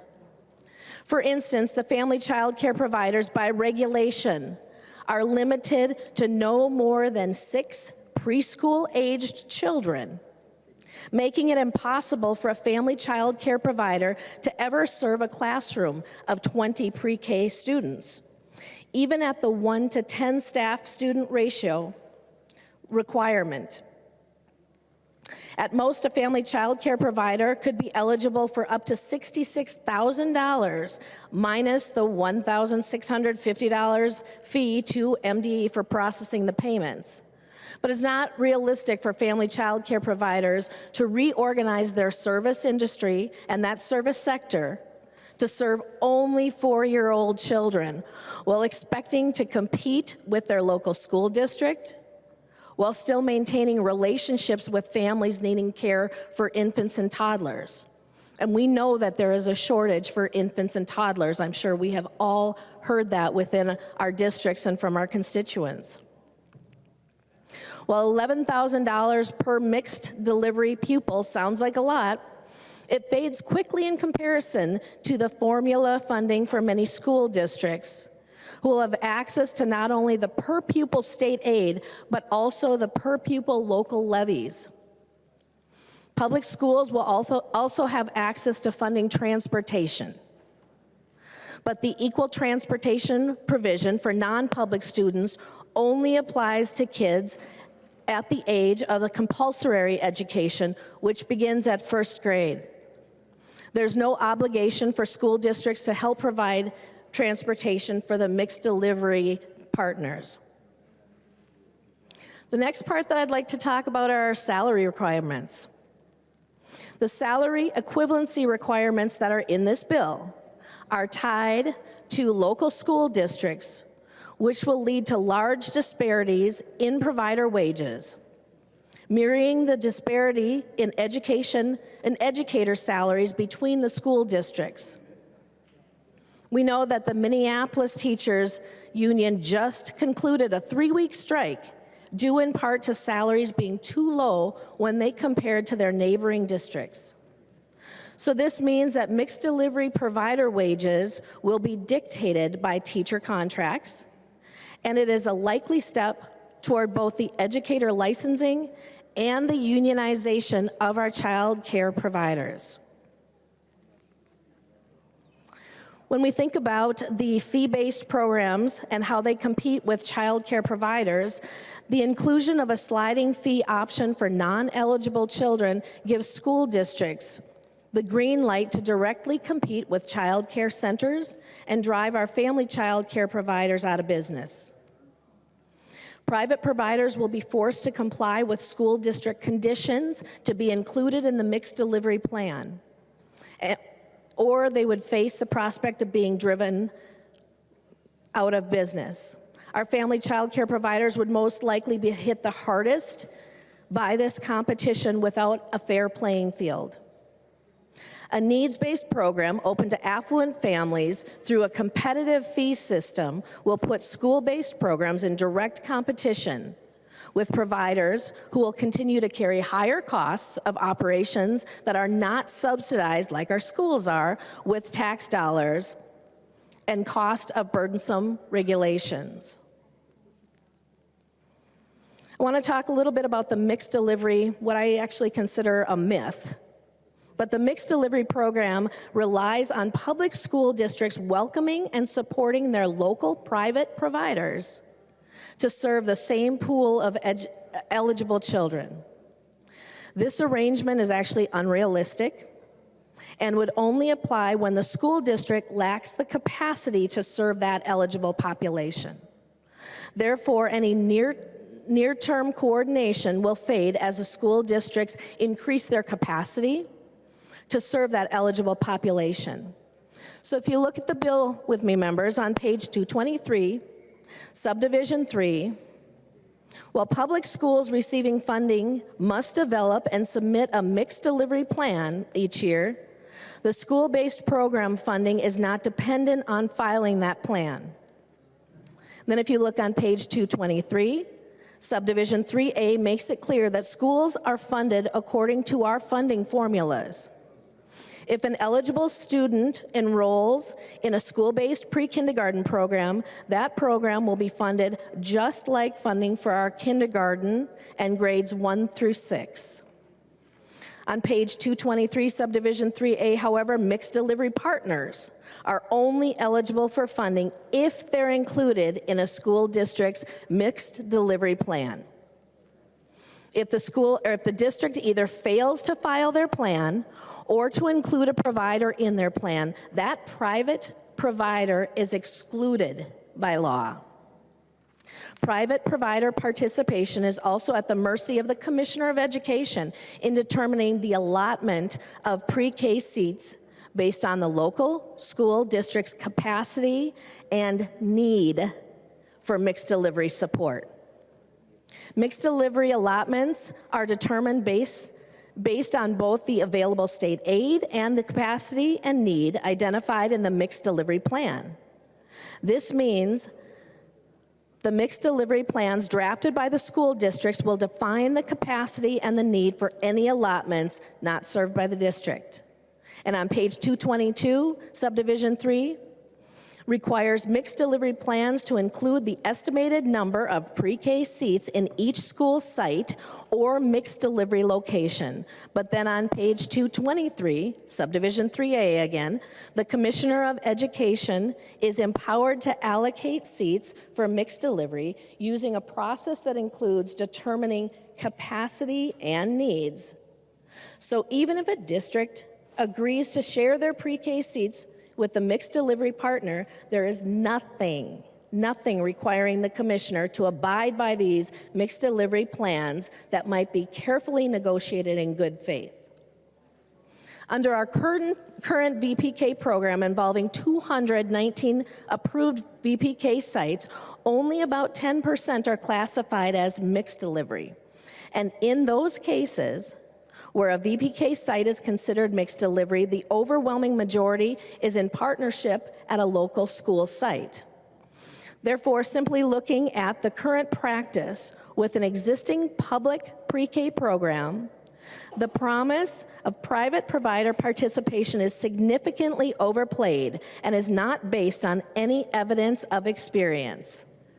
The commissioner intends to divide the funding with $47 million for Head Start, programs and the $47 million for licensed child care providers. Well, that sounds good, members. Let me break that down for you. That's $47 million for up to 255 Head Start locations serving 4-year-old children versus $47 million for more than 8,000 licensed providers. So putting it another way, that's $184,000 per Head Start site against $5,600 per licensed provider. Then let's talk a little bit about more funding for MDE. This bill includes nearly $5 million in fiscal year 23 for MDE to administer and process payments on a program serving 23,000 children. That's more than $200 per pupil in administrative fees for the department. To put that in perspective, the average grade level for public education serves about 65,000 children. If we funded MDE based on $200 per pupil, that would be $13 million for MDE for just one grade. So for grades K through 12, that would be $169 million in agency funding. So suggesting that MDE needs that much more money to do this program is not realistic. Thinking about if we should do this program or if VPK is worth it. We actually don't have data that would suggest that this VPK experiment has been a success and is worthy of a $150 million annual commitment that would only continue to grow over time. Back in 2015, this state began offering all-day kindergarten with the promise that starting our kids early and giving them a great start would lead to better academic performance. Since 2018, our third grade students have participated in former Governor Dayton's promise of a great start through all-day kindergarten. Yet, despite the promise of a great start, third grade reading scores have continued to decline, indicating that the academic promises of all-day kindergarten were actually oversold. So to assume that pre-kindergarten will get it right where all-day kindergarten has failed is actually a leap. We know that early learning scholarships are important. While the age range is technically expanded to cover eligible children from birth through age 4, the change in age prioritization will shift scholarship funding to infants and toddlers, paving the way for school-based pre-K to scoop up those 4-year-olds. While the financial commitment in this bill does look appealing, the fine print, if you turn with me again to page 233, members, it is clear that the Commissioner of Education can repurpose these funds to fuel the pre-kindergarten expansion this coming school year. I do appreciate and support increasing the income eligibility to serve households up to 200% of the federal poverty level. I actually introduced that in my bill in February, my House File 3806. What is missing, though, from that proposal is that the reforms to the quality rating system and linking scholarships to the general education revenue are absent. So as I finish up, this bill is actually what I would consider a missed opportunity to put forward not only a real commitment to the proven, evidence-based early learning scholarship model, rather than layering more rules and bureaucracies on child care providers. It is also a missed opportunity for reforms that empower parents to choose their provider of choice and expand opportunities for more providers, especially our family child care providers, to be that provider of choice. This pre-kindergarten expansion and the reprioritization of early learning scholarships appear directly aimed at creating a universal pre-kindergarten program administered through the public school districts and the exclusion of our child care providers, particularly our family child care providers. What I can also say, members, is we know that this is a place for debate. This is where we get to discuss the provisions that are before us. My hope is that this would improve as it goes to conference committee. I will be voting no on the bill today. Thank you, Madam Speaker. The member from Dakota, Representative Hansen. Thank you, Madam Speaker. And thank you, members. I rise today to speak in support of this bill. And first, I want to start by thanking the chairs, staff, and members of these committees that did more than their due diligence to bring this bill forward. You listened to us. You listened to our constituents. You listened to our children and their teachers and their bus drivers and their school staff. You listened to the traumatic stories and testimonies of youth. And what I find most important is that you listened to all of that and more, and you turned it into action. Too often, people are asked to come forward to share their stories to create change, and they do. They come forward with a courage that's supported by their hope that we will do something about it. And too often, that change never comes. So on behalf of all the brave folks who have come forward to advocate for change, I say thank you. Thank you to the House members and staff who did the right thing by putting together a bill that responds to the equitable educational needs of youth and communities. I believe that the people of Minnesota deserve a responsible government that invests and promotes equitable education. And I also believe that politics is how we care about each other. And this bill exemplifies both of those things. From the historic investments in the mental wellness of our kids and the support to increase the number of teachers of color, and to the special education cross-subsidy investments, this bill is a moral document, despite what you may have heard from the other side of the aisle. Because our investments reflect our values and priorities.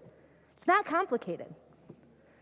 And this bill says that we stand ready and able to respond to the needs of our next generation and to do the right thing. So for everybody who chose that path, thank you. I specifically want to say thank you to the staff for the inclusion of a few bills that I worked on, including a building sale for my local school district, ISD 191, and my bill to require districts to create policies that address sadistic and malicious conduct. While we and our statutes recognize that it is our public education system, it's the charge of our public education system to protect all kids. This piece recognizes the need to create policies that specifically address cruel and unusual conduct that goes beyond bullying. Conduct that harms and dehumanizes children around the state on the basis of their race, religion, sexual orientation, gender, disability, or for the purposes of sexual harassment or sexual exploitation. That conduct is wrong. It's cruel and it's hate-rooted. And we must collectively create solutions to address the underlying motivators of such violations of human dignity of children. We have seen the recurring racist or hate-motivated incidents happening at schools on the news, and there are hundreds, if not thousands, that will never make it to the news cycle. This is happening in nearly, if not every, district in the state, and it happened in mine, and it happens still. In my district, a high schooler named Naya was targeted by racist harassment and was cruelly encouraged to take her own life. And I am so grateful that she is recovering from this traumatic experience, but she never should have been subjected to it. And her experience was not isolated. In the course of working on this bill, I met and heard from hundreds of young people like Usra and CJ, Maya and Juwaria, Peyton, Aaliyah, Bergen and Aaliyah, Ayan, Cade, and so many other kids that I don't have the time, unfortunately, to mention today. I heard from parents like Rakita, Bill, Kathy, Manny, Anna, Aaron, and so many other who also I don't have the time to mention today. Nearly 10,000 kids reported witnessing or experiencing conduct like what Naya experienced in Minnesota schools throughout the state. And this, members, is absolutely unacceptable. This portion of the bill was drafted alongside youth leaders like Jerome Treadwell, who's with us here today, with Minnesota teen activists, and youth allies like the Minnesota Justice Coalition, and citizen advocates like Courtney and Lavish, and all the parents who stepped up and supported other parents who were going through these struggling situations. These groups hosted an event last fall that I had the honor of joining, and if you missed it, it's online. I encourage you to find it. Youth and grown-ups and legislators from around the state participated in a 3-hour event where so many kids, some as young as 8 years old like Cade, were brave enough to come forward and relive the inexcusable hate they faced at schools and shared how that impacted them, their senses and their mental health, and their overall well-being. There were children who cried some of the most painful tears I've ever seen. Some of them were righteously angry. But all of them called on policymakers to do better, to make the change they needed. This bill, both my little part on this and the entire bill overall, is a response to their and others' calls for action. And a yes vote on this bill today is a vote to stand alongside them in their goal to address conduct that goes beyond bullying, in the goal to eradicate more hate and increase representation, and in the goal to make sure that more kids feel safer at school. Members, children deserve this. They deserve to be safe from the violent, sadistic, and malicious conduct everywhere in their lives, but especially at school. And all children deserve to experience and benefit from an equitable educational experience. And now it's time for us to do our part. We must do our part because Black kids deserve to be proudly Black and safe at school, not one or the other.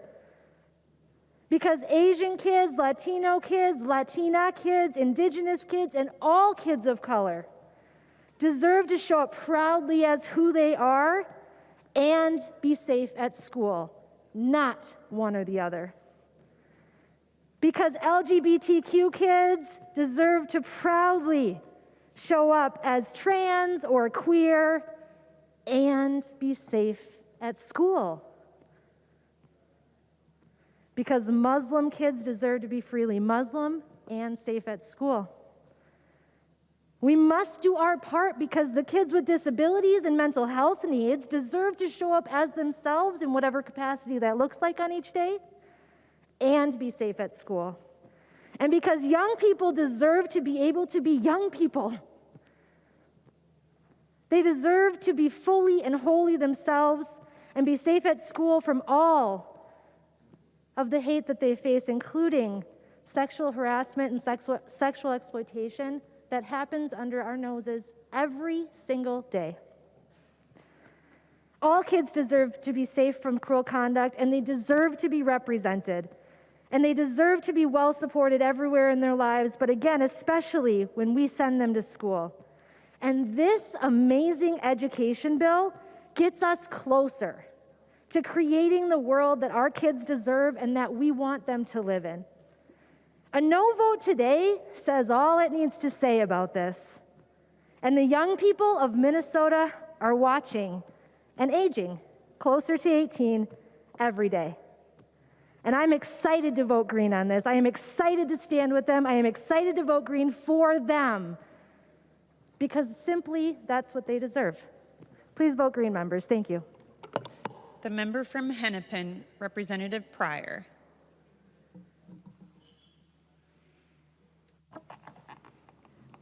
Thank you, Madam Speaker. Thank you for those words, too. Can I quote you? Is that all right in the future? Thank you. I think I can do it. Well, it's great to be here today. I think of the years that I've been here, not as many as others, but the years I've been here today, I think this is one of the most educational hearings that I've been a part of, because it was educating about truths of the heart, as well as educating about really good policy. And I think that comes from, this was such a great day, it comes from the leaderships of our chairs. And we all thank you for the work that you did. So Chair Richardson, thank you. Chair Davnie, thank you. And I want to talk a little bit about my chair of the Early Childhood Committee, Chair Pinto, and the work that we did in that committee.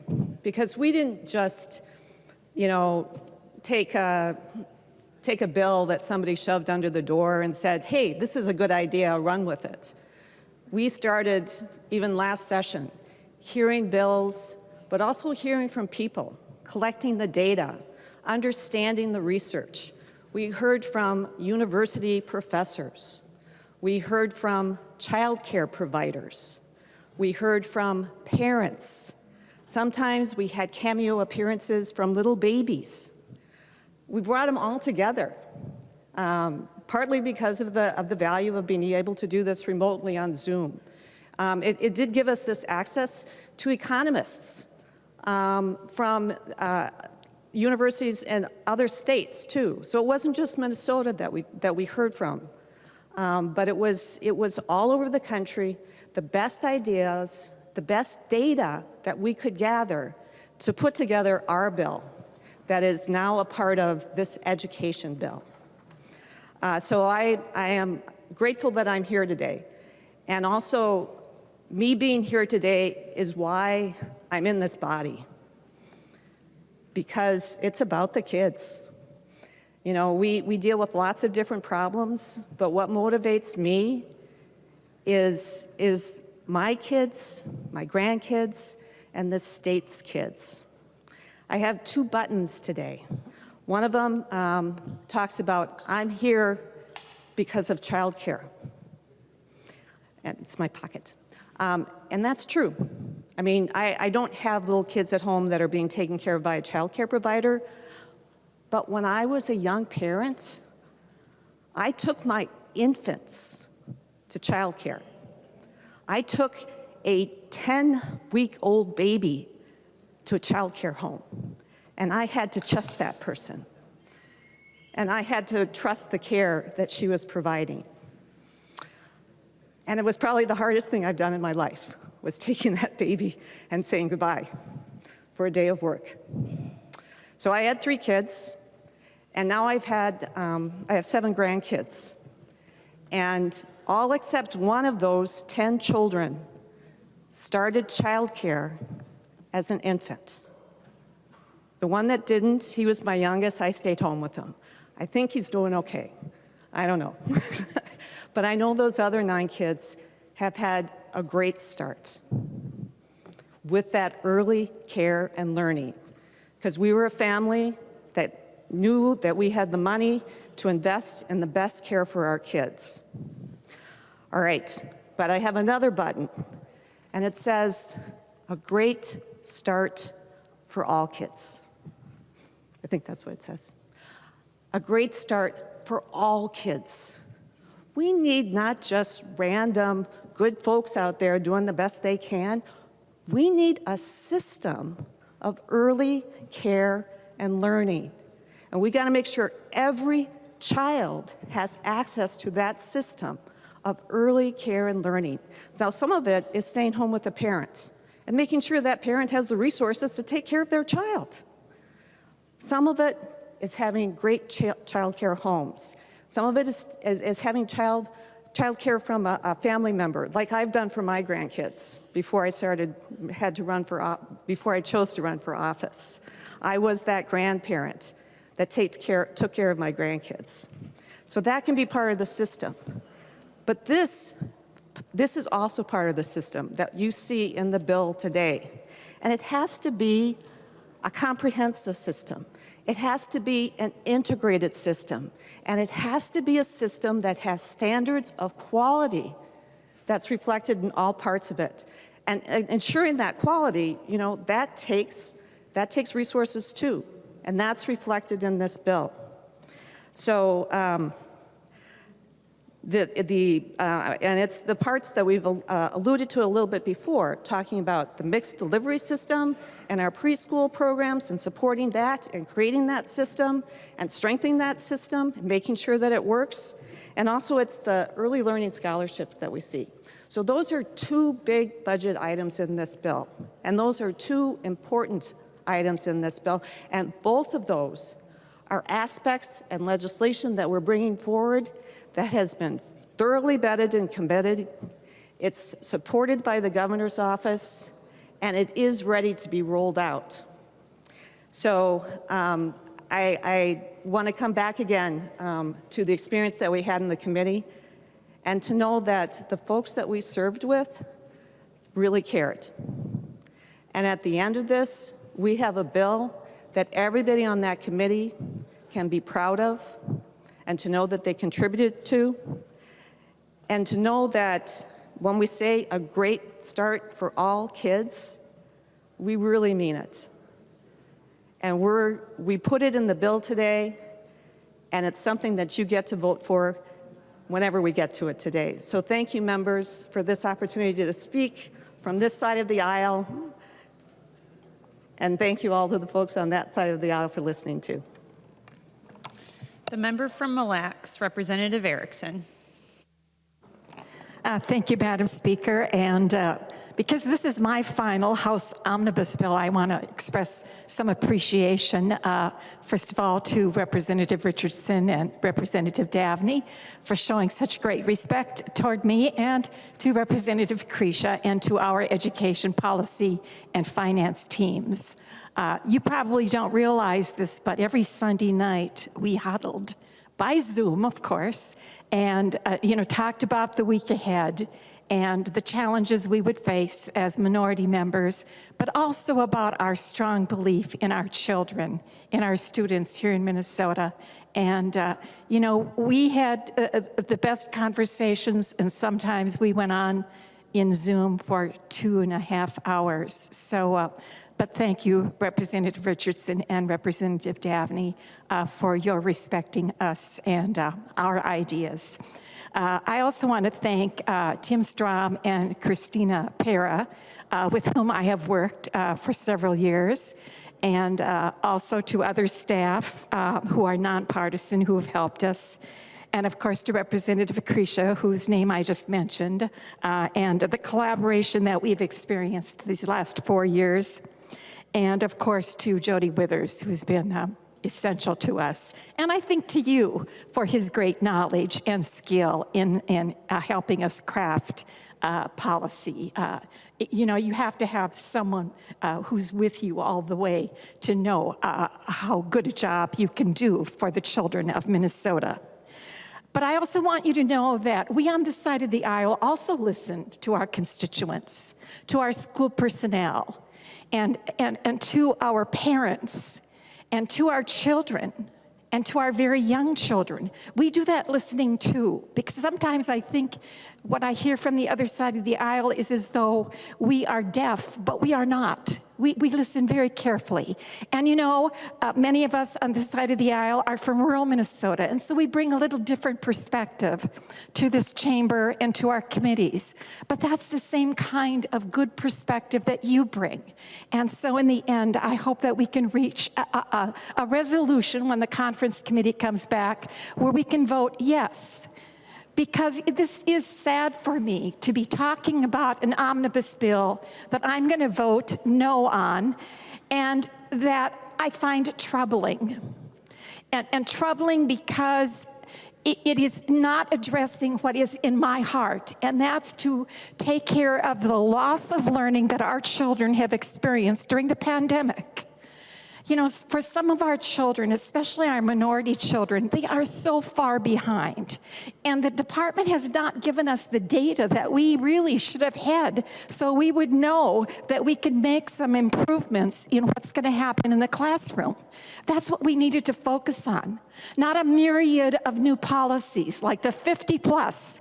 And I have the list here, and I could read them all to you. And I know some of them will have huge local impact notes.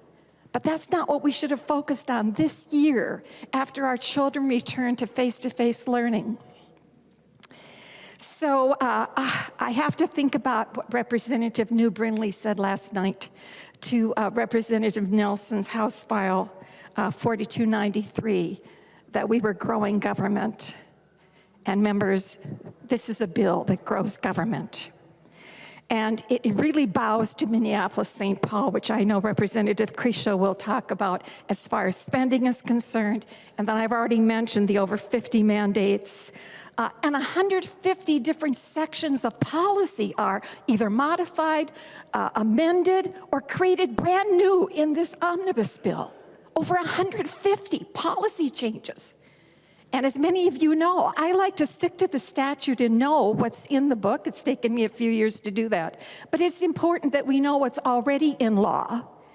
And so we can track what's being changed.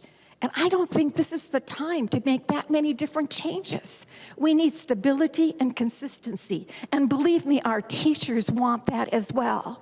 They have told me we don't need great change. We need stability, and we need to know that we have time to work with our children and to teach them. So this is not a proposal that focuses on teaching and learning, and certainly is not focused on what our parents are crying out for us to do. They want their children to read, to write, to speak, to be able to compute math problems, to know science, and to understand our history. And they want high expectations of our children. They don't want the status quo when it comes to the classroom and what every child is capable of doing. They want those high expectations.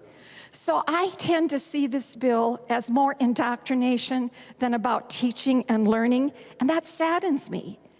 And I'm afraid that the other side of the aisle wants to become a state school board because of some of the provisions that are in this bill. And Representative Drazkowski, I think you were trying to make us into a state school board. I hate to say that to you, but when you had that amendment, that's like being a state school board. The legislature is not the state school board. We are policymakers, so I just wanted to put that little point in because I think it's the other side of the aisle is trying to be a state school board in their mandates and the changes that they are making. These new mandates that aren't going to advance teaching and learning that was lost during the pandemic. And you know, as I said, we don't have the data, and the department should have provided us with the data. But remember, our children experienced 2 years of closure and shutdowns by Governor Walz, remote learning, hybrid learning, the roller coaster that came from MDE as they created or came up with these designs for our students. But in the end, they were losing sight of what our children need to learn during these very difficult times and every day. Plus, Minneapolis teachers just finished that strike that kept their students out of the classroom for almost 3 weeks. How devastating is that to our children? You know, research says that our children have lost so much in reading and math during the shutdown and the closures that we can't even predict how far behind they are. And that in earning power, $17 trillion has been lost. I had the research library, the reference library, do some research for me. And over again, the articles pointed out the loss in earning power that our children who went through this pandemic will have when they are graduated from high school. How very sad that we haven't looked at more to help with teaching and learning during this period of time that we want to think of as recovery. And I mentioned the mountain of mandates where we have bureaucrats in charge rather than parents. They're making decisions, these bureaucrats, where our parents really want to be involved. You know, we have in statute the ability for parents to be involved, but we seem to ignore that. There is definitely statutory language that says they should be involved in creating curriculum for setting up meetings with advisory groups. I mean, we do have in statute that statement and that promise that we will have parents involved, and yet we ignore that. This bill, to me, shoves parents, out of the role that they're supposed to play in the education of our children. We have state-mandated curriculum in this bill. We have graduation requirements based on that mandated curriculum. Statute 124D.895 states that parents are involved or to be involved in their children's education. And that includes curriculum. So why are we mandating curriculum through this legislative body? That is wrong. Furthermore, on charter schools, that's the one public school choice we have for our children. It's public school, charters. And charters were created in the 90s by a former senator, which many of you know, Amber Young. And she worked so hard with Rudy Perpich, with Governor Perpich, to establish those charter schools. And now we're seeing in this proposal that charter schools will be restricted because the commissioner will determine whether or not there can be a charter school in an area. Can it be opened in certain districts? This House File 4300 will deny innovation and flexibility because of that provision in here. This is an attack on public school choice. And charters are going to be definitely restricted through the market need and demand study. And I know my colleagues on the other side of the aisle have heard me talk about this when I've talked in committee, but this is a threat to something that's become so important to our parents, to have public school choice. And while parents are trying to work with their local schools to set curriculum, this bill allows teachers of all people, to ignore curriculum. Look at some of the language in the bill. Teachers can't avoid curriculum because of what is stated in this proposal. They can ignore the content of their courses because of the policy in this bill. And to make matters worse, there's policy to write model state curriculum. Of all things, there's the title of that section of policy change, where there can be curriculum written. Teachers will not have to write curriculum because the department will write model curriculum, and parents should be involved in that. So let's not forget the role that our parents are supposed to have in education of our children. And as many of you know, academic standards are on the slide. They're eroding. Many of you know how hard I have fought against the present social studies standards, and I hope to be able to appear before the administrative law judge when that time comes, because I'm so concerned that we are going off the track of what is foundational knowledge for our children, to know about our history, to know about geography, to know about economics, and all the other areas that are included. We forget sometimes what we've put in law in regard to the standards. And I have made this very clear in my comments to the commissioner and to the ALJ, that standards are to be clear, concise, objective, measurable, and grade level appropriate, and not require any kind of specific curriculum. And they must be consistent with our constitutions, both the US and Minnesota. But that most recent submission to the ALJ and to the commissioner are not honoring that. And that really should be something we're concerned about, because they're not honoring the very statutes that we have placed for our children, for our schools, for our teachers, for our communities. And that deviation from the definition of ethnic. Now, I have no problem if schools want to teach ethnic studies. That's fine with me to be an elective. I said that to the principals the other day when I met with all those principals, many of them from Minneapolis and St. Paul. If you want to teach ethnic studies, fine, but we as a state should not mandate that, because what has happened in this policy proposal is that the definition of ethnicity has changed. Read what it is. It's so over the top, because ethnicity is a Latin derivative meaning nation. So you know nationality. And nationality comes with customs and traditions And most of that is centered around the family.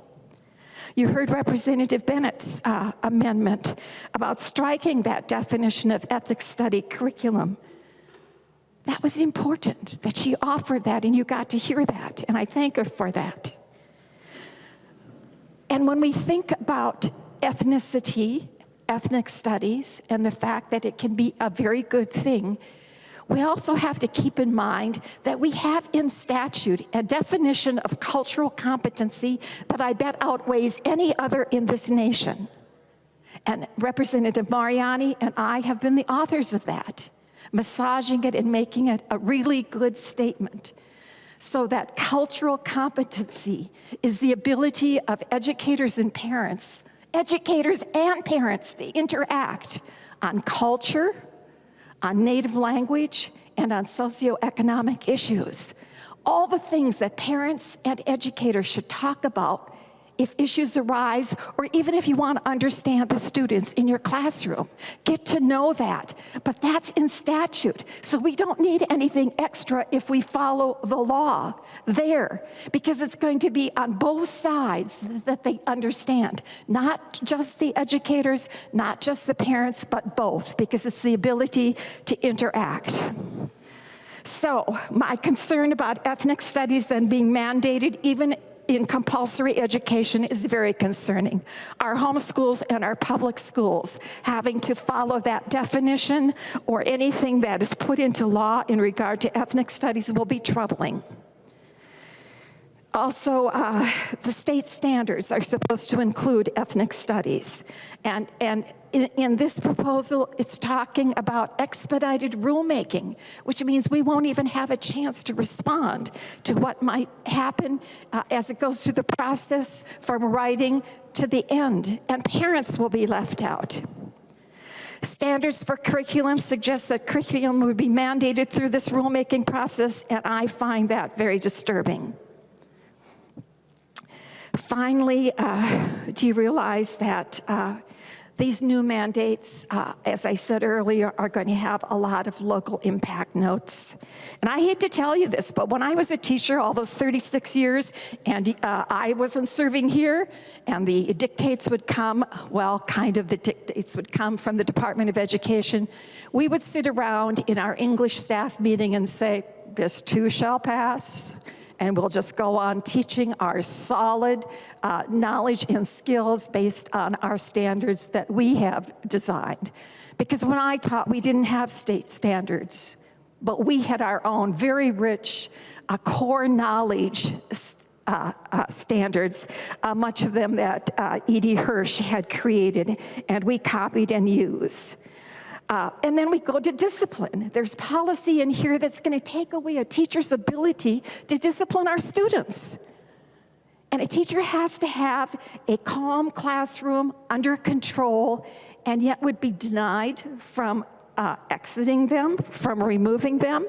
And when I talked to the principals the other day, they agree with me.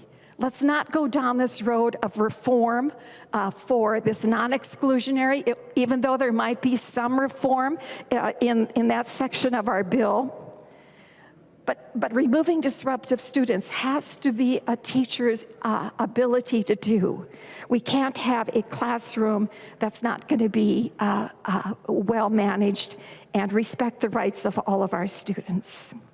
In regard to the malicious and sadistic conduct that's addressed in this bill, keep in mind that this conduct is only prohibited when involving, and you heard Representative Hansen give you the lineup of to whom that will be referring.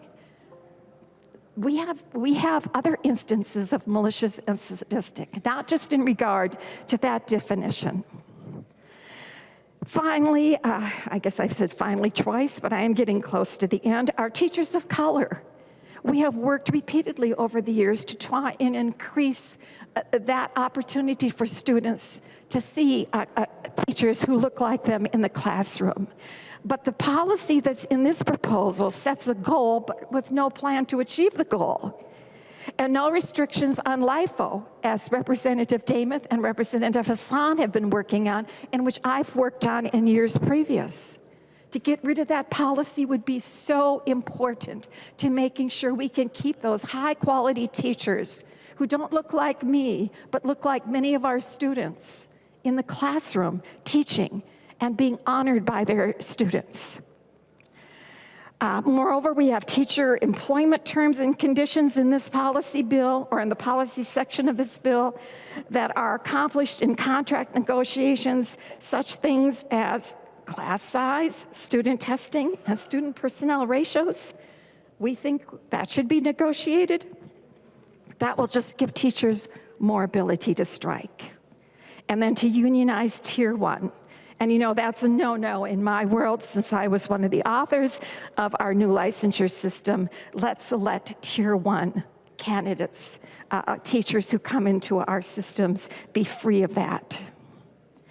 And then we move on to preparing our teachers, which is something I will be so sad to miss when I'm not serving here, because I've had a passion for teacher preparation since the beginning of my career in teaching.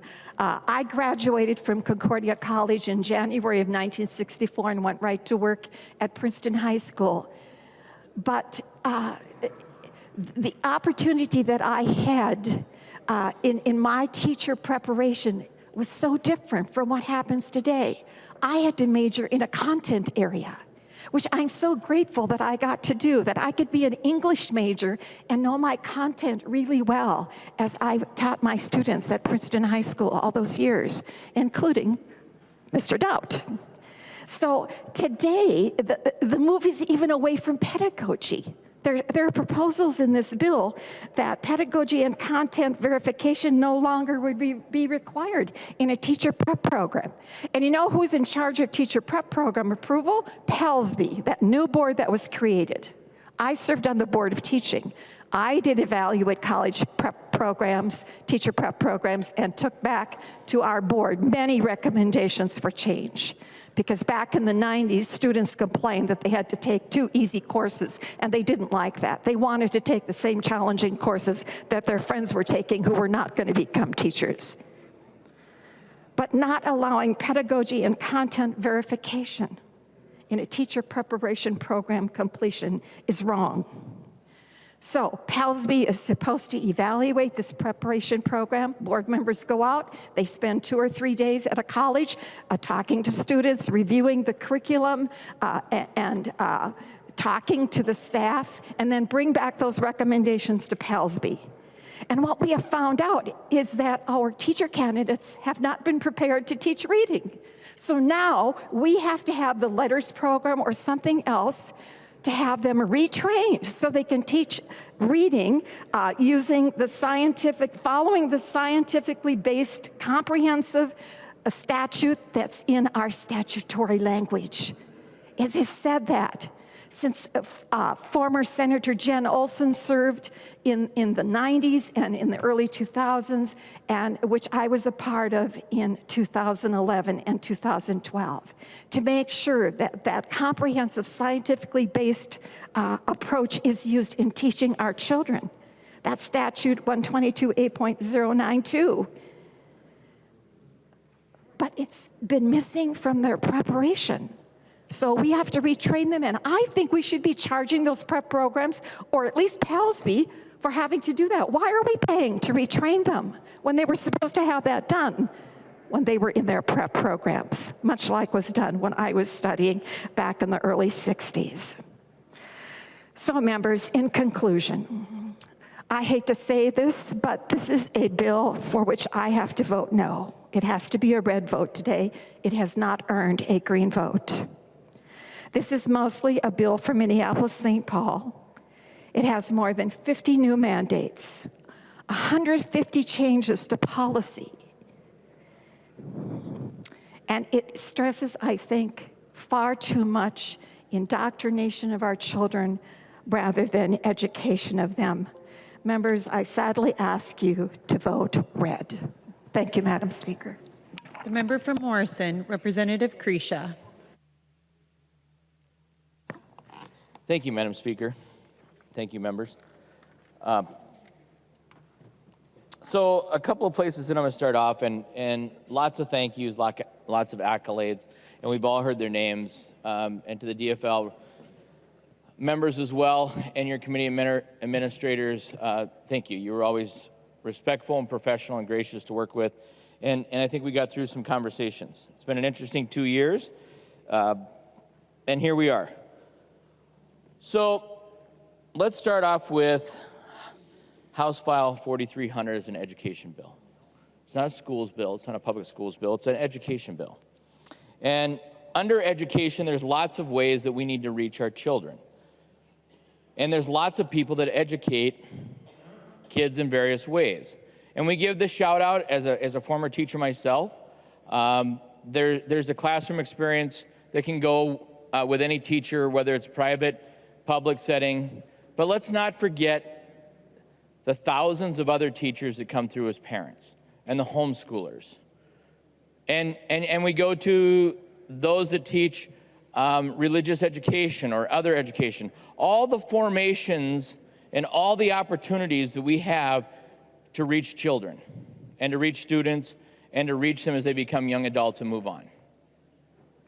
And we have to think about that. And we have to take that into even more consideration over the last couple of years as we saw an exodus of children leaving the school systems and parents choosing to take on those responsibilities at home because of the difficulties, for lots of reasons.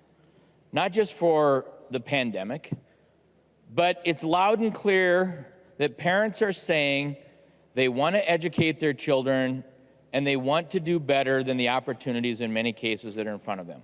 And we should be listening to that. It's no surprise that I'm a school choice advocate. And that school choice includes strong public schools. We can't have good schools and education opportunities without a strong public school system. And we have lots of work to do there. Members, when we look at the education and the opportunities that we need to be offering and helping our students with, it's enormous. This bill is not a Minnesota school education bill. It's not a funding bill. It's not a public schools bill. This is a Minneapolis and St. Paul funding bill. There's 2 school districts that were forced to make huge financial concessions to their teacher unions, willing to use the school children as leverage against the taxpayers. We saw that with the multiple week strike.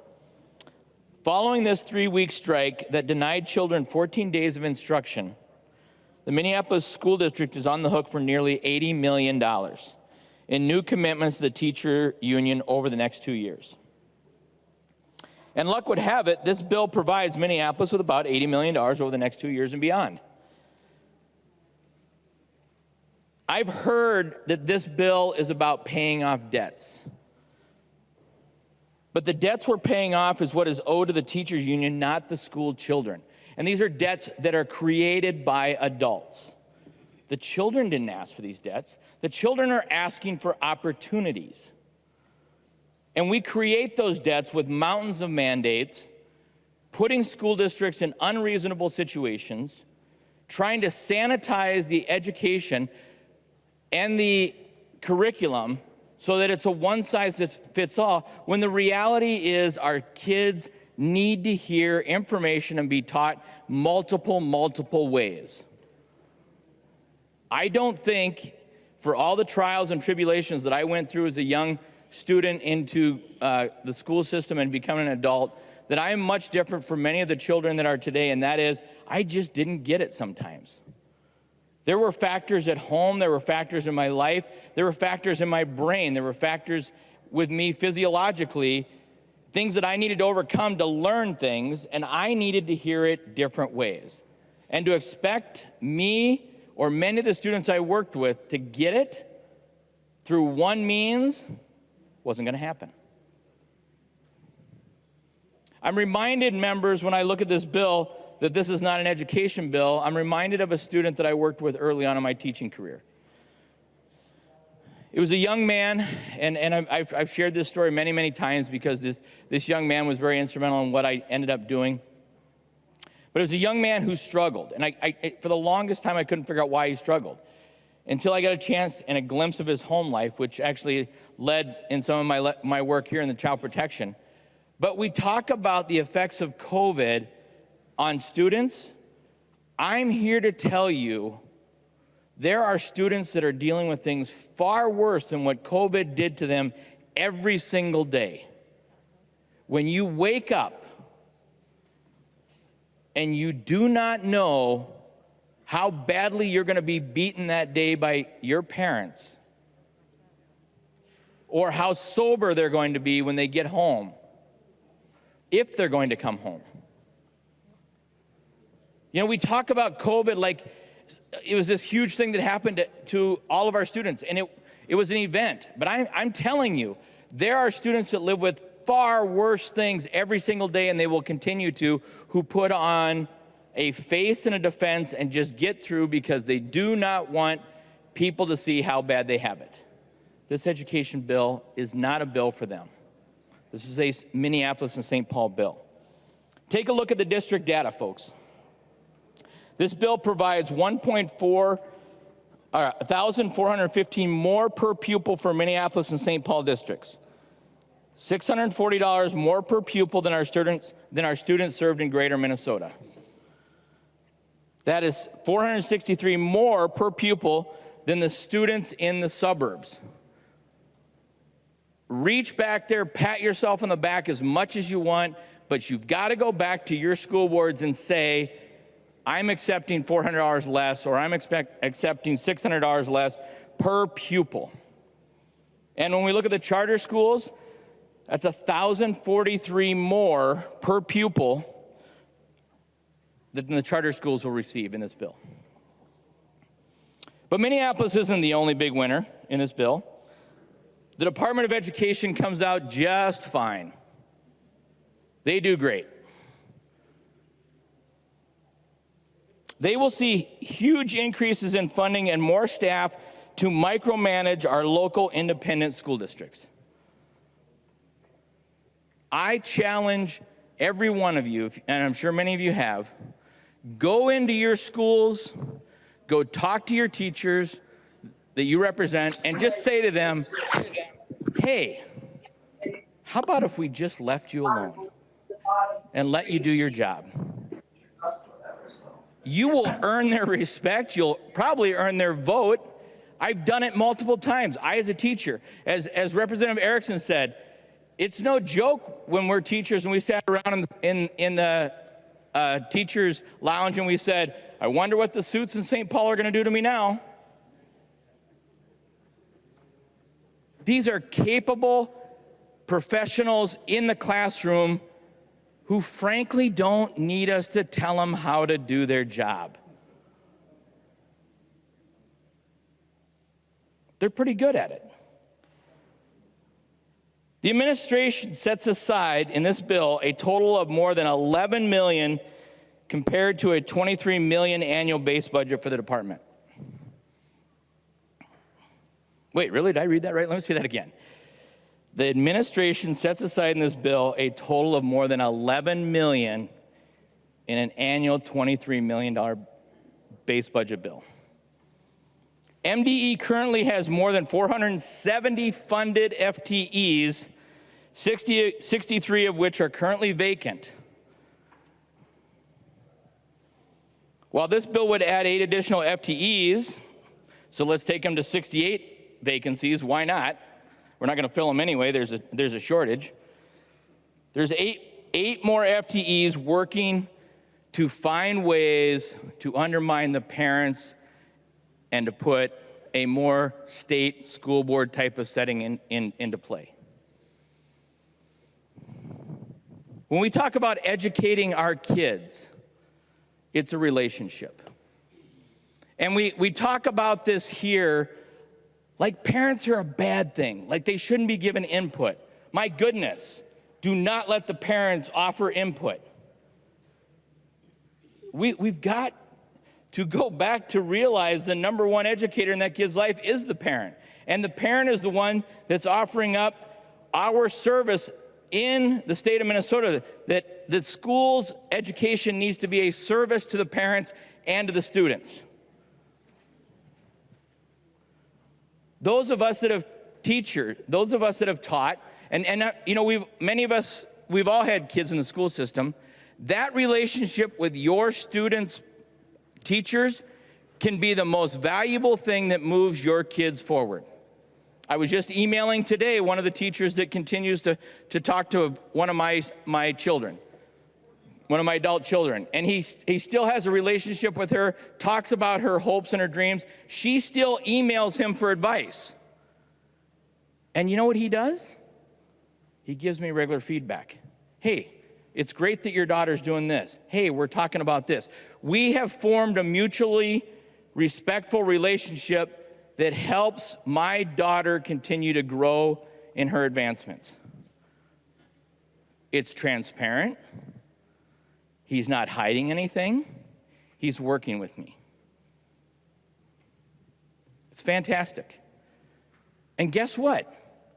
I didn't have to write a law to tell him to do that. He's a great human being, and therefore we just have done this naturally. The focus on reducing the cross-subsidy benefits schools with resources to provide more staff, higher wages, and compensation for their special education staff. Special education expenditures are driven more by staff costs than they are by the students. Higher compensation costs also drive cross-subsidy. This benefits districts like Minneapolis paying more through their contracts. Just the way the numbers work. This bill fails to address the cost drivers of special education. The fact that we can't keep expanding and including new identifications into IEPs, we can't sustain that. It just doesn't work. The model can't work. This bill could have provided a real shift in education funding to reduce property taxes and to give back the surplus, and living up to our commitment and our requirement to provide a thorough and efficient system of schools, an educational system that gives every student the educational right. Students should have the right in this state to a quality education. Should be an expectation. In 2013 and 2014, the DFL passed a massive school property tax, unloading our state aid obligations onto the backs of property taxpayers. The local option levy alone is about $540 million per year. It's amazing, it's astounding that in a bill this size, a $1.3 billion spending bill, not $1 goes on the formula. Not one. That funding could have provided on the formula a historic $1,029 per student increase. If we wanted to do anything and actually accomplish anything, one of the simplest things we could have done, Representative Mueller talked about spending and investments. How about we start with the fact that about $350 million came back from the schools last year because of these pupils that just disappeared and those absences. If we could have just allocated that back on the formula, we would have given an increase right back to the schools that would have been more meaningful for something like this that will not become law. Has no chance.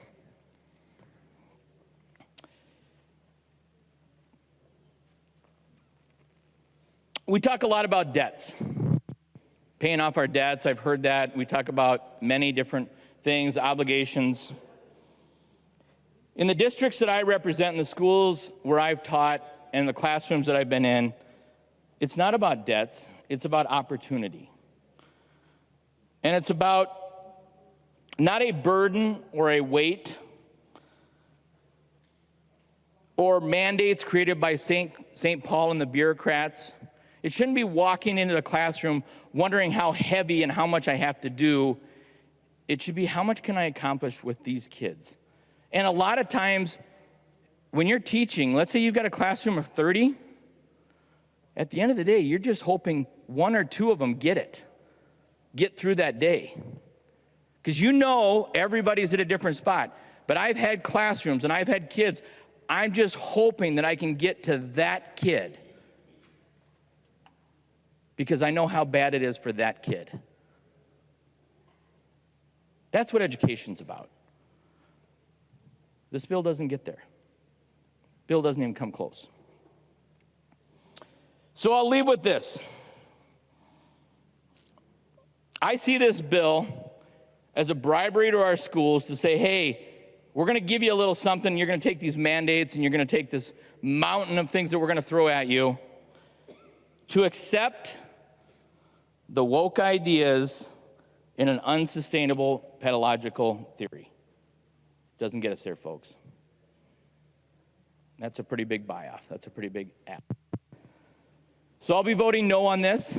I'll be letting my districts know why I'm voting no, because what they've asked me to do is to come down and create an educational playing field for them to do their jobs in a fair manner with fair distribution of funds.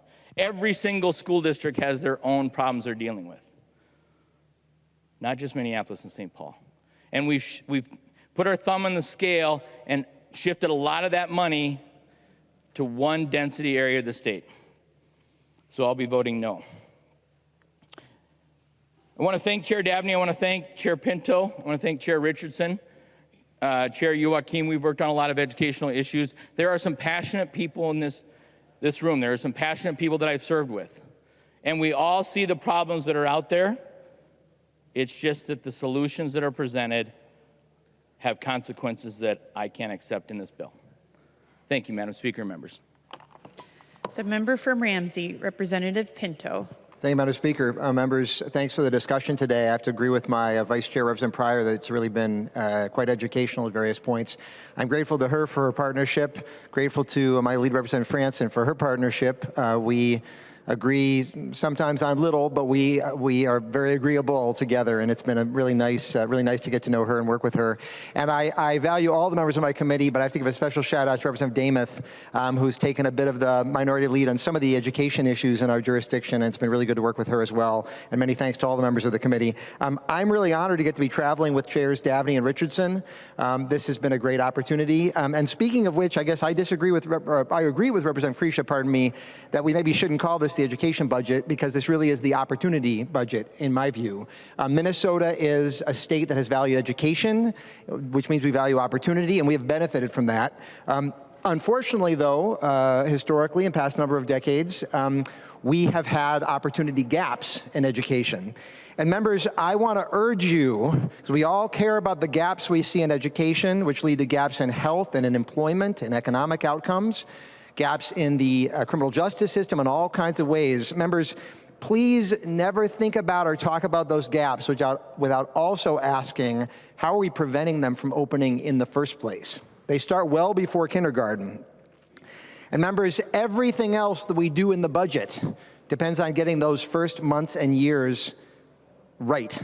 In this session, I'm glad to say that many of you, even if you're not on our committee with Representative Franson and me, have had the chance to learn about that. Because if you're on the Workforce and Jobs Committee, you've had the chance to have a joint hearing with our committee and hear about how critical investing early is for economic success for our state, both now, parents working, employers, et cetera, and in the long run. If you're on housing or preventing homelessness, you got to work with our committee and hear about the impact of housing instability on success in school and in life.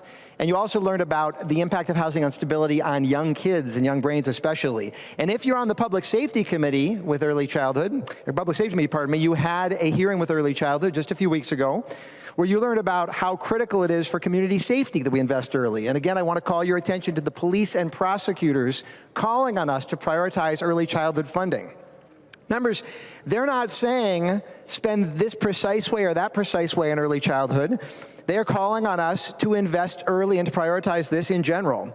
I appreciate Representative Demuth's comments about the preschool proposal in this bill. The fact is that this is really complicated because we have an insanely fragmented system built up over years. As Representative Pryor pointed out, what we need is an integrated system, and that's what this moves us towards. A system that has a strong connection with our K-12 schools. Representative Dameth had said that we don't have the data to make that investment. We don't have the data. It's preschool. It's preschool.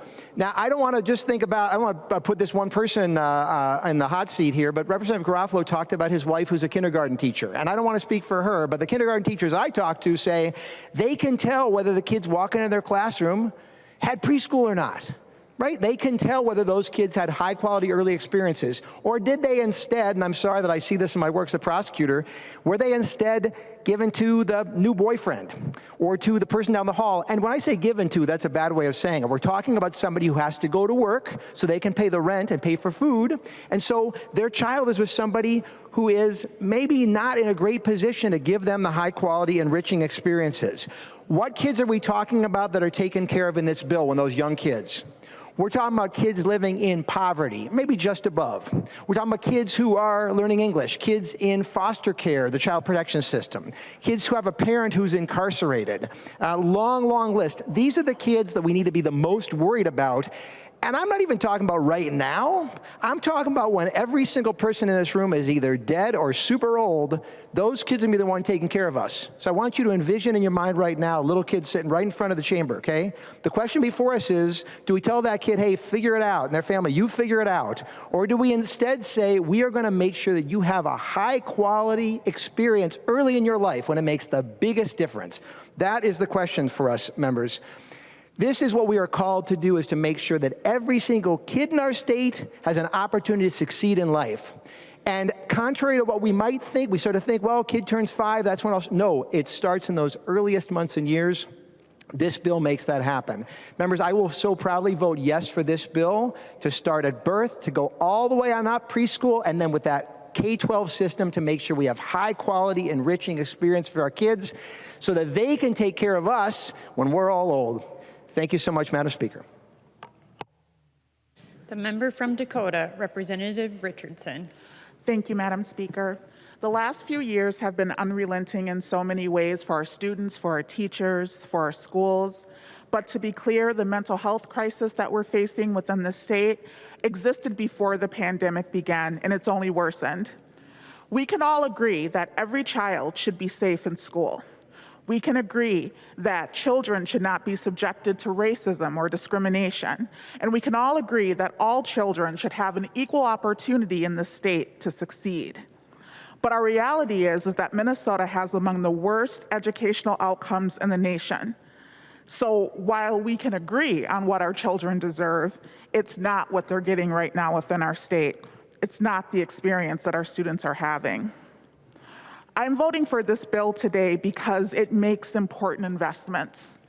It invests over $400 million in mental health. I'm voting for the 1,100 student support personnel that are within this bill. I'm voting to reduce the special education cross-subsidy by more than 50%. I'm voting to eliminate the EL cross-subsidy. I'm voting for a bold literacy plan and culturally responsive literacy evidence-based programming for our students. I'm voting for full-service community schools and for schools that are not only affirming and welcoming, but inclusive for all of our students. This bill recognizes the humanity of our students, it recognizes the humanity of our teachers, and it recognizes that we have work to do to build a system where all children have an equal opportunity to achieve and an equal opportunity to thrive. This bill is good for students, this bill is good for teachers, and I will be proud to vote green. And members, I hope you will join me. Thank you, Madam Speaker. The member from Hennepin, the author of the bill, Representative Davnie. Thank you, Madam Speaker, and members. As you know, the good news is I'm the last speaker. It's been quite the day, and I want to start by thanking members on both sides of the aisle who participated respectfully and constructively today. I also want to take this opportunity to thank committee members. Again, both sides of the aisle. Representative Kresha, thank you for your leadership. It's been a pleasure working with you these last 4 years. Special shout out to my vice chair, Representative Sandsteed, who brings her passion and experience as an elementary music teacher every day. I want to make a quip about it being music to my ears, but I'll pass on that. Also, thank you to my fellow chairs on this bill, Representative Pinto, Chair Pinto. Your passion for early childhood, the knowledge that you've developed, the insights that you share in the leadership is astounding, and I appreciate it very much. Representative Richardson, again, the perspective you bring and you share, the patience you demonstrate, the insights that you provide, and the effort, the work effort that you demonstrate. It's a privilege to work with you, and thank you for that.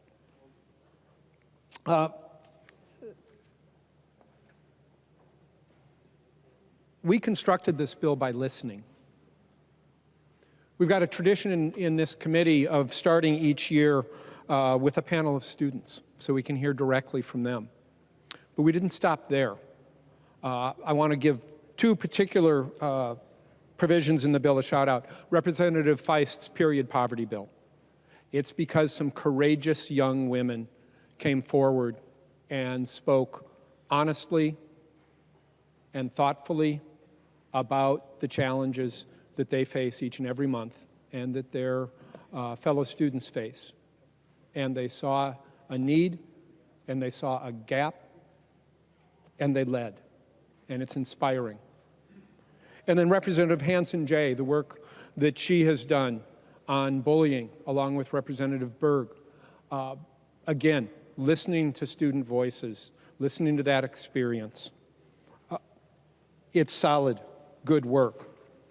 But we listen to each other as well. And we listened across the aisle. Representative Erickson has a couple of provisions in the bill where, as part of our student well-being and mental health package, we're proposing that the state provide school counselors to those students whose families choose private schools. You talk about school choice, Representative Crecia? There you have us providing supports for those students, because all Minnesota students deserve those supports, particularly in these times that have been challenging for many. And we extend that same set of services to our tribal schools, so that Native students whose families have chosen those schools have access to those same things as well. Representative Bennett, your provision allowing school districts and private schools to negotiate around transportation. Thank you for that. It's important we keep kids safe, regardless of where they go to school. That's why we provide school buses, those big yellow buses with the arms on the side. Sorry, Representative Sandell. But that's good. And we listen to each other. To Representative Lee, he's been passionate on after-school and out-of-school time opportunities, because we know that helps to close opportunity gaps. Provisions in the bill. Representative Joachim's provision on the legislative working group on charter school, on special education tuition billing. It's dry as dirt. But if you want to understand the inequities in special education cross-subsidy across the state of Minnesota, you have to understand tuition billing. When I had, Representative Joachim, when I had the provision, or excuse me, the privilege of chairing the property tax division, I used to explain to my constituents that I did the boring stuff so they didn't have to. Good to see. So we listened. And we didn't just listen to each other, we listened to school leaders across the state. And I've got a spreadsheet full of comments. And you're in luck, I'm not going to share all of them. But I've got a few. My favorite, perhaps, is a school board member from Jackson County Central. And it's my favorite because her last name is Withers. Sorry, it's just a fun little piece, Mr. Withers. What does she say about what funding focused on the special education cross-subsidy would mean for Jackson County Central? We'd be able to use dollars that they currently use to deliver special education services to provide classroom teachers, to maintain smaller class sizes, counselors to help our students successfully reintegrate into the school community post-COVID, to expand career and technical education programming, to provide educational pathways for all students. So critical at this time when we need more of those students accessing those opportunities in career and technical education. And Jackson County Central would provide more social emotional learning programming to support students and many other needed programs. We heard from Amy Gerwitz in Northfield, heard a lot from Northfield. She's a member of the Northfield and Cannon Valley Special Education Cooperative Board. She tells us it's not the right time for school cuts, as Northfield is looking at cutting $4.5 million from its budget for next year. The pandemic caused academic and emotional setbacks for many of our students. It may take us years to catch up to where we were before the pandemic. Instead, she says, it's time for additional support for our schools and our students. And as I said, I've got a spreadsheet full of comments from parents, from teachers, from school board members, from administrators across the state. Members, we need to give students the chance to learn, to grow, to develop. For that to happen, for the 3 R's, and hopefully a whole lot more, we need to pay attention to the other 3 R's. The 3 R's that I'm talking about are the ones that make reading, writing, and arithmetic possible. It's relationships. Think about the relationships for 1,100 additional school support personnel in schools across the state. It's relevance. We've had powerful testimony today from our colleagues about the importance of teaching the whole story. That's relevant education for the students who for the first time see themselves in those lessons, and it's relevant to the rest of us to take our full position and place in society. And it's about resources.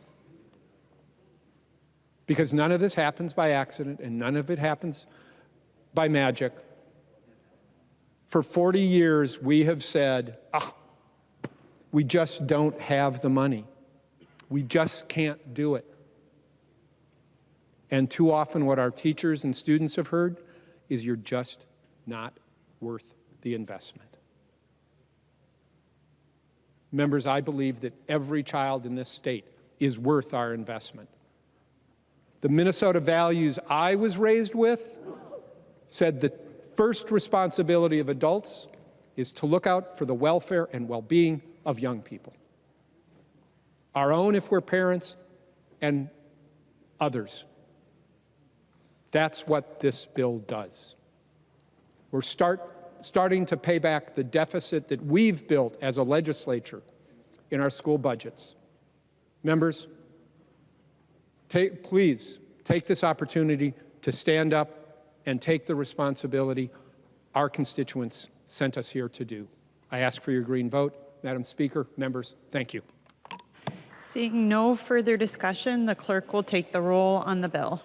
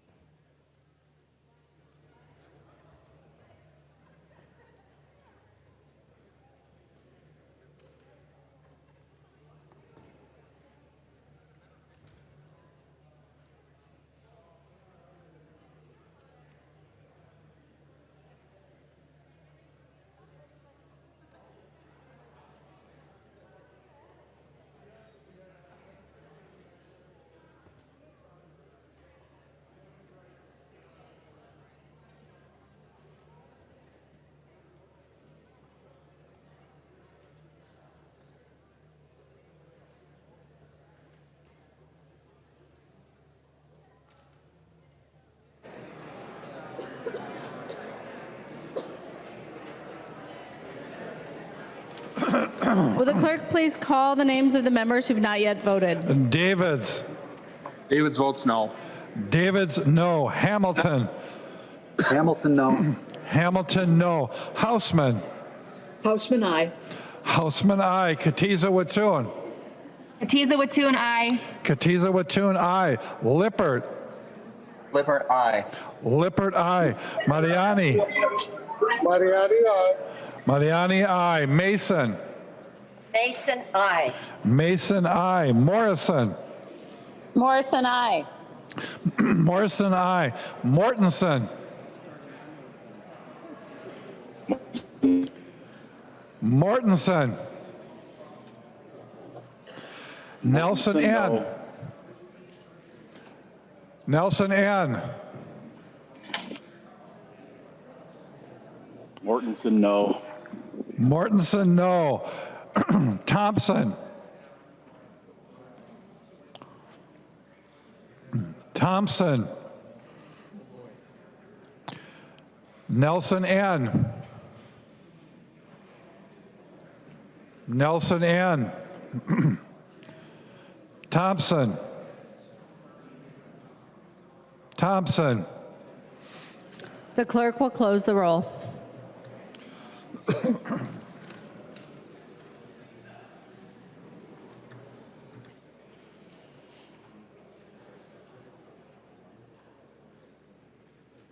There being 69 ayes and 61 nays, the bill is passed as amended and its title agreed to. Motions and resolutions. There are copies of the non-controversial motions at the House desk and online. If there is no objection, we'll take action on these motions first. Hearing no objection, the motions prevail. Announcements. The member from Hennepin, Representative Edelson. Thank you, Madam Speaker. Members, tomorrow the Civility Caucus is hosting a luncheon. It's in Capitol Room 316. Amanda Ripley will be there. She's a New York Times bestseller and a journalist, and I hope you all will come. The member from Candy, Ohio, Representative Miller. Thank you, Madam Speaker. Minnesota Milk is having a reception tonight over at the Radisson former Kelly Inn. They just let me know they're keeping the meatballs warm, and hopefully there's going to be ice cream there. But you can go over there right after this and go visit. Please, please support our milk industry. Thank you. Any further announcements? Representative Winkler. Madam Speaker, members, assuming that we can continue on the pace that we are on, we do not anticipate having session Saturday, Sunday, or Monday. And so I hope that we can continue to move along as somewhat briskly as we have been. And we will try to get our budget bills all wrapped up by Wednesday in the evening. So we have a little bit of a reprieve coming up, and I appreciate everybody's hard work. I move that when the House adjourns today, it adjourns until 11 a.m. Thursday, April 28th, 2022. Representative Winkler moves that when the House adjourns today, it adjourns until 11 a.m. Thursday, April 28th, 2022. All those in favor, please say aye. Aye. Those opposed, please say no. The motion prevails. Representative Winkler. Madam Speaker, I move that the House do now adjourn. Representative Winkler moves that the House do now adjourn. All those in favor, please say aye. Those opposed, please say no. The motion prevails. The House stands adjourned until 11 a.m. Thursday, April 28th, 2022.